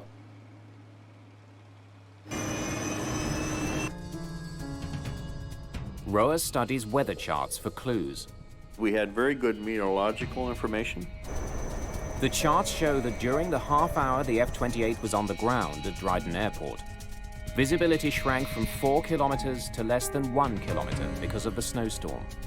And though we may find other reasons, for sure, snow and ice on the wings was a factor in this accident. Sonia Hartwig tells investigators about an unusual sight during takeoff. As we took off, I noticed that the wings just became a solid sheen of gray, shiny ice. Investigators consult the F-28's manuals to study its anti-icing systems. They find that only the wing's leading edges are protected. The aircraft had heated leading edges on the wings. I wonder if the anti-icing system was working. And the heat was provided by bleed air from the compressors on the engine. They found the valves that allow the compressed air access to the leading edges. And they tested the valve to see if it functioned, and it did. The anti-icing system was working. But since it only heats the leading edge, it likely didn't clear ice that formed on the surface of Flight 1363's wings. Investigators suspect that snow and ice buildup, what experts call wing contamination, may have played a major role in the crash. To verify that suspicion, Roa and his team meet with engineers from Fokker. Thanks for coming. Curious to see what you have. Jack Van Hengst, who was the chief engineer, had extensive aerodynamic studies and data on the effects of contamination on an F-28 airplane.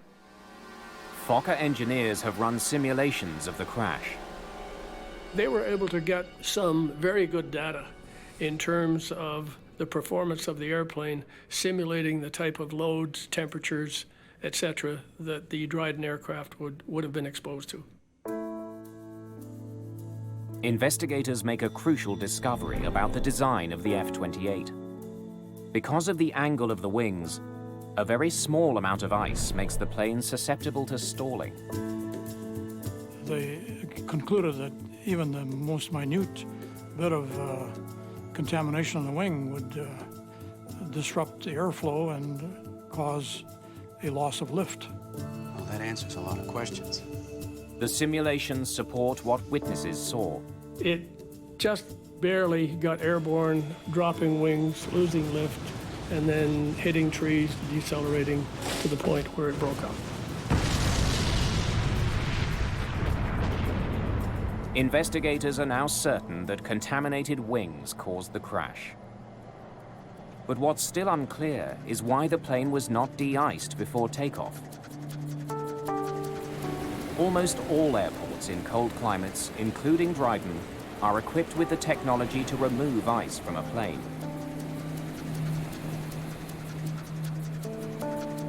But Captain Morwood never requested de-icing. It's getting worse. What's the latest? Investigators need to figure out why. They want to understand what made him risk his own life. Let's hope it holds. And the lives of the 68 other people on board Flight 1363.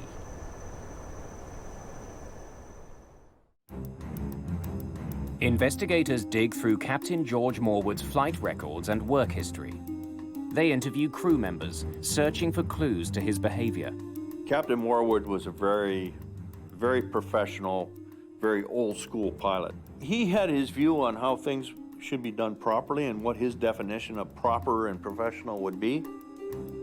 He also was very concerned about his passengers. He enjoyed making sure that they got on their flights on time and got to their destinations on time. You know, Air Ontario was a growing company, It was their first foray into the jet operations. I'm sure that there were many things that Captain Morwood would have thought in his own mind, this is not how he would do it. And I'm sure at times he probably let the superiors know that. Morwood's history shows he's delayed and cancelled flights in the past because of icing concerns. Roa is stumped. Why didn't he request de-icing in Dryden? Another pilot who was at Dryden Airport that day provides part of the answer. He heard Morwood on the phone to Air Ontario. That is what I have been trying to tell you. He was very frustrated, and he was really concerned about his passengers. Morwood complained to the off-duty pilot about the company. These guys.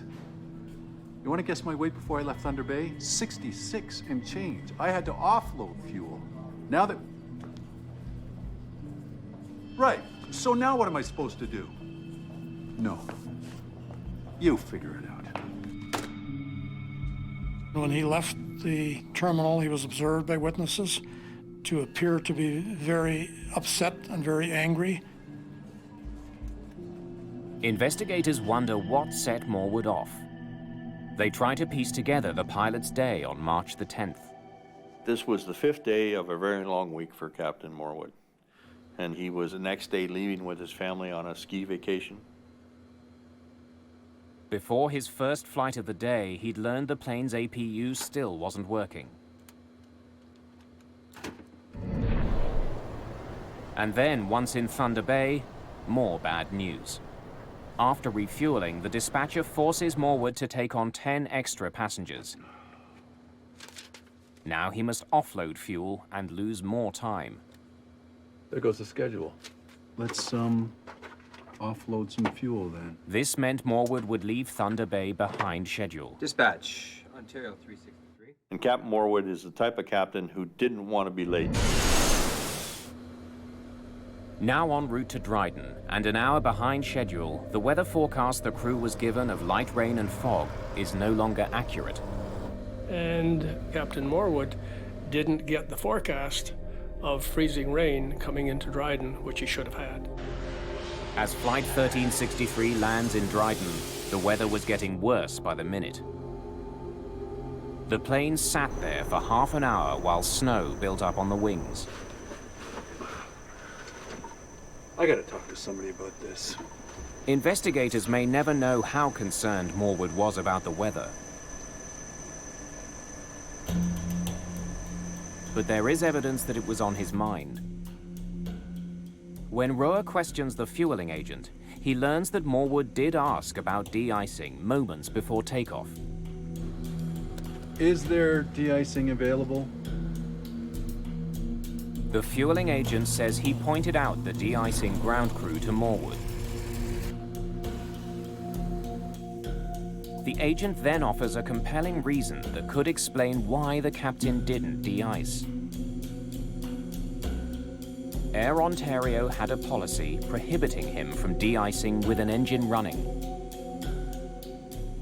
The fluid can be ingested in the engines and then find its way from there to the air conditioning on the airplane and make it extremely noxious in the cabin portion of the airplane.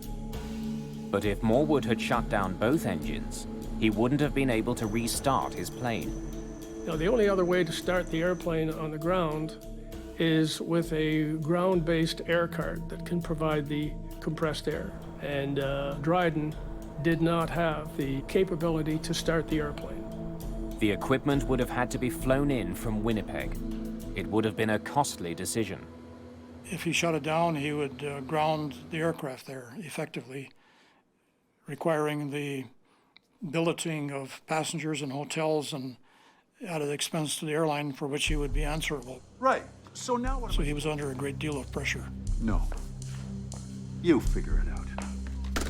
And I believe that the conversation on the phone would have been about that scenario and his displeasure with it. But he didn't have any other chance. It's getting worse. What's the latest? Quite heavy snow. Looks like it's going to be a bad one. It's still within our takeoff limits. Well, that's good. We got a lot of people who want to make their connectors. Let's hope it holds. Though the amount of snow on the wings was still within limits, It's what lay under the snow that doomed the flight. The fuel in a plane's wing can get as cold as -40 degrees Celsius. The frigid fuel cools the metal surface of the wing. When snow hits this supercooled surface, it freezes instantly into a barely visible layer of ice. It's a process called cold soaking. And this, of course, is what's disrupting the airflow on the wing and destroying the lifting capabilities. Tell them we're going immediately. Kenora, Ontario, we're taxiing out at this time, 360. The only reason that I can possibly think of that led to his decision to execute the takeoff was the fact that he didn't consider the cold soaking phenomena and the fact that those wings could still have ice on them. Advise Kenora, we're ready to proceed. And Kenora Dryden, Ontario. Perhaps not wanting to face the consequences of shutting down his engines, Morwood opted to take off for Winnipeg without de-icing his plane. He must have concluded that the ice would blow off on takeoff. That is where he made a mistake, a tragic mistake. But Mashansky concludes that despite his mistake, Captain Morwood is not solely responsible for the crash. It wasn't simply pilot error. There were myriad of factors which were the cause of the accident.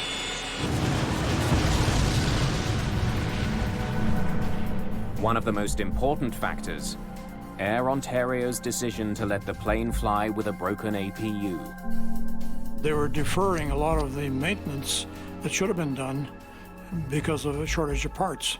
And then they had to scrounge around all across Canada with various F-28 operators to borrow parts from them. And this was a very bad move on the part of Air Ontario management. The investigation determines that by cutting corners and focusing too much on the bottom line, the airline was putting all their passengers and employees at risk. Because the F-28s were new to Air Ontario, there was this urgency to get one crew off and get the next crew on flying. This urgency to have them in the air producing money. I came to the conclusion after a lot of thought about this accident that there were a lot of other hands on those throttles, pushing those throttles forward. There were a lot of people that were involved in the sequence of events that led to this tragic outcome. This was a preventable accident, but everything conspired against the pilots. I gotta talk to somebody about this. Because Air Ontario management did not have a safety culture. And you have to have a safety culture from the top management down.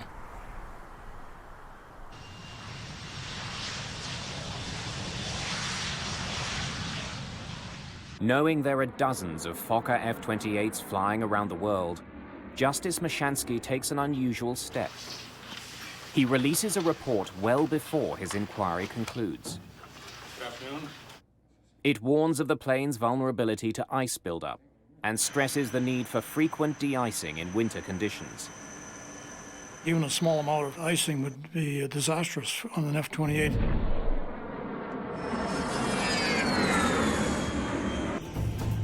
But 15 months later, it becomes clear that Mashansky's warnings have not been heard. US Air Flight 405 is preparing to fly from New York to Cleveland on March the 22nd, 1992.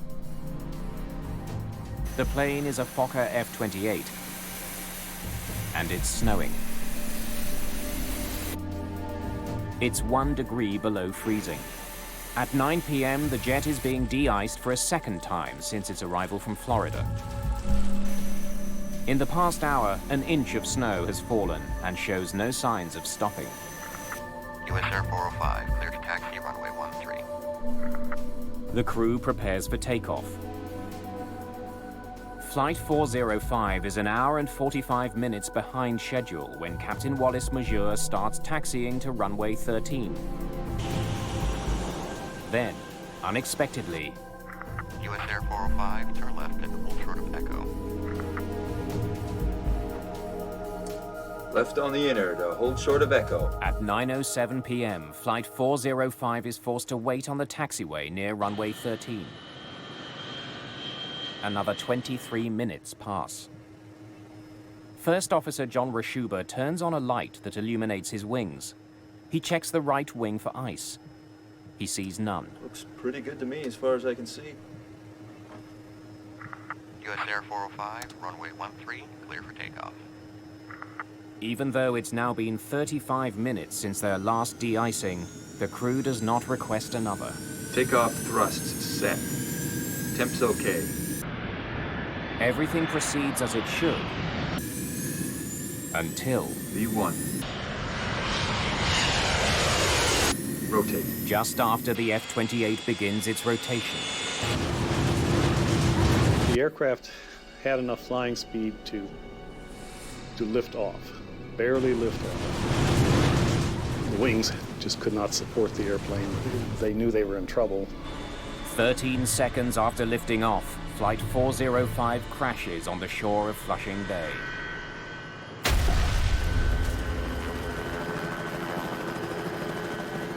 I don't think any pilot really thinks he's going to crash. They were trying to save the airplane right to the end.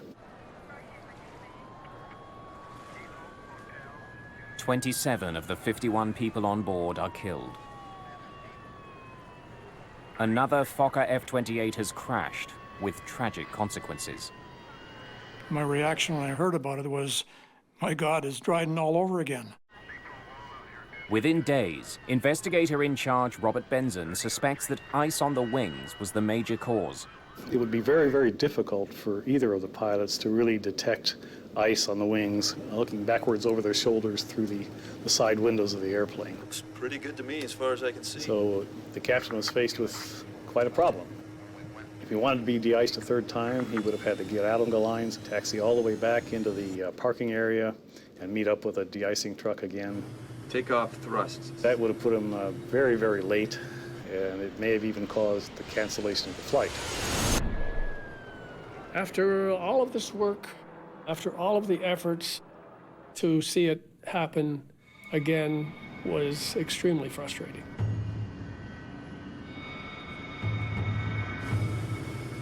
There were no regulations in place requiring the crew to seek another de-icing after their extended delay. But Justice Mashansky had called attention to the dangers of long wait times when he issued his interim report. If they had followed the recommendations in my second interim report, this accident certainly could have been averted.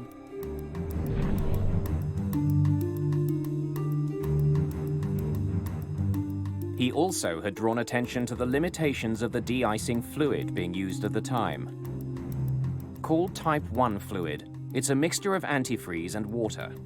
Those chemicals are designed that as you accelerate down the runway, that they'll actually shed off your wing, so that when you actually want the wing to lift and produce lift, that it's not contaminated. Type 1 fluid is applied hot to de-ice the plane's surfaces. But it doesn't last long. Type 1 fluid had a holdover time in their best conditions of about 15 minutes. Under poor conditions, such as freezing rain, it could be as low as 6 minutes. During the Air Ontario investigation, Mashansky's team reached a stark conclusion about the effectiveness of Type 1 fluid. Even if Captain Morwood could have de-iced his plane in Dryden, We're fired up, taxiing for departure, requesting airways to Winnipeg. it may have made no difference.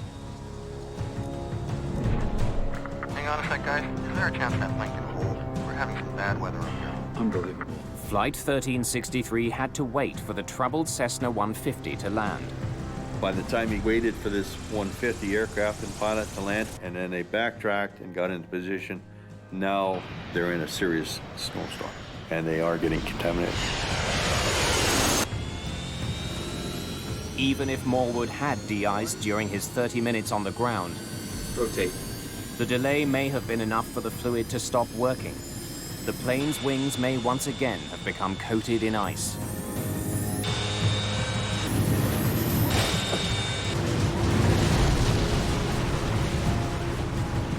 It came out in the examination of Air Ontario pilots that there was a dire need for training in terms of how the de-icing, anti-icing systems worked and how long your aircraft was protected. As soon as our accident occurred up in New York, we of course understood that it was a similar aircraft, in fact a nearly identical aircraft to the Dryden accident airplane. The circumstances were similar in both accidents, and the Dryden report was a tour de force, which helped us focus our investigation quite a bit. Justice Mashansky had released his interim report more than a year before the crash of Flight 405. His recommendations could have prevented it. Mashansky would soon discover that a breakdown in communication had cost the lives of 27 people in New York.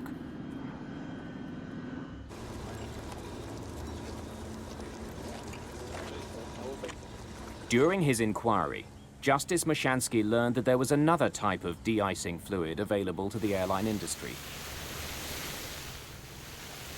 It's called Type 2 fluid. It's thicker than Type 1, which prevents it from immediately flowing off an aircraft. A Type 2 fluid is a much more gooey substance. I've heard it referred to as almost mucus-like. With holdover times of up to 45 minutes, it keeps ice from accumulating, then blows off the plane's surfaces at takeoff. 15 months before the US air crash, Mashansky recommended greater use of the thicker Type 2 fluid. Mashansky's investigators also studied de-icing practices at Toronto's Pearson Airport. We got a hold of a film crew, and we waited and watched the weather very carefully until we found a forecast of freezing rain. And we tracked one aircraft which was heading for the Caribbean. The investigators discovered an alarming gap in the time between de-icing and takeoff. And from the time the aircraft was de-icing on the gate until the time the aircraft took off was somewhere in the order of 41 minutes. So there was no doubt that aircraft were departing Pearson Airport with a partially or largely contaminated wing surface. We then went to Chicago O'Hare. This was the first airport to actually put in place runway end de-icing pads. And it was very useful in terms of explaining to us how these had evolved, what type of de-icing equipment they were using on them, how they worked. At the time of the US air crash, LaGuardia did not offer de-icing at the runway, only at the gate. Again, 15 months before the crash, Justice Mashansky recommended the placement of de-icing facilities at runways instead of terminal gates. Mashansky also recommended that pilots not only inspect their wings from the cockpit, Looks pretty good to me as far as I can see. but also from the cabin. US Air 405, runway 13, cleared for takeoff. Mashansky claims that his report could have prevented the crash at LaGuardia. But the Federal Aviation Administration claims it never received his report in 1990, and therefore couldn't pass the information along to airlines and pilots. But Justice Mashansky doesn't accept that. My second interim report went out in December of 1990. It's about a year and a half before the LaGuardia crash occurred. So I think probably sat on somebody's desk. The crash of Flight 1363 resulted in dozens of recommendations that could save lives. The crash of Flight 405 ensured those recommendations were widely implemented. Well, there was a lot that came out of Dryden. I mean, the commission came out with 192 recommendations. It changed the whole nature of how we approach contamination.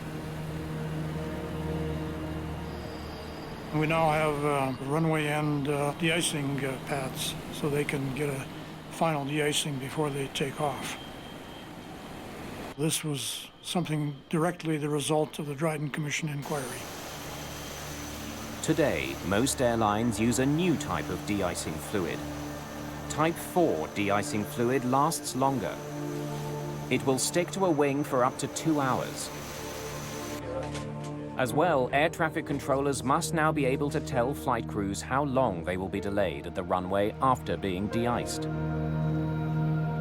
Dryden is really the first accident that explored not only what happens in the pointed end of an airplane, but what happens within a corporate culture. It put CEOs on notice that they can't hide in the woodwork when an accident occurs. Dutch manufacturer Fokker went bankrupt in 1996. Despite this, in 2009, there were still 55 Fokker F-28 jets in operation worldwide, mostly in warmer climates. Nobody should ever lose their life due to a contamination accident again in commercial aviation, anywhere in a snow and ice environment. We've learned all the lessons.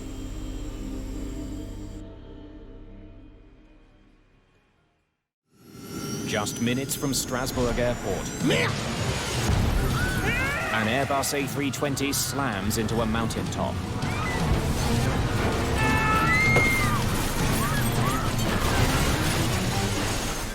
Delta Alpha, your position? There are survivors. I'm not panic because I'm going to burn. But they are still in grave danger. It's bitterly cold, and what they don't realize is that no one knows where they are. They could be anywhere in there. Expect this in the jungle or the rainforest, but not in a highly populated area. Before investigators can begin searching for what caused the crash of Air Inter Flight 148, they must first find the plane.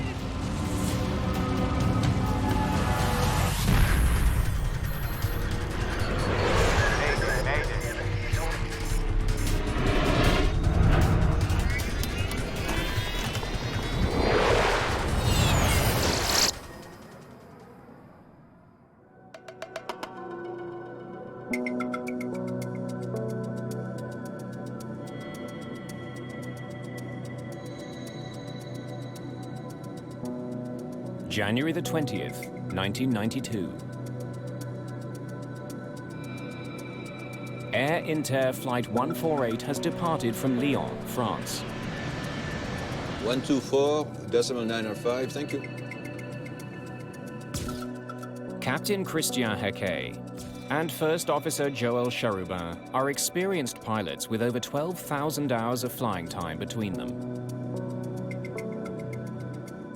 The flight is a short hop between Lyon in central France and the city of Strasbourg in the mountainous Alsace region. The French airline Air Inter caters mostly to business travelers and prides itself on being timely. Crews are motivated to avoid delays, as former Air Inter pilot Gérard Arnoux explains. We were famous for a very short turnaround. And the faster we flew, the better wages we got. Have we been flying for 35 minutes yet? 41 minutes.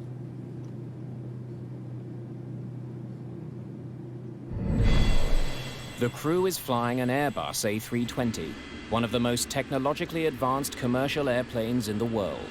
Even before takeoff, the pilots programmed the autopilot to land on a specific runway in Strasbourg. The cockpit of the A320 is also very different from other planes. Instead of analog gauges, the pilots look mostly at digital displays.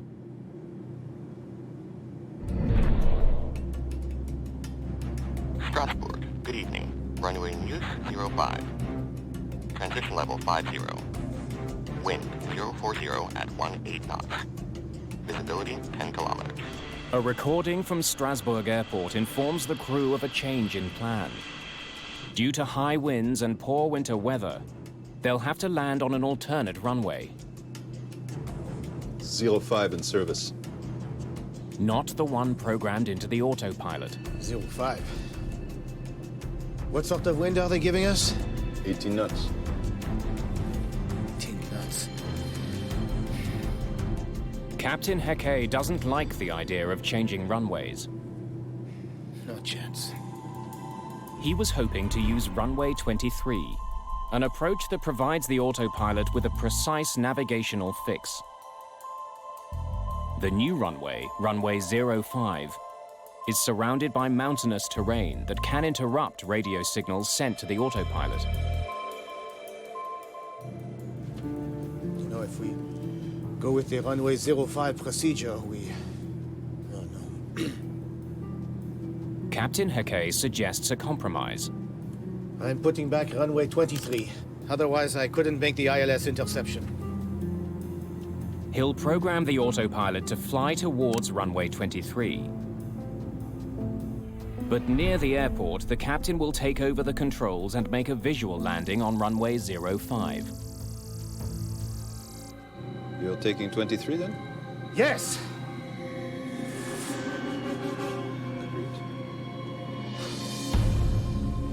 Ladies and gentlemen, we are commencing our descent. We ask you to please return to your seats. Nicholas Skourias is a university graduate student. It was a quiet day. I was expecting to go to see my girlfriend in Strasbourg, so I was very happy. Roger 854, proceed to GTQ air level 140, contact Reims. Delta Alpha, Strasbourg. Yes, we intend to proceed to do an ILS on runway 23, then an indirect for runway 05 after that. The Strasbourg controller considers the captain's plan. Delta Alpha. He warns that there will likely be a delay due to heavy traffic. Given that we're going to have 3 takeoffs on 05, you risk waiting in a stack at 5,000 feet. We're not going to mess about like that, descending at full speed. If they had warned us in advance, cripes! Delta Alpha, Strasbourg. I hear you. Aware of the captain's frustration, the controller offers assistance.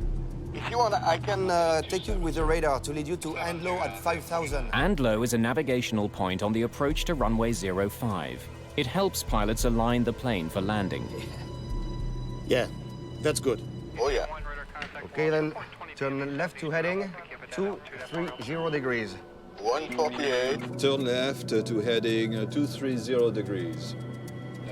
There you are. That will save you some time. Since runway 05 doesn't allow for a full autopilot approach, the captain must calculate the angle of descent on his own. That makes 3.3 degrees.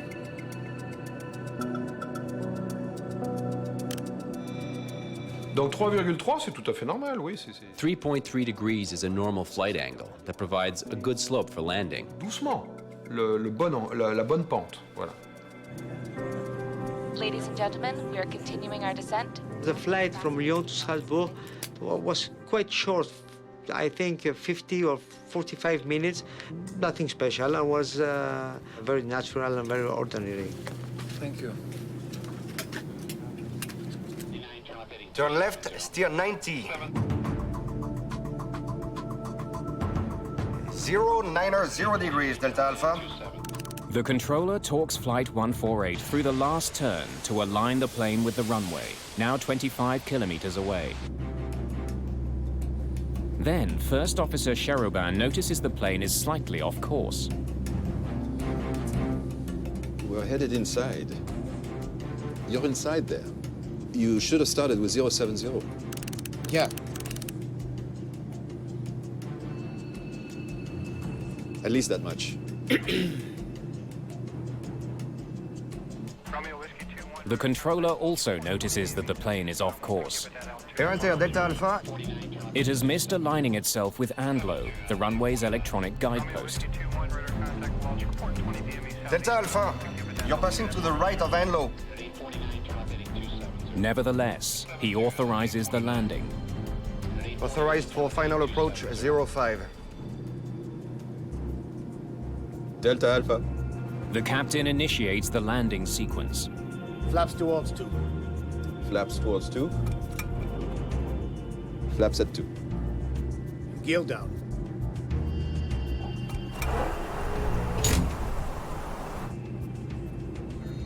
and gentlemen, we are going to land in a few minutes. Heke notices that the plane is traveling too fast, so he extends the speed brakes. They disrupt airflow over the wing, which helps create more drag to slow the plane. We have to watch our descent. The approach axis. The first officer is more concerned with their horizontal position in relation to the runway. It was 60. Check it out. Ouais. But before the crew can adjust their course,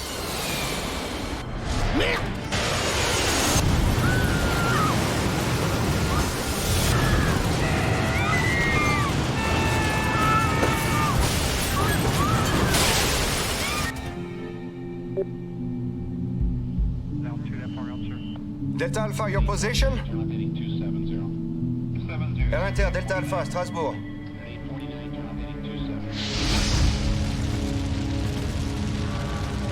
the crash is catastrophic. The A320 has flown into the side of a mountain. Delta Alpha, your position? Flight 148 is no longer on radar, nor responding to radio contact. An emergency is declared at Strasbourg Airport. This is the last hit we got. We were flying about 20 kilometers away from the airport. Officials need to pinpoint the crash site, but it's not as easy as it might seem. The airport's radar is not recorded. There has been no signal from the plane's emergency beacon, and surprisingly, no one has reported seeing a plane go down. It could be anywhere in here. The proposed search area covers more than 20 square kilometers of dense forest just outside Strasbourg.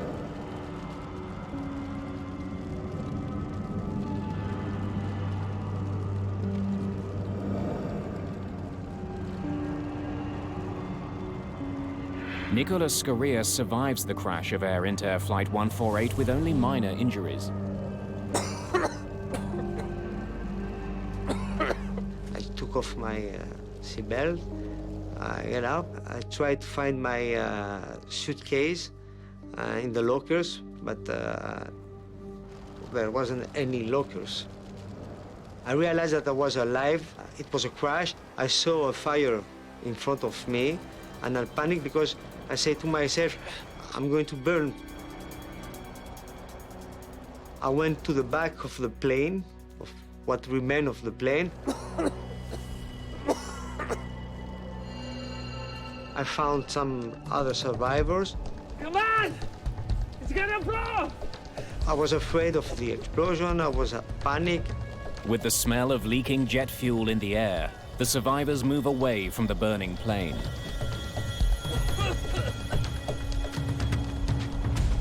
We stayed together, waiting for the first aid. But the wait will be longer than anyone might expect. The first reaction that we have after the crash was, okay, in half an hour, 1 hour, most, and the worst, okay, the rescue team will be here. And it wasn't here. 1 hour after the crash, rescuers still have no idea where the wreckage lies.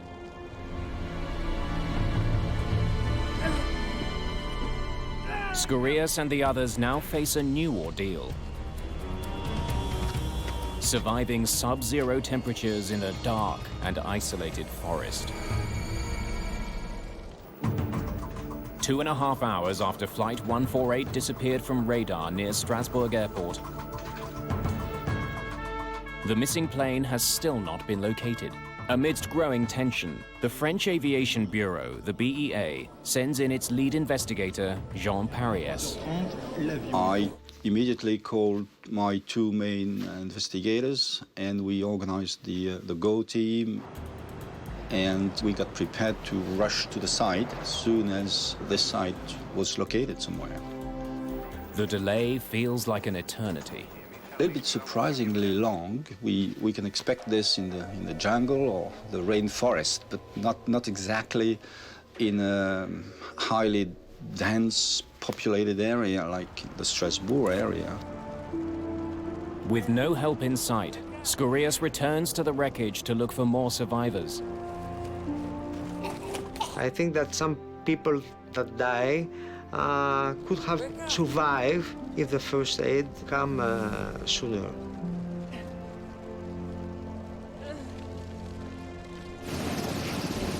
Nearly 1,000 people search for the missing plane.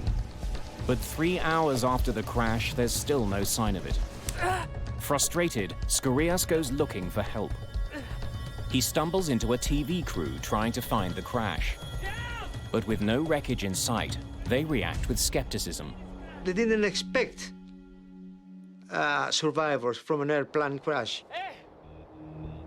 Hey, you have to believe me! They didn't believe that I was one of the survivors, but believe me, I was, because my face was black due to the smoke, the kerosene, and so on. Come on! The journalists follow him back to the crash site, where they discover 8 other survivors.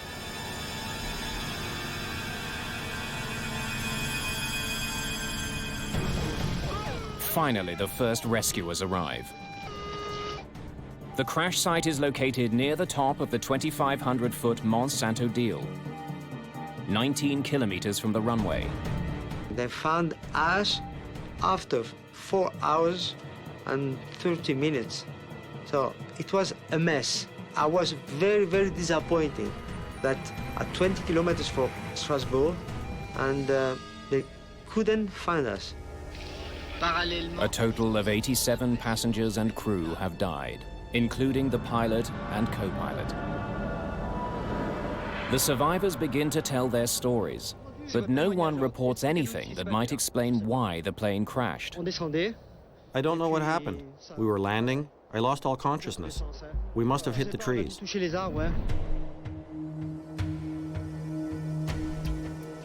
Bob McIntosh, an American NTSB investigator, arrives at the crash site. The BEA of France recognized the international attention would be on this accident, even though it was a domestic accident. He invited a group of international accident investigators to come and participate. Welcome to the team. The first priority for investigators is to retrieve the plane's black boxes. We have not removed the recorders yet. Good. With the boxes trapped in the burning tail section, any delay could prove costly. We're very anxious about the state of the tape inside. Will it be possible to use it? Will we get the critical information we need? In France, aviation accidents are also investigated by the justice system.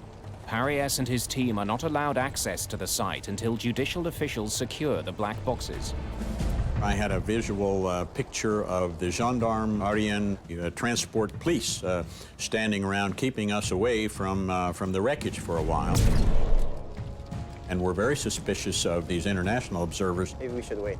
Even taking photographs, which was somewhat surprising to us.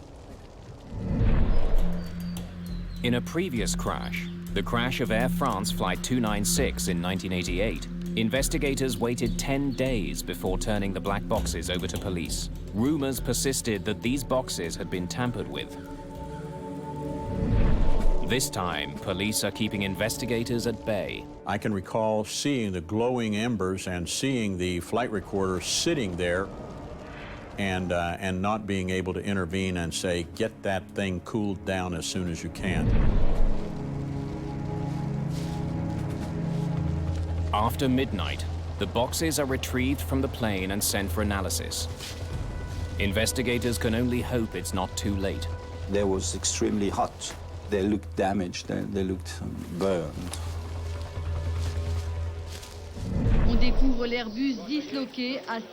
In the light of day, investigators get some of their first clues from the crash site itself. They discover why the plane's emergency locator beacon didn't send a signal. It was actually destroyed by the impact. The beacon is located inside the cockpit and is designed to start working after a crash. Its failure suggests an unusually forceful impact with the ground. We had this first feeling that the descent was abnormally steep. Investigators examined the engines to see if they may have stalled before impact.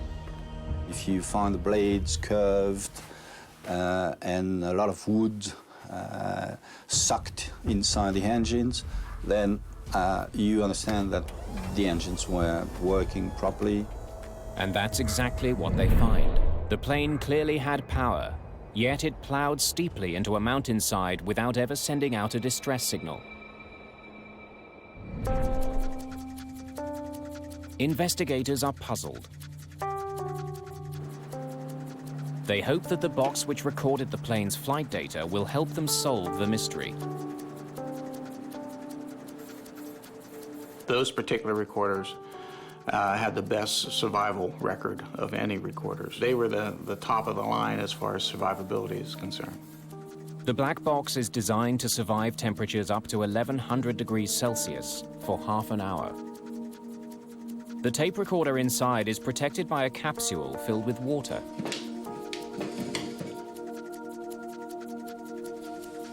When the recorder heats up, the water turns to steam, absorbing the energy, and actually vents out through a little hole in the crash enclosure. But when the flight data recorder is opened, investigators make a troubling discovery. The FDR was totally damaged. Impossible to read anything from it. It was subjected to heat beyond the 30 minutes. The recorder was just never designed to withstand that kind of sustained heat. And so we were very disappointed. There's now only one hope for recovering the plane's flight data, a device called a Quick Access Recorder, or QAR. Maintenance workers use the QAR to access the plane's computers, but it also records some flight data. Unlike the black boxes, the QAR is stored near the cockpit. Quick access recorders are not protected at all. They're up in the front end of the aircraft, typically in the electronics bay. They're generally destroyed just from the impact damage. Investigators are encouraged to discover that in this case, the QAR has survived. But on closer examination, their optimism turns to frustration. The last 20 centimeters of the tape were burned and stretched and were damaged to the point that we could not use them into a machine. We couldn't read it. Investigators are desperate to retrieve the data, so they take a chance on an experimental technique. Known as the garnet technique, a light is shone through a mineral lens made of garnet. Use a garnet stone to visualize the magnetic pulses that are actually recorded on the tape. The special lens helps the technicians differentiate between the positive and negative magnetic pulses, which translate as binary digits, or bits. There's 768 bits per second, so that's a lot of ones and zeros. You have to be very precise in moving the tape under the lens or the garnet to make sure you don't miss a bit or read the same bit twice, you know? So it's difficult. Analyzing the data is even more painstaking. It took about a day to read a second of recording. Any additional second recovered could reveal something that would make a difference. The effort to retrieve all the QAR data could take a month or more.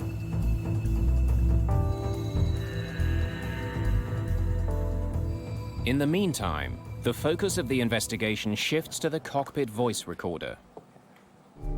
It was positioned just above the other black box. The cockpit voice recorder, which was just inches away, but outside of the ashes, had air passing over it, survived. Runway 23. Otherwise, The recording reveals the captain's anxiety early on in the flight. You're taking 23 then? Yes! Investigators know that landing on runway 05 requires what's called a non-precision approach. That means pilots receive electronic guidance only on their horizontal position, left and right. They get no guidance when it comes to altitude. The non-precision approach is significantly less accurate. Why, it's not really difficult, but they are less comfortable. 05. What sort of wind are they giving us? The non-precision approach increases the demands on the pilots. Investigators can also hear that the captain had concerns about landing on runway 05. 48 Delta Alpha, you are number 1 with VOR DME runway 05. Runway 05. 10 nautical. That won't work. It's a lot of distress over a non-precision approach. Wondering what can cause such distress, investigators research pilot training at Air Inter. They find that most pilots did not have extensive training making non-precision landings in the new A320. I think we should have had double the training compared to an older plane. Investigators ask the airline for detailed records on the pilot's history of runway approaches. They're intrigued by what they discover. Captain Heke had landed at Strasbourg countless times, but he had never landed an A320 there using a non-precision approach. We're not going to mess around like that descending at full speed. Clearly, the captain was uneasy about having to execute a landing he had never made before. I think the captain was worried about making it in a minimum amount of time, and the minimum amount of delay. Have we been flying for 35 minutes yet? And the co-pilot was worried about not getting in trouble by offending the captain. At least that much. More research into the pilot's work history offers yet another revelation. While the two pilots had flown more than 12,000 hours between them, they were both still relatively new to the highly advanced A320. It's 05 in service. The aviation community misunderstood the magnitude of changes brought by the new Airbus A320.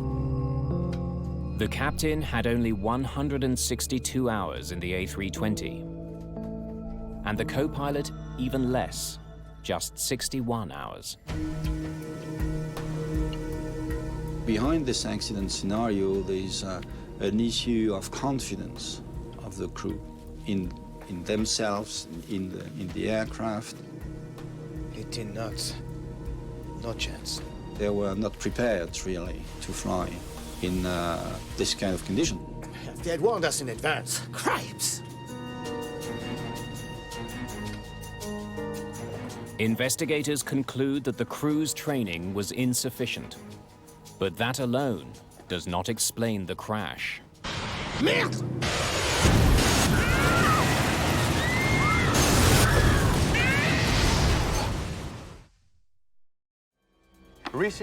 Investigators search for other factors in the crash of Flight 148.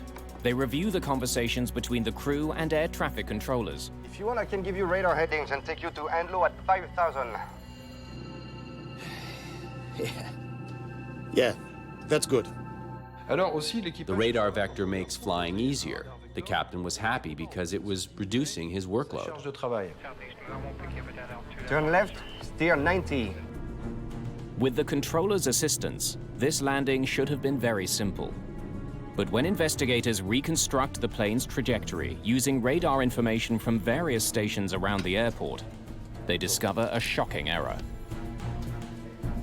The 090 heading started here. 09er, 0 degrees, Delta Alpha. But it won't take them to Andlo. Last radar vector the controller gave was incorrect. It sent them... Thank you. ...closer to the mountain. They were, of course, because of following the heading they got from the radar vectoring, they found themselves in this undershoot situation. You're inside there. You should have started with 070. Yeah. Investigators are also troubled by the controller's choice of words when he warned the pilots, incorrectly, that they were headed to the right. Delta Alpha, you're passing to the right of Anlo. From the pilot's perspective, the plane was on the left side of the runway, not the right. It could only add to their confusion. Le contrôleur, en fait, il a fait un... It was very poor guidance because he didn't employ the usual terminology. Et il n'a pas utilisé la phraséologie standard. Investigators recommend that controllers use only compass points when giving directions, never the words right and left. The controller's mistakes clearly brought the plane closer to the mountain. Turn left, steer 90. 090. But once again, investigators feel they don't have the whole story.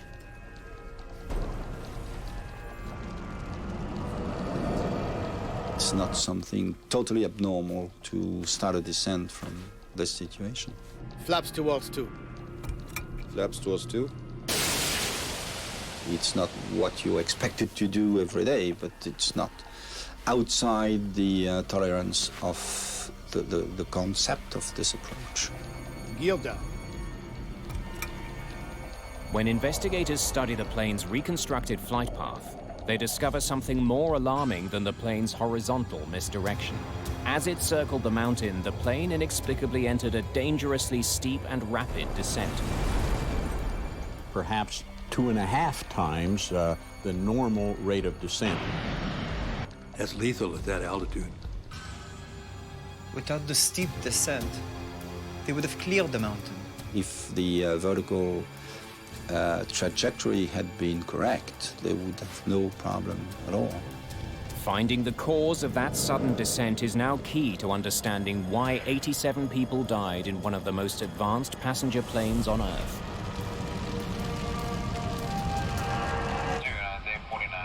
Authorized for final approach 05. The descent was initiated at 1800 hours, 19 minutes and 38 seconds. That Delta Alpha. is the point of no return. By studying Flight 148's trajectory, investigators determined that the rapid descent began 60 seconds before the crash. Delta Alpha. There is no indication on tape that the descent was deliberate. How it happened and why the crew didn't notice is a mystery.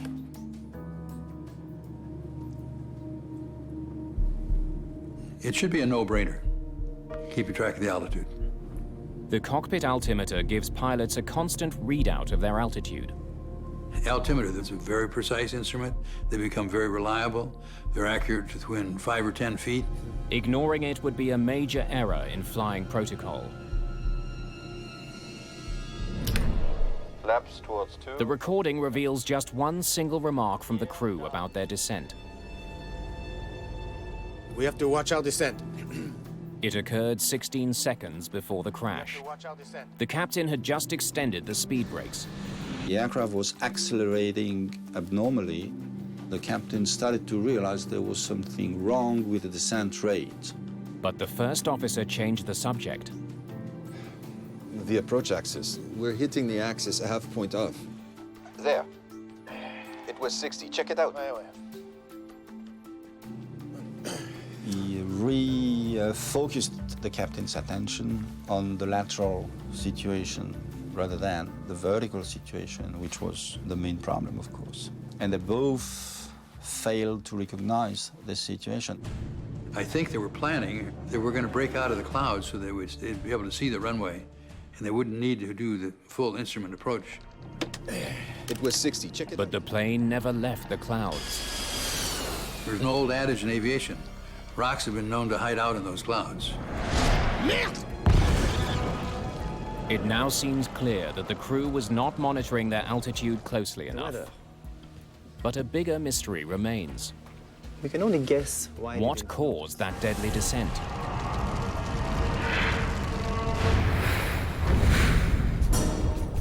After months of work, investigators may finally have the answer.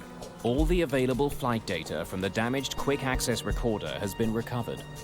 We were very anxious to be able to read as much as we could.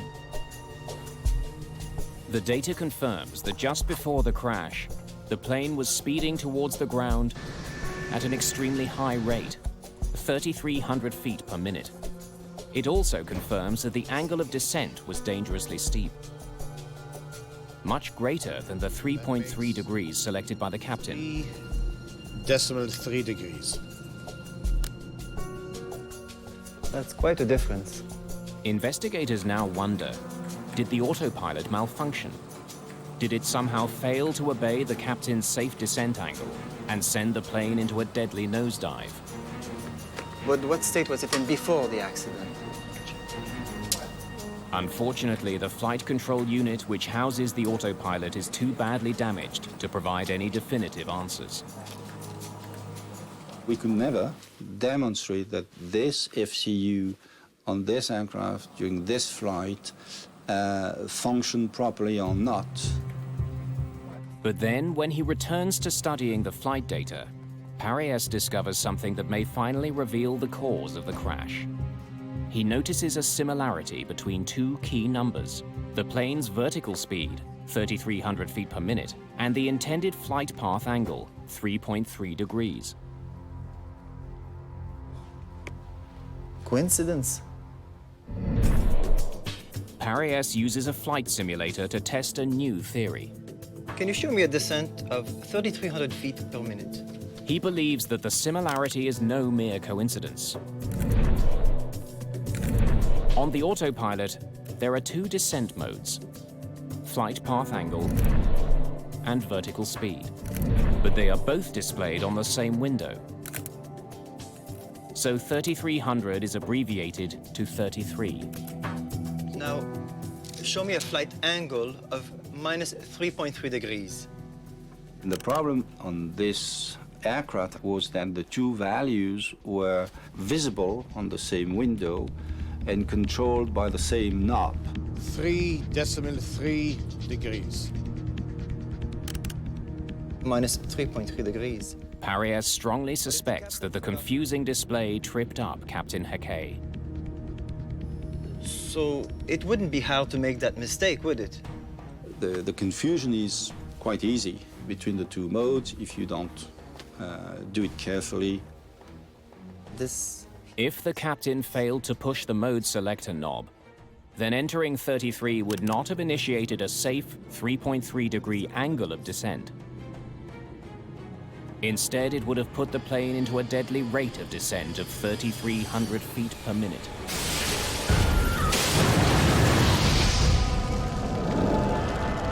Two months after the crash, another Air Inter plane enters a dangerously steep descent for the same reason. The crew only discovered the problem when they broke out of the clouds. Those pilots also confused the plane's flight path angle with its vertical speed.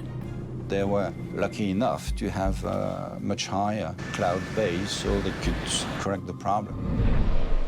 Further research reveals an industry-wide problem with the A320. Many people confuse these modes, especially during training, and many of them fell in the trap even after the training. Eager to test his new theory, Jean Paris programs a simulator with all the known data from Flight 148. Okay. He then inputs the same rate of descent he believes the Air Inter pilots selected. If Paris is correct, the simulation will end with the plane hitting the mountain. But it doesn't. We're missing something. Strangely, this didn't lead to a crash. Every approach would overfly this obstacle by a significant margin. Have we factored in the wind? We started to work on other alternate hypotheses. Let's try again, but initiate the turn sooner. But nothing was really credible. No matter how hard he tries, Paris cannot simulate the crash. Unable to explain why, he turns to the plane's manufacturer for help. Thanks for bringing this to my After attention. much research, an Airbus designer comes to Paris with an explanation about a little-known element of the autopilot's design. In emergency situations where the A320 needs to change direction quickly, the autopilot is programmed to reverse the plane's direction at twice the normal rate. the reaction of the autopilot would be much faster. And these cases were typically when you were descending and asking the autopilot to climb, or climbing and asking the autopilot to descend. We immediately went back to the data at the very second at which the descent was commanded by the crew. Gear down. Paries discovers a tragic coincidence. Sadly, we found that at this very second, there was turbulence. There was an ascent. It's very slight, but there it is. The momentary turbulence caused the plane to climb slightly. And this led to a positive 600 feet per minute vertical speed for maybe half a second. It was during that same half second that the crew commanded the plane to descend. It was 60, check it out. The autopilot read this as an emergency requiring a blazingly fast descent. That could be it. Investigators now contemplate a terrible thought. Could a random gust of wind, hitting at exactly the wrong split second, have been the difference between life and death? Here it comes. And we got a crash. Paries' theory explains every aspect of the crash. The crew's confusion with the autopilot display 3.3 degrees caused the plane to descend dangerously close to the mountain. Turbulence and an obscure safety feature brought it even closer. It was a fatal combination. It's a fascinating lesson about the random dimension of accidents. Half a second before, half a second later, they wouldn't have the accident. The discovery of a confusing cockpit display has enormous implications for the entire industry. The flight instrumentation of aircraft like the DC-10, MD-11s, the 747s, and so on, all the Boeing products and all the commuter products that were using that avionics suite had this vulnerability about it. Investigators now face a daunting question affecting aircraft safety around the world. If the design of the autopilot interface isn't changed, how many more people could die?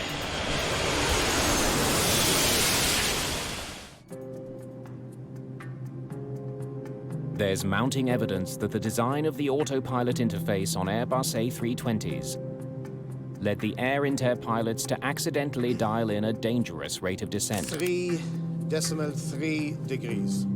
We felt a need to start the industry to work on this.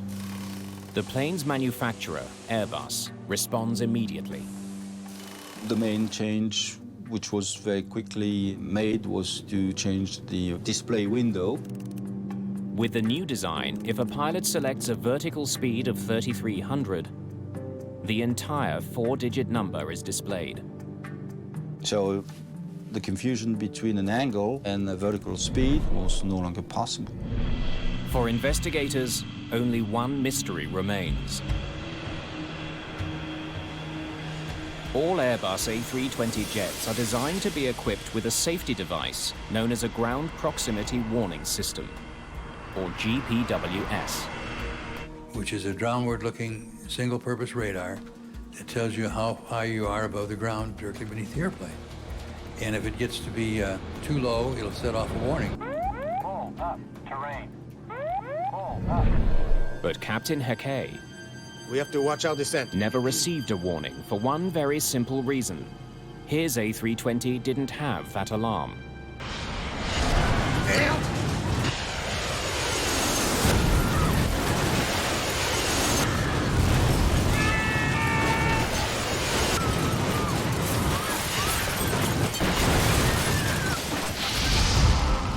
The first question, of course, was why the aircraft was not equipped. So it's not part of the minimum equipment list. The Air Inter management had decided they did not like the false warnings that had been produced by GPWS equipment. Normalement, Normally, most planes fly slower than 250 knots when under 10,000 feet, but we flew at 350 knots until the final approach. So at those speeds, GPWS was always giving off false alarms. Dans ces conditions, parce qu'il générait des fausses alarmes. This decision, while legal, prevented the pilots from having one last line of defense before crashing into the mountain. C'est pas possible d'imaginer un instant. It's impossible to imagine that the pilot wouldn't have pulled up if he'd heard the alarm.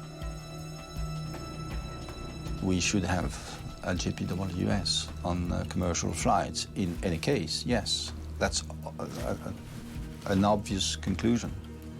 The report lists these causes: flight deck aeronautics. Investigators conclude that there was no single cause for the crash of Flight 148. Training, lack of GPWS. The tragedy involved an ill-fated combination of many different weaknesses in the airline industry. We made 35 or so recommendations, including pilot training, about the ground proximity warning system, and so on. The recommendations lead to sweeping changes. Pilots must now have more A320 training before getting behind the controls. Le pilote, je crois qu'il est One of the two pilots now need to have at least 300 hours on the plane. They estimated that 300 hours were enough. Il parlait de 800, il parlait d'un niveau d'expertise. Another change, the design of a more heat-resistant black box. The FAA did a test, did some studies what the thermal characteristics of post-crash fires were, came up with a value of 260 degrees C for 10 hours. Delta Alpha, your position? Air Inter, Delta Alpha, Strasbourg. As a result of the Strasbourg crash, the A320 is now a safer plane. You can only get this change if there is what people perceive to be a good reason. And sadly, a good reason is still an accident. But improved aviation technology is still no substitute for well-trained, well-prepared pilots. There's an old axiom in aviation that you taught early on, that never let an airplane take you somewhere that your brain hasn't visited at least 5 minutes ahead of time. This is an excellent example of a flight crew that didn't follow that particular axiom. Miami Beach, Florida. Sun, sand, and calm blue seas. But when a tourist points his camera towards the sky, he captures a scene of horror. A plane is falling to the sea. We have a code 4. Repeat, code 4. The plane down in the water. As soon as I saw this, I realized, I'm like, oh no, this is the Chalk's airplane crashing. The downed plane is Chalk's Ocean Airways Flight 101, bound for the Bahamas. Could it have been a collision with an object? Could it have been a fire? Could it have actually been a criminal act? Let's notify the FBI. The incredibly rare video may hold the answers. Can you enhance that for me? An airline renowned for safety has made a fatal error. But it will take investigators hundreds of hours to finally uncover it. Bingo.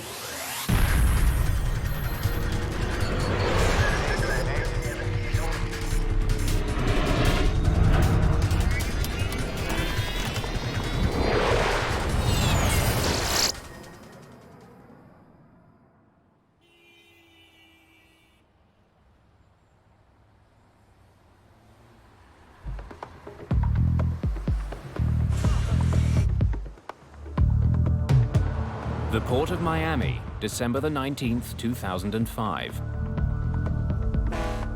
Giant freighters and ocean-going cruise ships are a common sight. But there's another, much smaller craft that's often seen in this port. Chalk's Ocean Airways flies seaplanes in and out of this busy waterway. Today, Flight 101 from Fort Lauderdale is making a brief stopover here on its way to the Bahamas. Feather propellers. Check. Shut down engine number 1. Shutting down engine number 1. Chalks flies to 2 regular destinations, both in the Bahamas. Bimini, where Flight 101 is scheduled to land this afternoon, and Paradise Island.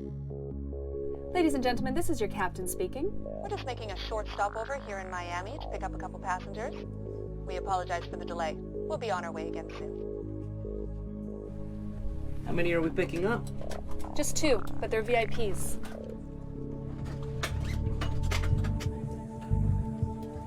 For a small community like Bimini, Chalk seaplanes are a lifeline. And it's just so much easier in the seaplane to get to the North Island where most of the population is than going to the airport down there. So that was the main thing. It was a convenience factor. Welcome aboard. I see your boarding passes. Certainly. Sergio D'Angillicourt is a Bacardi rum executive. He's the great-great-grandson of the company's founder. The family is well known in the local Cuban community for their anti-Castro politics.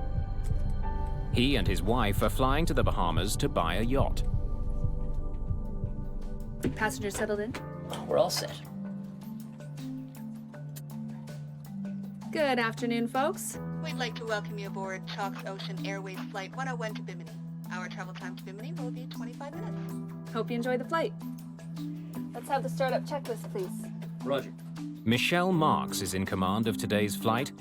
She was promoted to captain earlier this year. First Officer Paul DeSanctis joined the airline 8 months ago. Starter on. Starter on. This is his first flight with Captain Marks. All clear to taxi? All clear.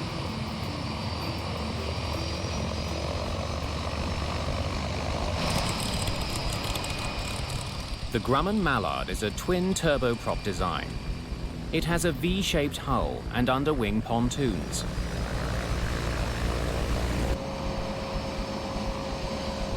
It's designed to carry up to 17 passengers. The plane has retractable landing gear, so it can operate on either land or sea. Gear coming up. Takeoff in the Mallard, depending on the days, it could be a lot of fun or it could be a real challenge. Weight and balance check. We're good. The Miami seaplane base has no control tower. The crew has to keep a lookout for boat traffic as they taxi through one of the busiest ports in the world. Taking off out of Miami in the shipping channel, it's kind of like trying to take off during rush hour traffic. You've got boat traffic, wave traffic, the wind, the airplane to deal with, and everybody's going different speeds, and you're trying to get up and go and navigate around everybody, so it was always a handful. Flight 101 will take off from X-44, a seaplane base near a channel known as Government Cut. Prepare for takeoff. Roger. Ready to take off. Both pilots have their hand on the throttles. It's to prevent the captain from inadvertently pulling back if the plane hits a wave. 45 knots. 50 knots.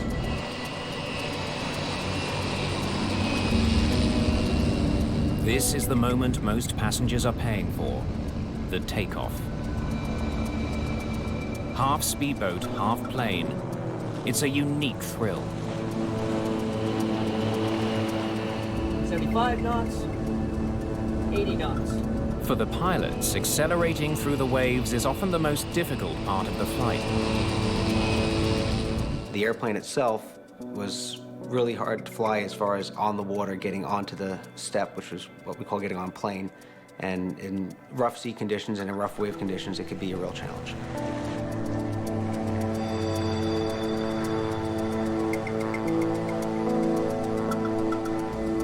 But this takeoff goes smoothly. Flight 101 is no longer a boat, it's now a plane en route to Bimini. It's 2:38 in the afternoon.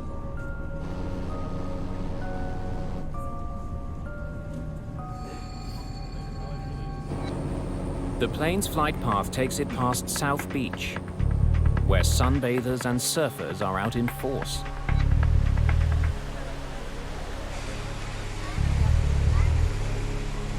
Just less than a minute into the flight, the Grumman Mallard is climbing through 500 feet, well below the clouds. Then,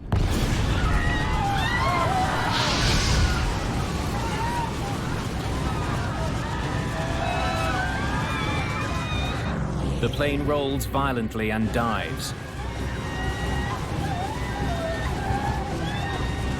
The pilots barely have time to register what's happening. Their struggles are in vain.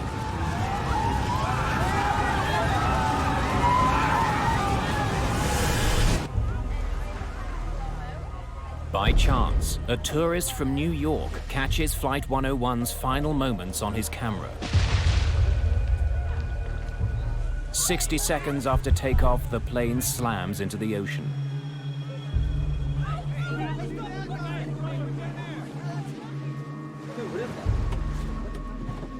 Lucas Bocanegra is a lifeguard stationed on South Beach near the Chalks Ocean Airways sea lane.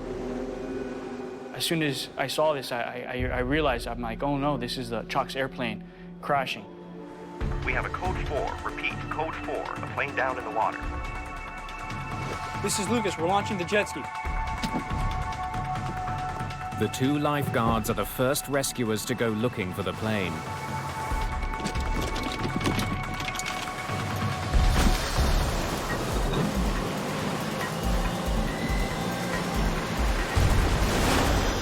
We drove as fast as we could to the scene of the accident.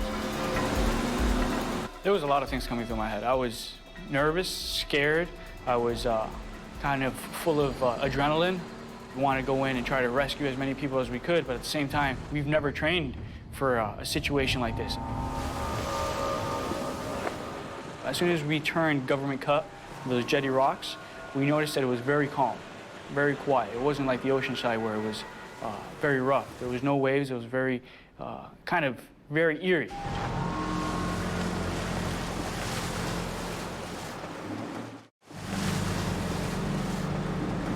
At first, Lucas Bocanegra finds no sign of Flight 101 or any of the passengers. Little by little, we started seeing debris float up onto the surface of the water.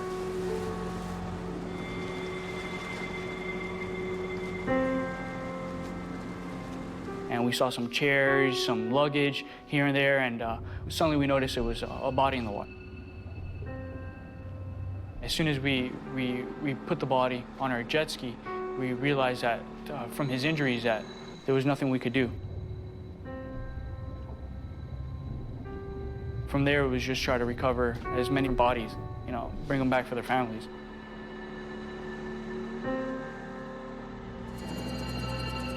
News crews swarmed the beach. Chalks Flight 101 plummeted into the channel in full view of tourists lining Miami Beach. Even a fraction of a second, the whole plane was engulfed in flames. Black smoke and then an explosion. Pure fire in the sky. It was so surreal, we couldn't believe that we actually witnessed that. Chopper 4 over the wreckage as Miami Beach Coast Guard look for any survivors. But the effort is futile. We retrieved some of the bodies, but we were unable to find anyone that had survived. All 20 people on board are dead, including pilots Paul De Sanctis and Michelle Marks. The residents of Bimini are devastated by the horrific news. I was very sad for the crew and the friends that I had lost on the airplane. You never expect an accident to actually happen. And to see that on television like I did, it was very, very sad. In Washington, senior NTSB investigator Bill English is put on the case.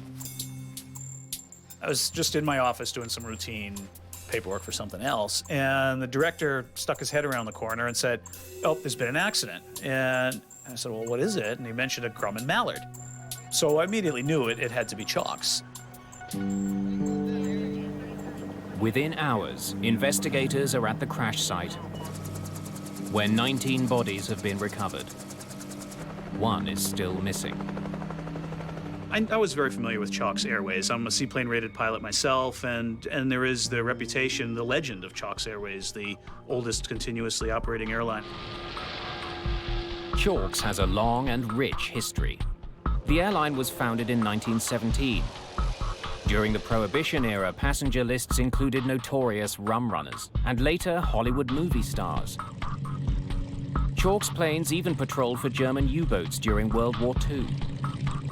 The novelty of flying at Chalk's, it was just all that history, all the people that have gone, and it was really a great place to work for that.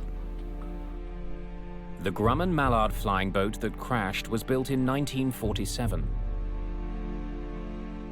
Chalk's Ocean Airways is the only airline that uses mallards to transport passengers. They're not really a mainstream type of airplane, and so there's always that nostalgia about them.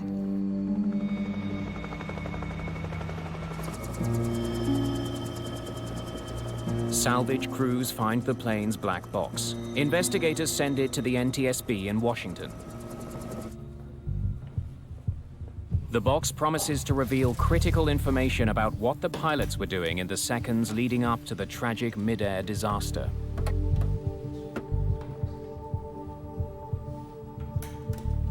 In any investigation, the flight data recorder and the cockpit voice recorder are a great desire. More data, the better. We can always learn something.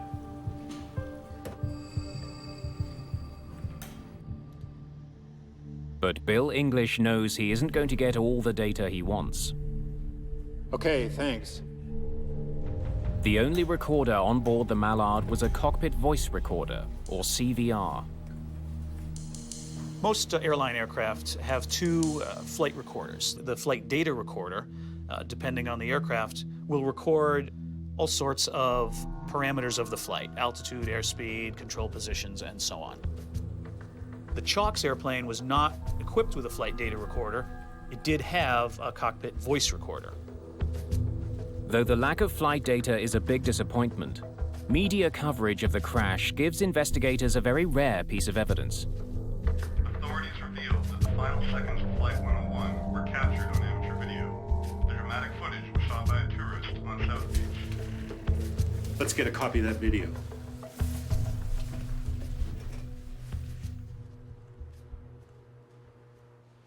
Okay, let's see it.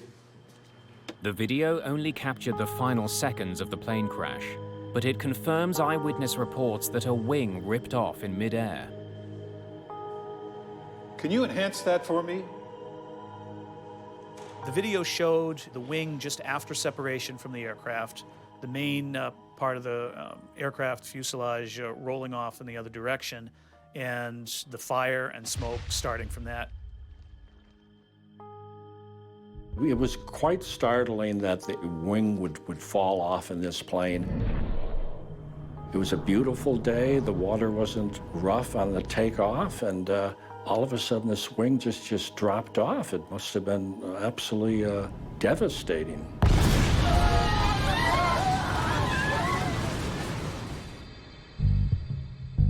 However, the video can't reveal why the wing came off. Answers to that question may lie at the crash site, where salvage crews are finishing their recovery of the wreckage of Flight 101. The right wing is found separate from the plane, but largely intact. Wings falling off aircraft, modern day situations, is a very rare, extreme event, and there's only been a few cases of them in the past 20 or 30 years. In Washington, another type of examination is already underway. At the NTSB lab, technicians are busy analyzing the Mallard's cockpit voice recorder tape. The cockpit voice recorder, CVR, which does what it sounds like, records the pilots' voices talking to each other or on the microphones.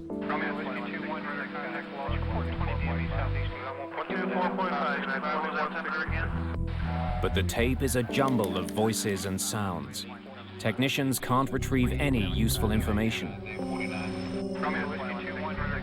It turned out that the erase head function, it's just like a tape recorder that most people are familiar with.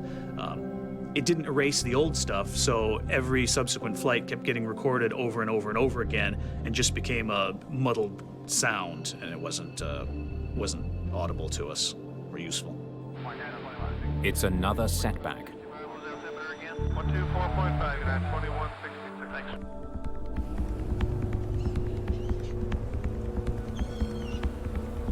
Okay, let's revisit this again because we're running out of options here. Investigators have fewer and fewer tools to work with. Bill English considers the possibility that Flight 101 hit turbulence so violent that it tore the plane apart.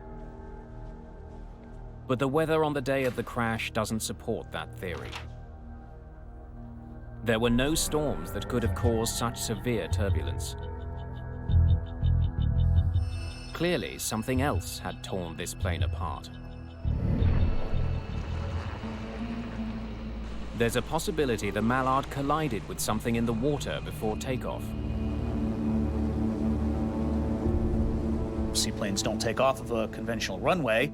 They're in water where there can be things like logs or other debris, which could potentially cause structural issues with an aircraft.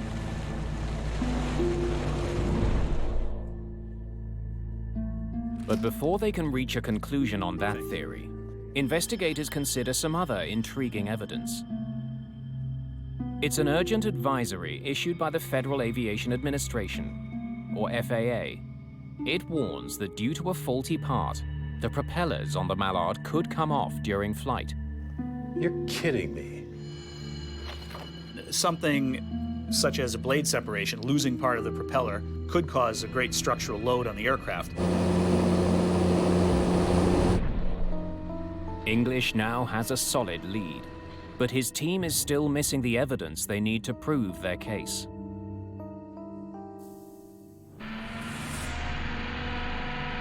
The entire island is devastated by the loss of life as investigators searching for answers wait for more wreckage to be pulled from the sea. In the aftermath of the crash, Chalk's Ocean Airways grounds its remaining fleet of 4 Grumman Mallards.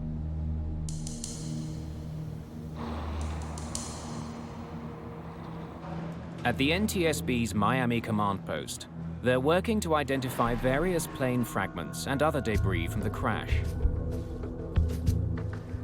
We started out with the wing itself that separated the spar, which is the main part of the structure of the wing, and any of the other fracture surfaces, looking for obvious initiation factors.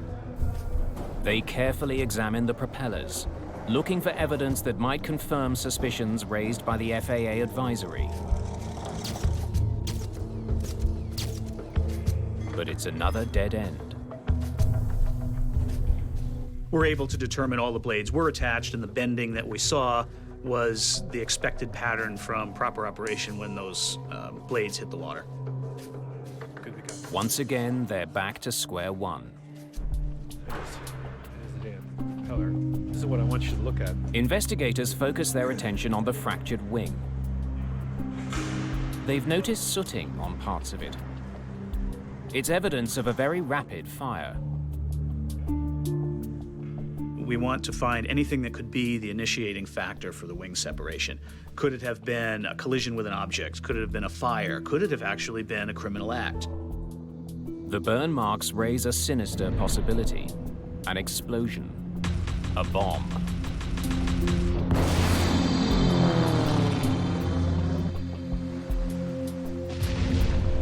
This now falls outside the NTSB's area of expertise and authority. Let's notify the FBI.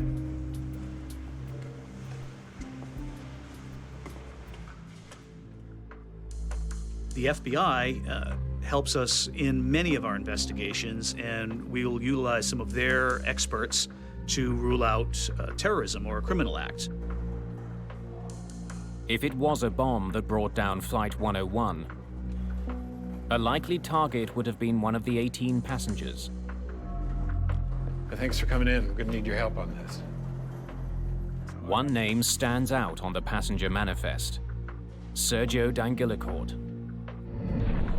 Welcome aboard. Let's see your boarding passes. Certainly. There are rumors on the internet that the crash was an assassination plot, and D'Angelicourt was the target. His family made a fortune in pre-Castro Cuba. They were so opposed to Fidel Castro's regime that they had allegedly supported clandestine attempts to overthrow his communist government. This is your copy? All right, now there's something I want to show you.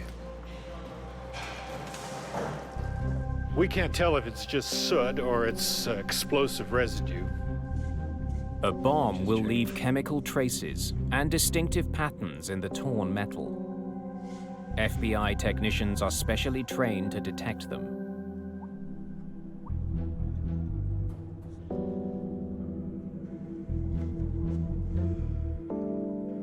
The samples from the wreckage will be tested at FBI labs in Quantico, Virginia.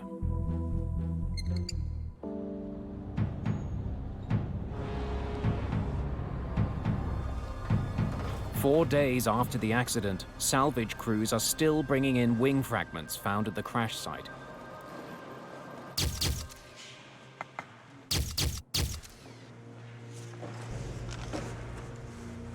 So we need everything that looks like it come from the right wing.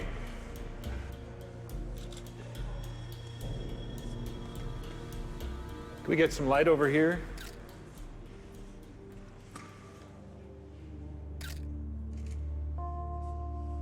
Overstress. Most of the damage they see is from overstress fractures, areas where the metal was literally ripped apart when the wing tore off. Come here. That's the sink. When metal is suddenly stressed to the point of breaking, the fracture leaves a very distinctive rough edge. It's easy to distinguish it from fractures that have developed slowly over time. Cut this from here to here and get it to Clinton, Washington. As we started to examine the right wing, spar, and other components on scene at the Coast Guard station or the seaplane base, this was a visual examination there. We didn't have the sophisticated lab tools that we have at headquarters. They identify parts to be shipped to the lab in Washington, where they hope closer inspection will reveal exactly what went wrong with the wing. Hey, Clint. Clint, we're sending you as much of the wing as we have your way. Yeah, okay. Yeah, no, I'm still waiting for that report. The results from the FBI explosives test come in. Is that... Oh, yeah? Yeah. A mid-air bombing assassination could explain everything.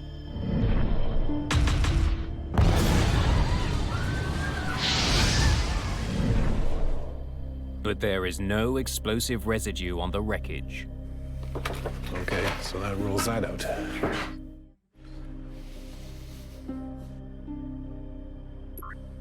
Structural failure is now the chief suspect in the downing of Chalk's Flight 101.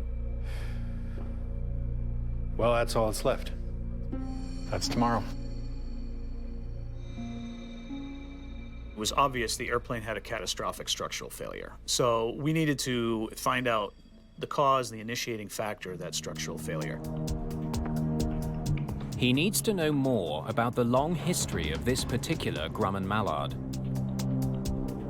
It's very typical in any accident investigation. We want to look at the maintenance history of an aircraft. For an aircraft that's 60 years old, that's even more so important. It takes days to comb through the 28 boxes of old records. We want to make sure that we can develop an entire history of this aircraft, what sort of chronic problems may have shown up in the maintenance of the aircraft, and what types of work had been done on any of the factors that looked likely to be involved.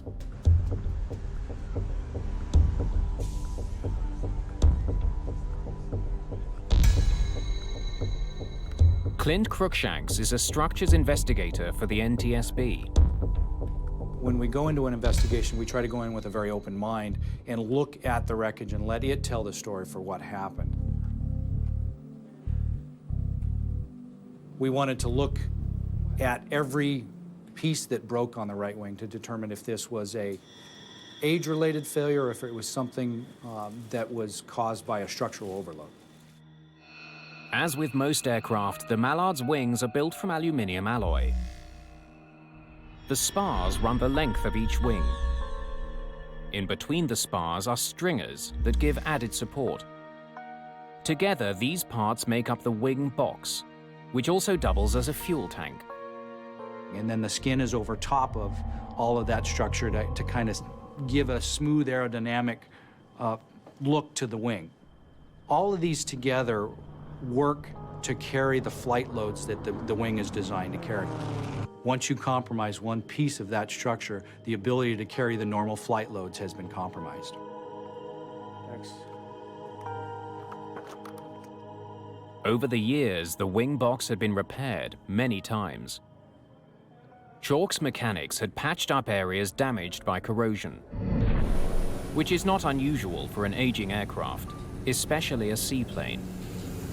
The fact that they land on water means that their takeoff and landing loads are different than you would have on a land-based airplane.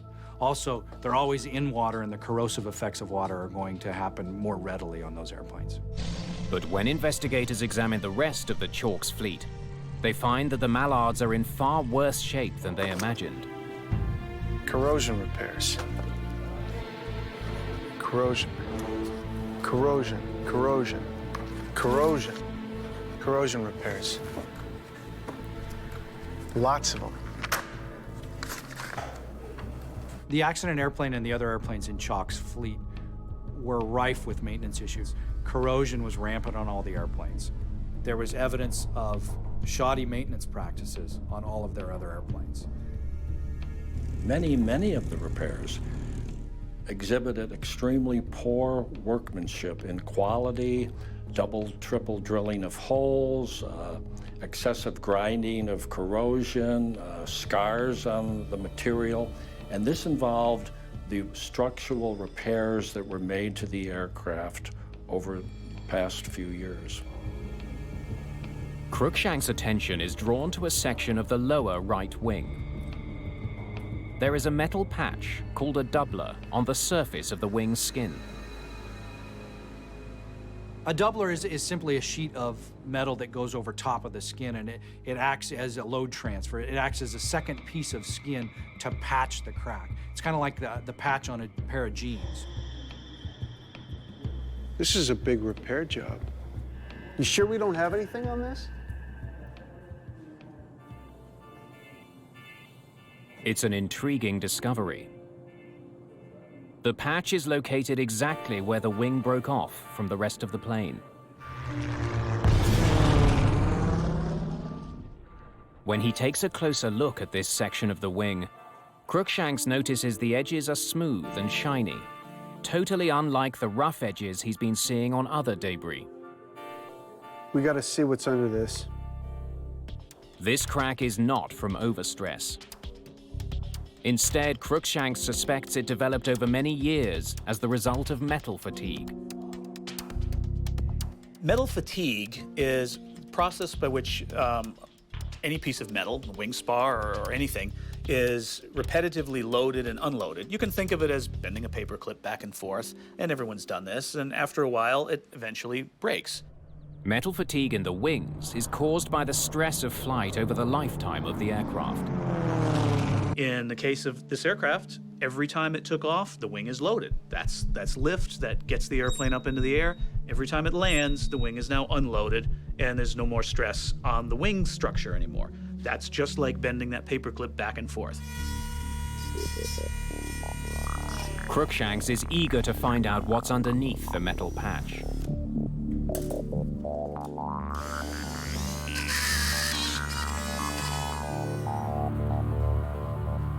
Okay, let's see what this doubler's hiding. They find even more metal fatigue. Deep cracks cut across the wing. The extent of the damage is staggering. A crack 40 centimeters long. Man, oh man.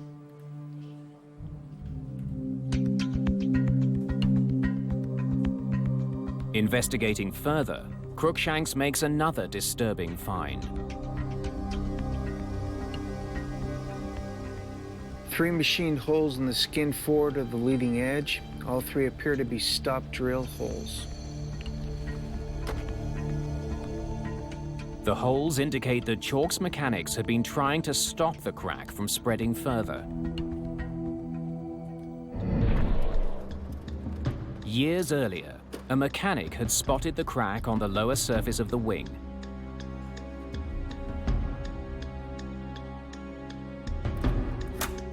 He repaired it by drilling a hole in the path of the crack. It's called a stop drill hole. The end of a crack, you can see even with the naked eye, is sharp. It comes to a point. That tends to want to develop a crack more. By drilling a hole at the end of the crack, that would spread out the stress, and the idea is to stop the growth of the crack there. But the stop drill holes didn't work. An attempt was made to repair that skin on 3 different occasions by stop drilling. Even as mechanics put in more holes, the crack kept growing. After the 3rd stop drill, an attempt was made to further repair the wing by attaching doublers on the interior and exterior surface of the skin. But the doublers didn't work either. The crack on the plane's skin continued to grow. Investigators now know the right wing was damaged long before the day of the accident.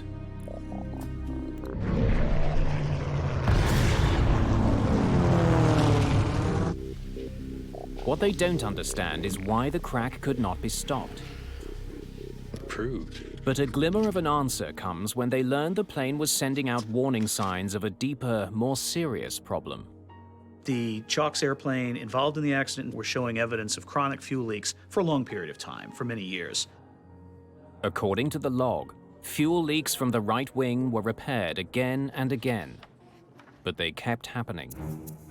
The crews started to notice repeated fuel leaks during standard operations, and we tried to bring it up to the attention of management just for our concerns.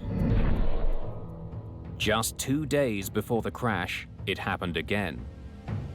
While doing routine maintenance on the Mallard, a mechanic came across fuel dripping from the right wing. They always addressed the problem with trying to reseal the fuel tanks or trying to fix whatever problem they thought they had. It always seemed to be a reoccurring issue. The procedure for plugging a leak was to apply a chemical sealant to the inside of the empty fuel tank.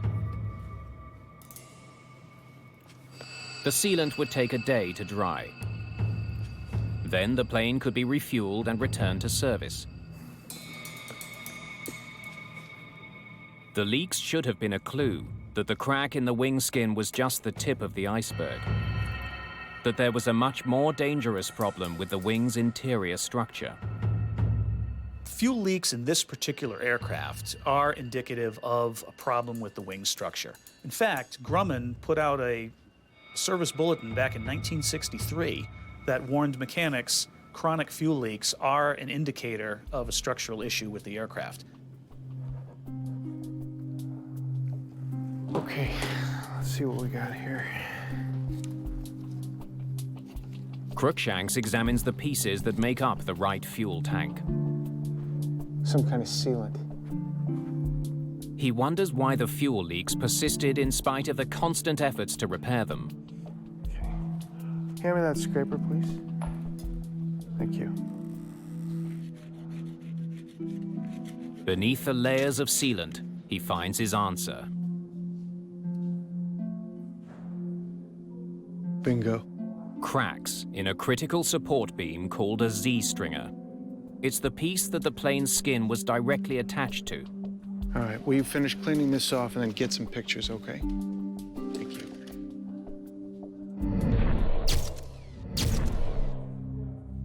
Cruikshanks finds evidence that Chalk's mechanics had tried to repair the stringer. It appears that they did some grinding on the Z-stringer to remove a fatigue crack. However, they never went back in and re-inspected that area.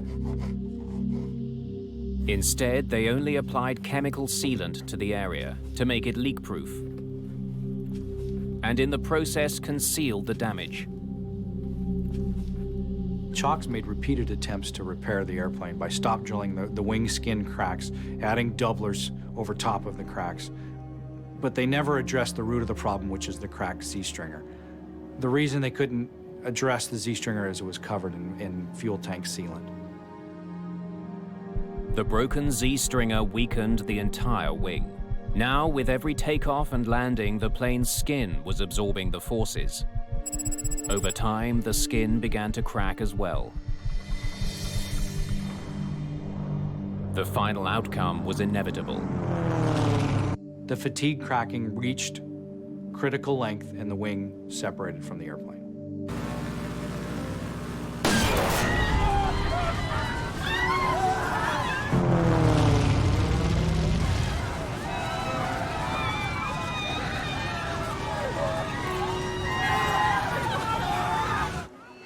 Investigators conclude that a hidden crack in a key component of the right wing led to the devastating crash of Flight 101.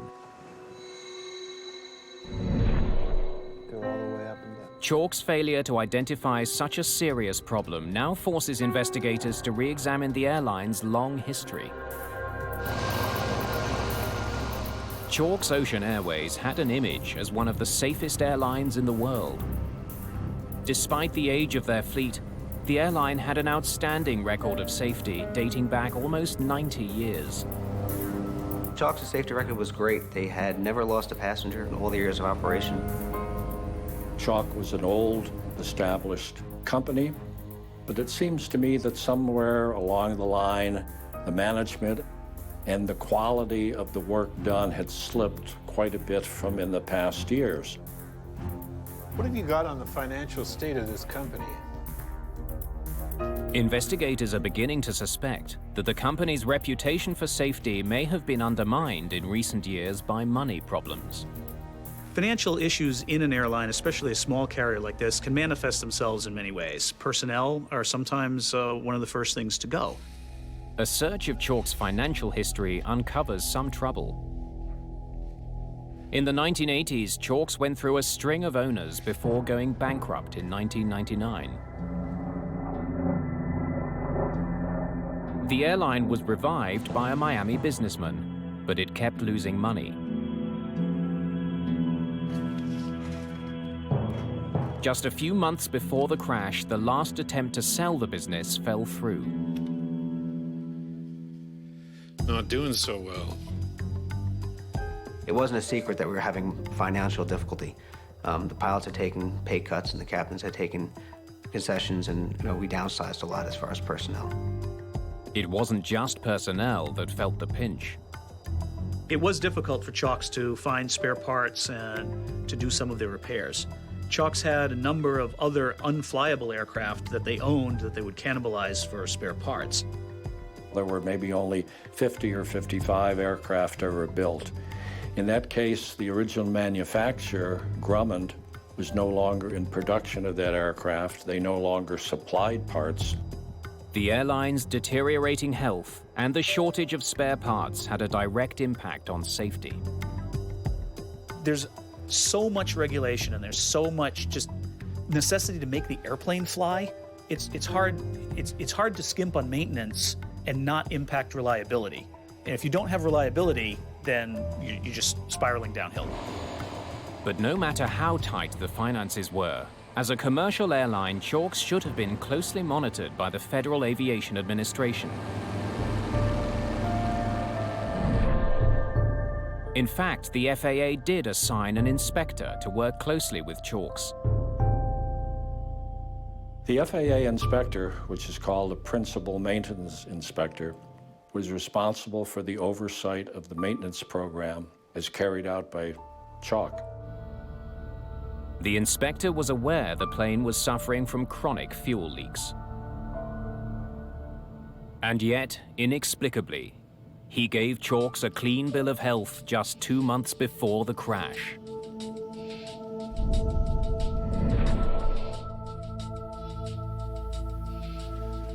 What is this guy doing? Investigators are at a loss to explain why the FAA inspector didn't pick up on warning signs the Chalk seaplane was giving off. fact that Chalk was an old established carrier. Maybe they just accepted, well, there's only 2 or 3 planes, it's a small operation, they only fly during the nice weathers, and they're good old boys over there, they know what they're doing. In effect, the FAA didn't step back and take a look at that forest for the trees and find out just what's going on in the maintenance program with these Chalk's aircraft. The FAA may not have found fault with Chalk's, but it turns out that several people very close to the airline did. But we did talk to this group of pilots who had left Chalk's prior to the accident, and every single one of them did have some story about maintenance aspects on their aircraft, whether it had to do with fuel leaks or other maintenance aspects. They all had some level of concern about the way Chalk's was taking care of these very old airplanes. In fact, the pilots were so concerned that in the year leading up to the crash, many of them met to discuss the problem of declining maintenance. The captains of the company decided that it would be best for us to get together as a group, discuss the issues that we had to try to get our concerns addressed. One major issue that had happened, we had an elevator cable that had snapped in flight, and the crew luckily was able to get the airplane down using power and different settings and shifting people. But in most scenarios, that would have been an accident in itself. In aviation, there's error chains that they talk about, and you have to just, if you keep compiling one link after another, it's only a matter of time before an accident will occur. And from my point of view, I thought that if they kept going down the same road that they were going down, something could happen. Eventually, Captain Weber decided he'd seen enough close calls. My turning point and why I decided to leave Chalk's was I just had seen too many things in the recent months, too many mechanical issues that were major issues in my mind, and I had 300 failures myself that year, and I had a wife at home that was pregnant. I had lost, I guess, my confidence in the company's ability or the airplane, and I just had had enough.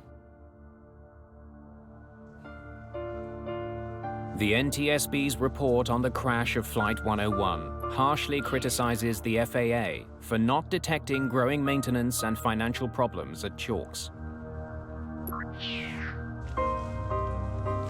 Had the maintenance program or the FAA stepped back and said, these aircraft need more than just a one-time fix. They need something much deeper than this, the accident probably would not have happened.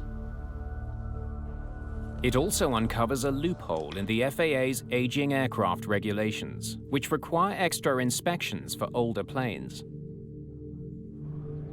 But those rules didn't apply to Mallards. The Grumman Mallard was manufactured in 1947. It only carried 17 passengers, and it was not a transport category airplane. Therefore, it was exempt from these supplemental inspections. What we have here is the FAA has made an aging airplane safety rule, and they've exempted the oldest airplanes in the fleet.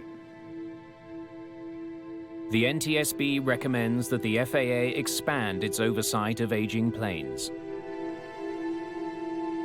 When we determine the probable cause of an aircraft, the point is to do this so that similar accidents won't happen again in the future. I think we've used this accident to point towards the industry and the FAA to make sure that they take a look at the overall picture of what's going on at an air carrier. Flight 101 spelled the end of Chalk's Ocean Airways.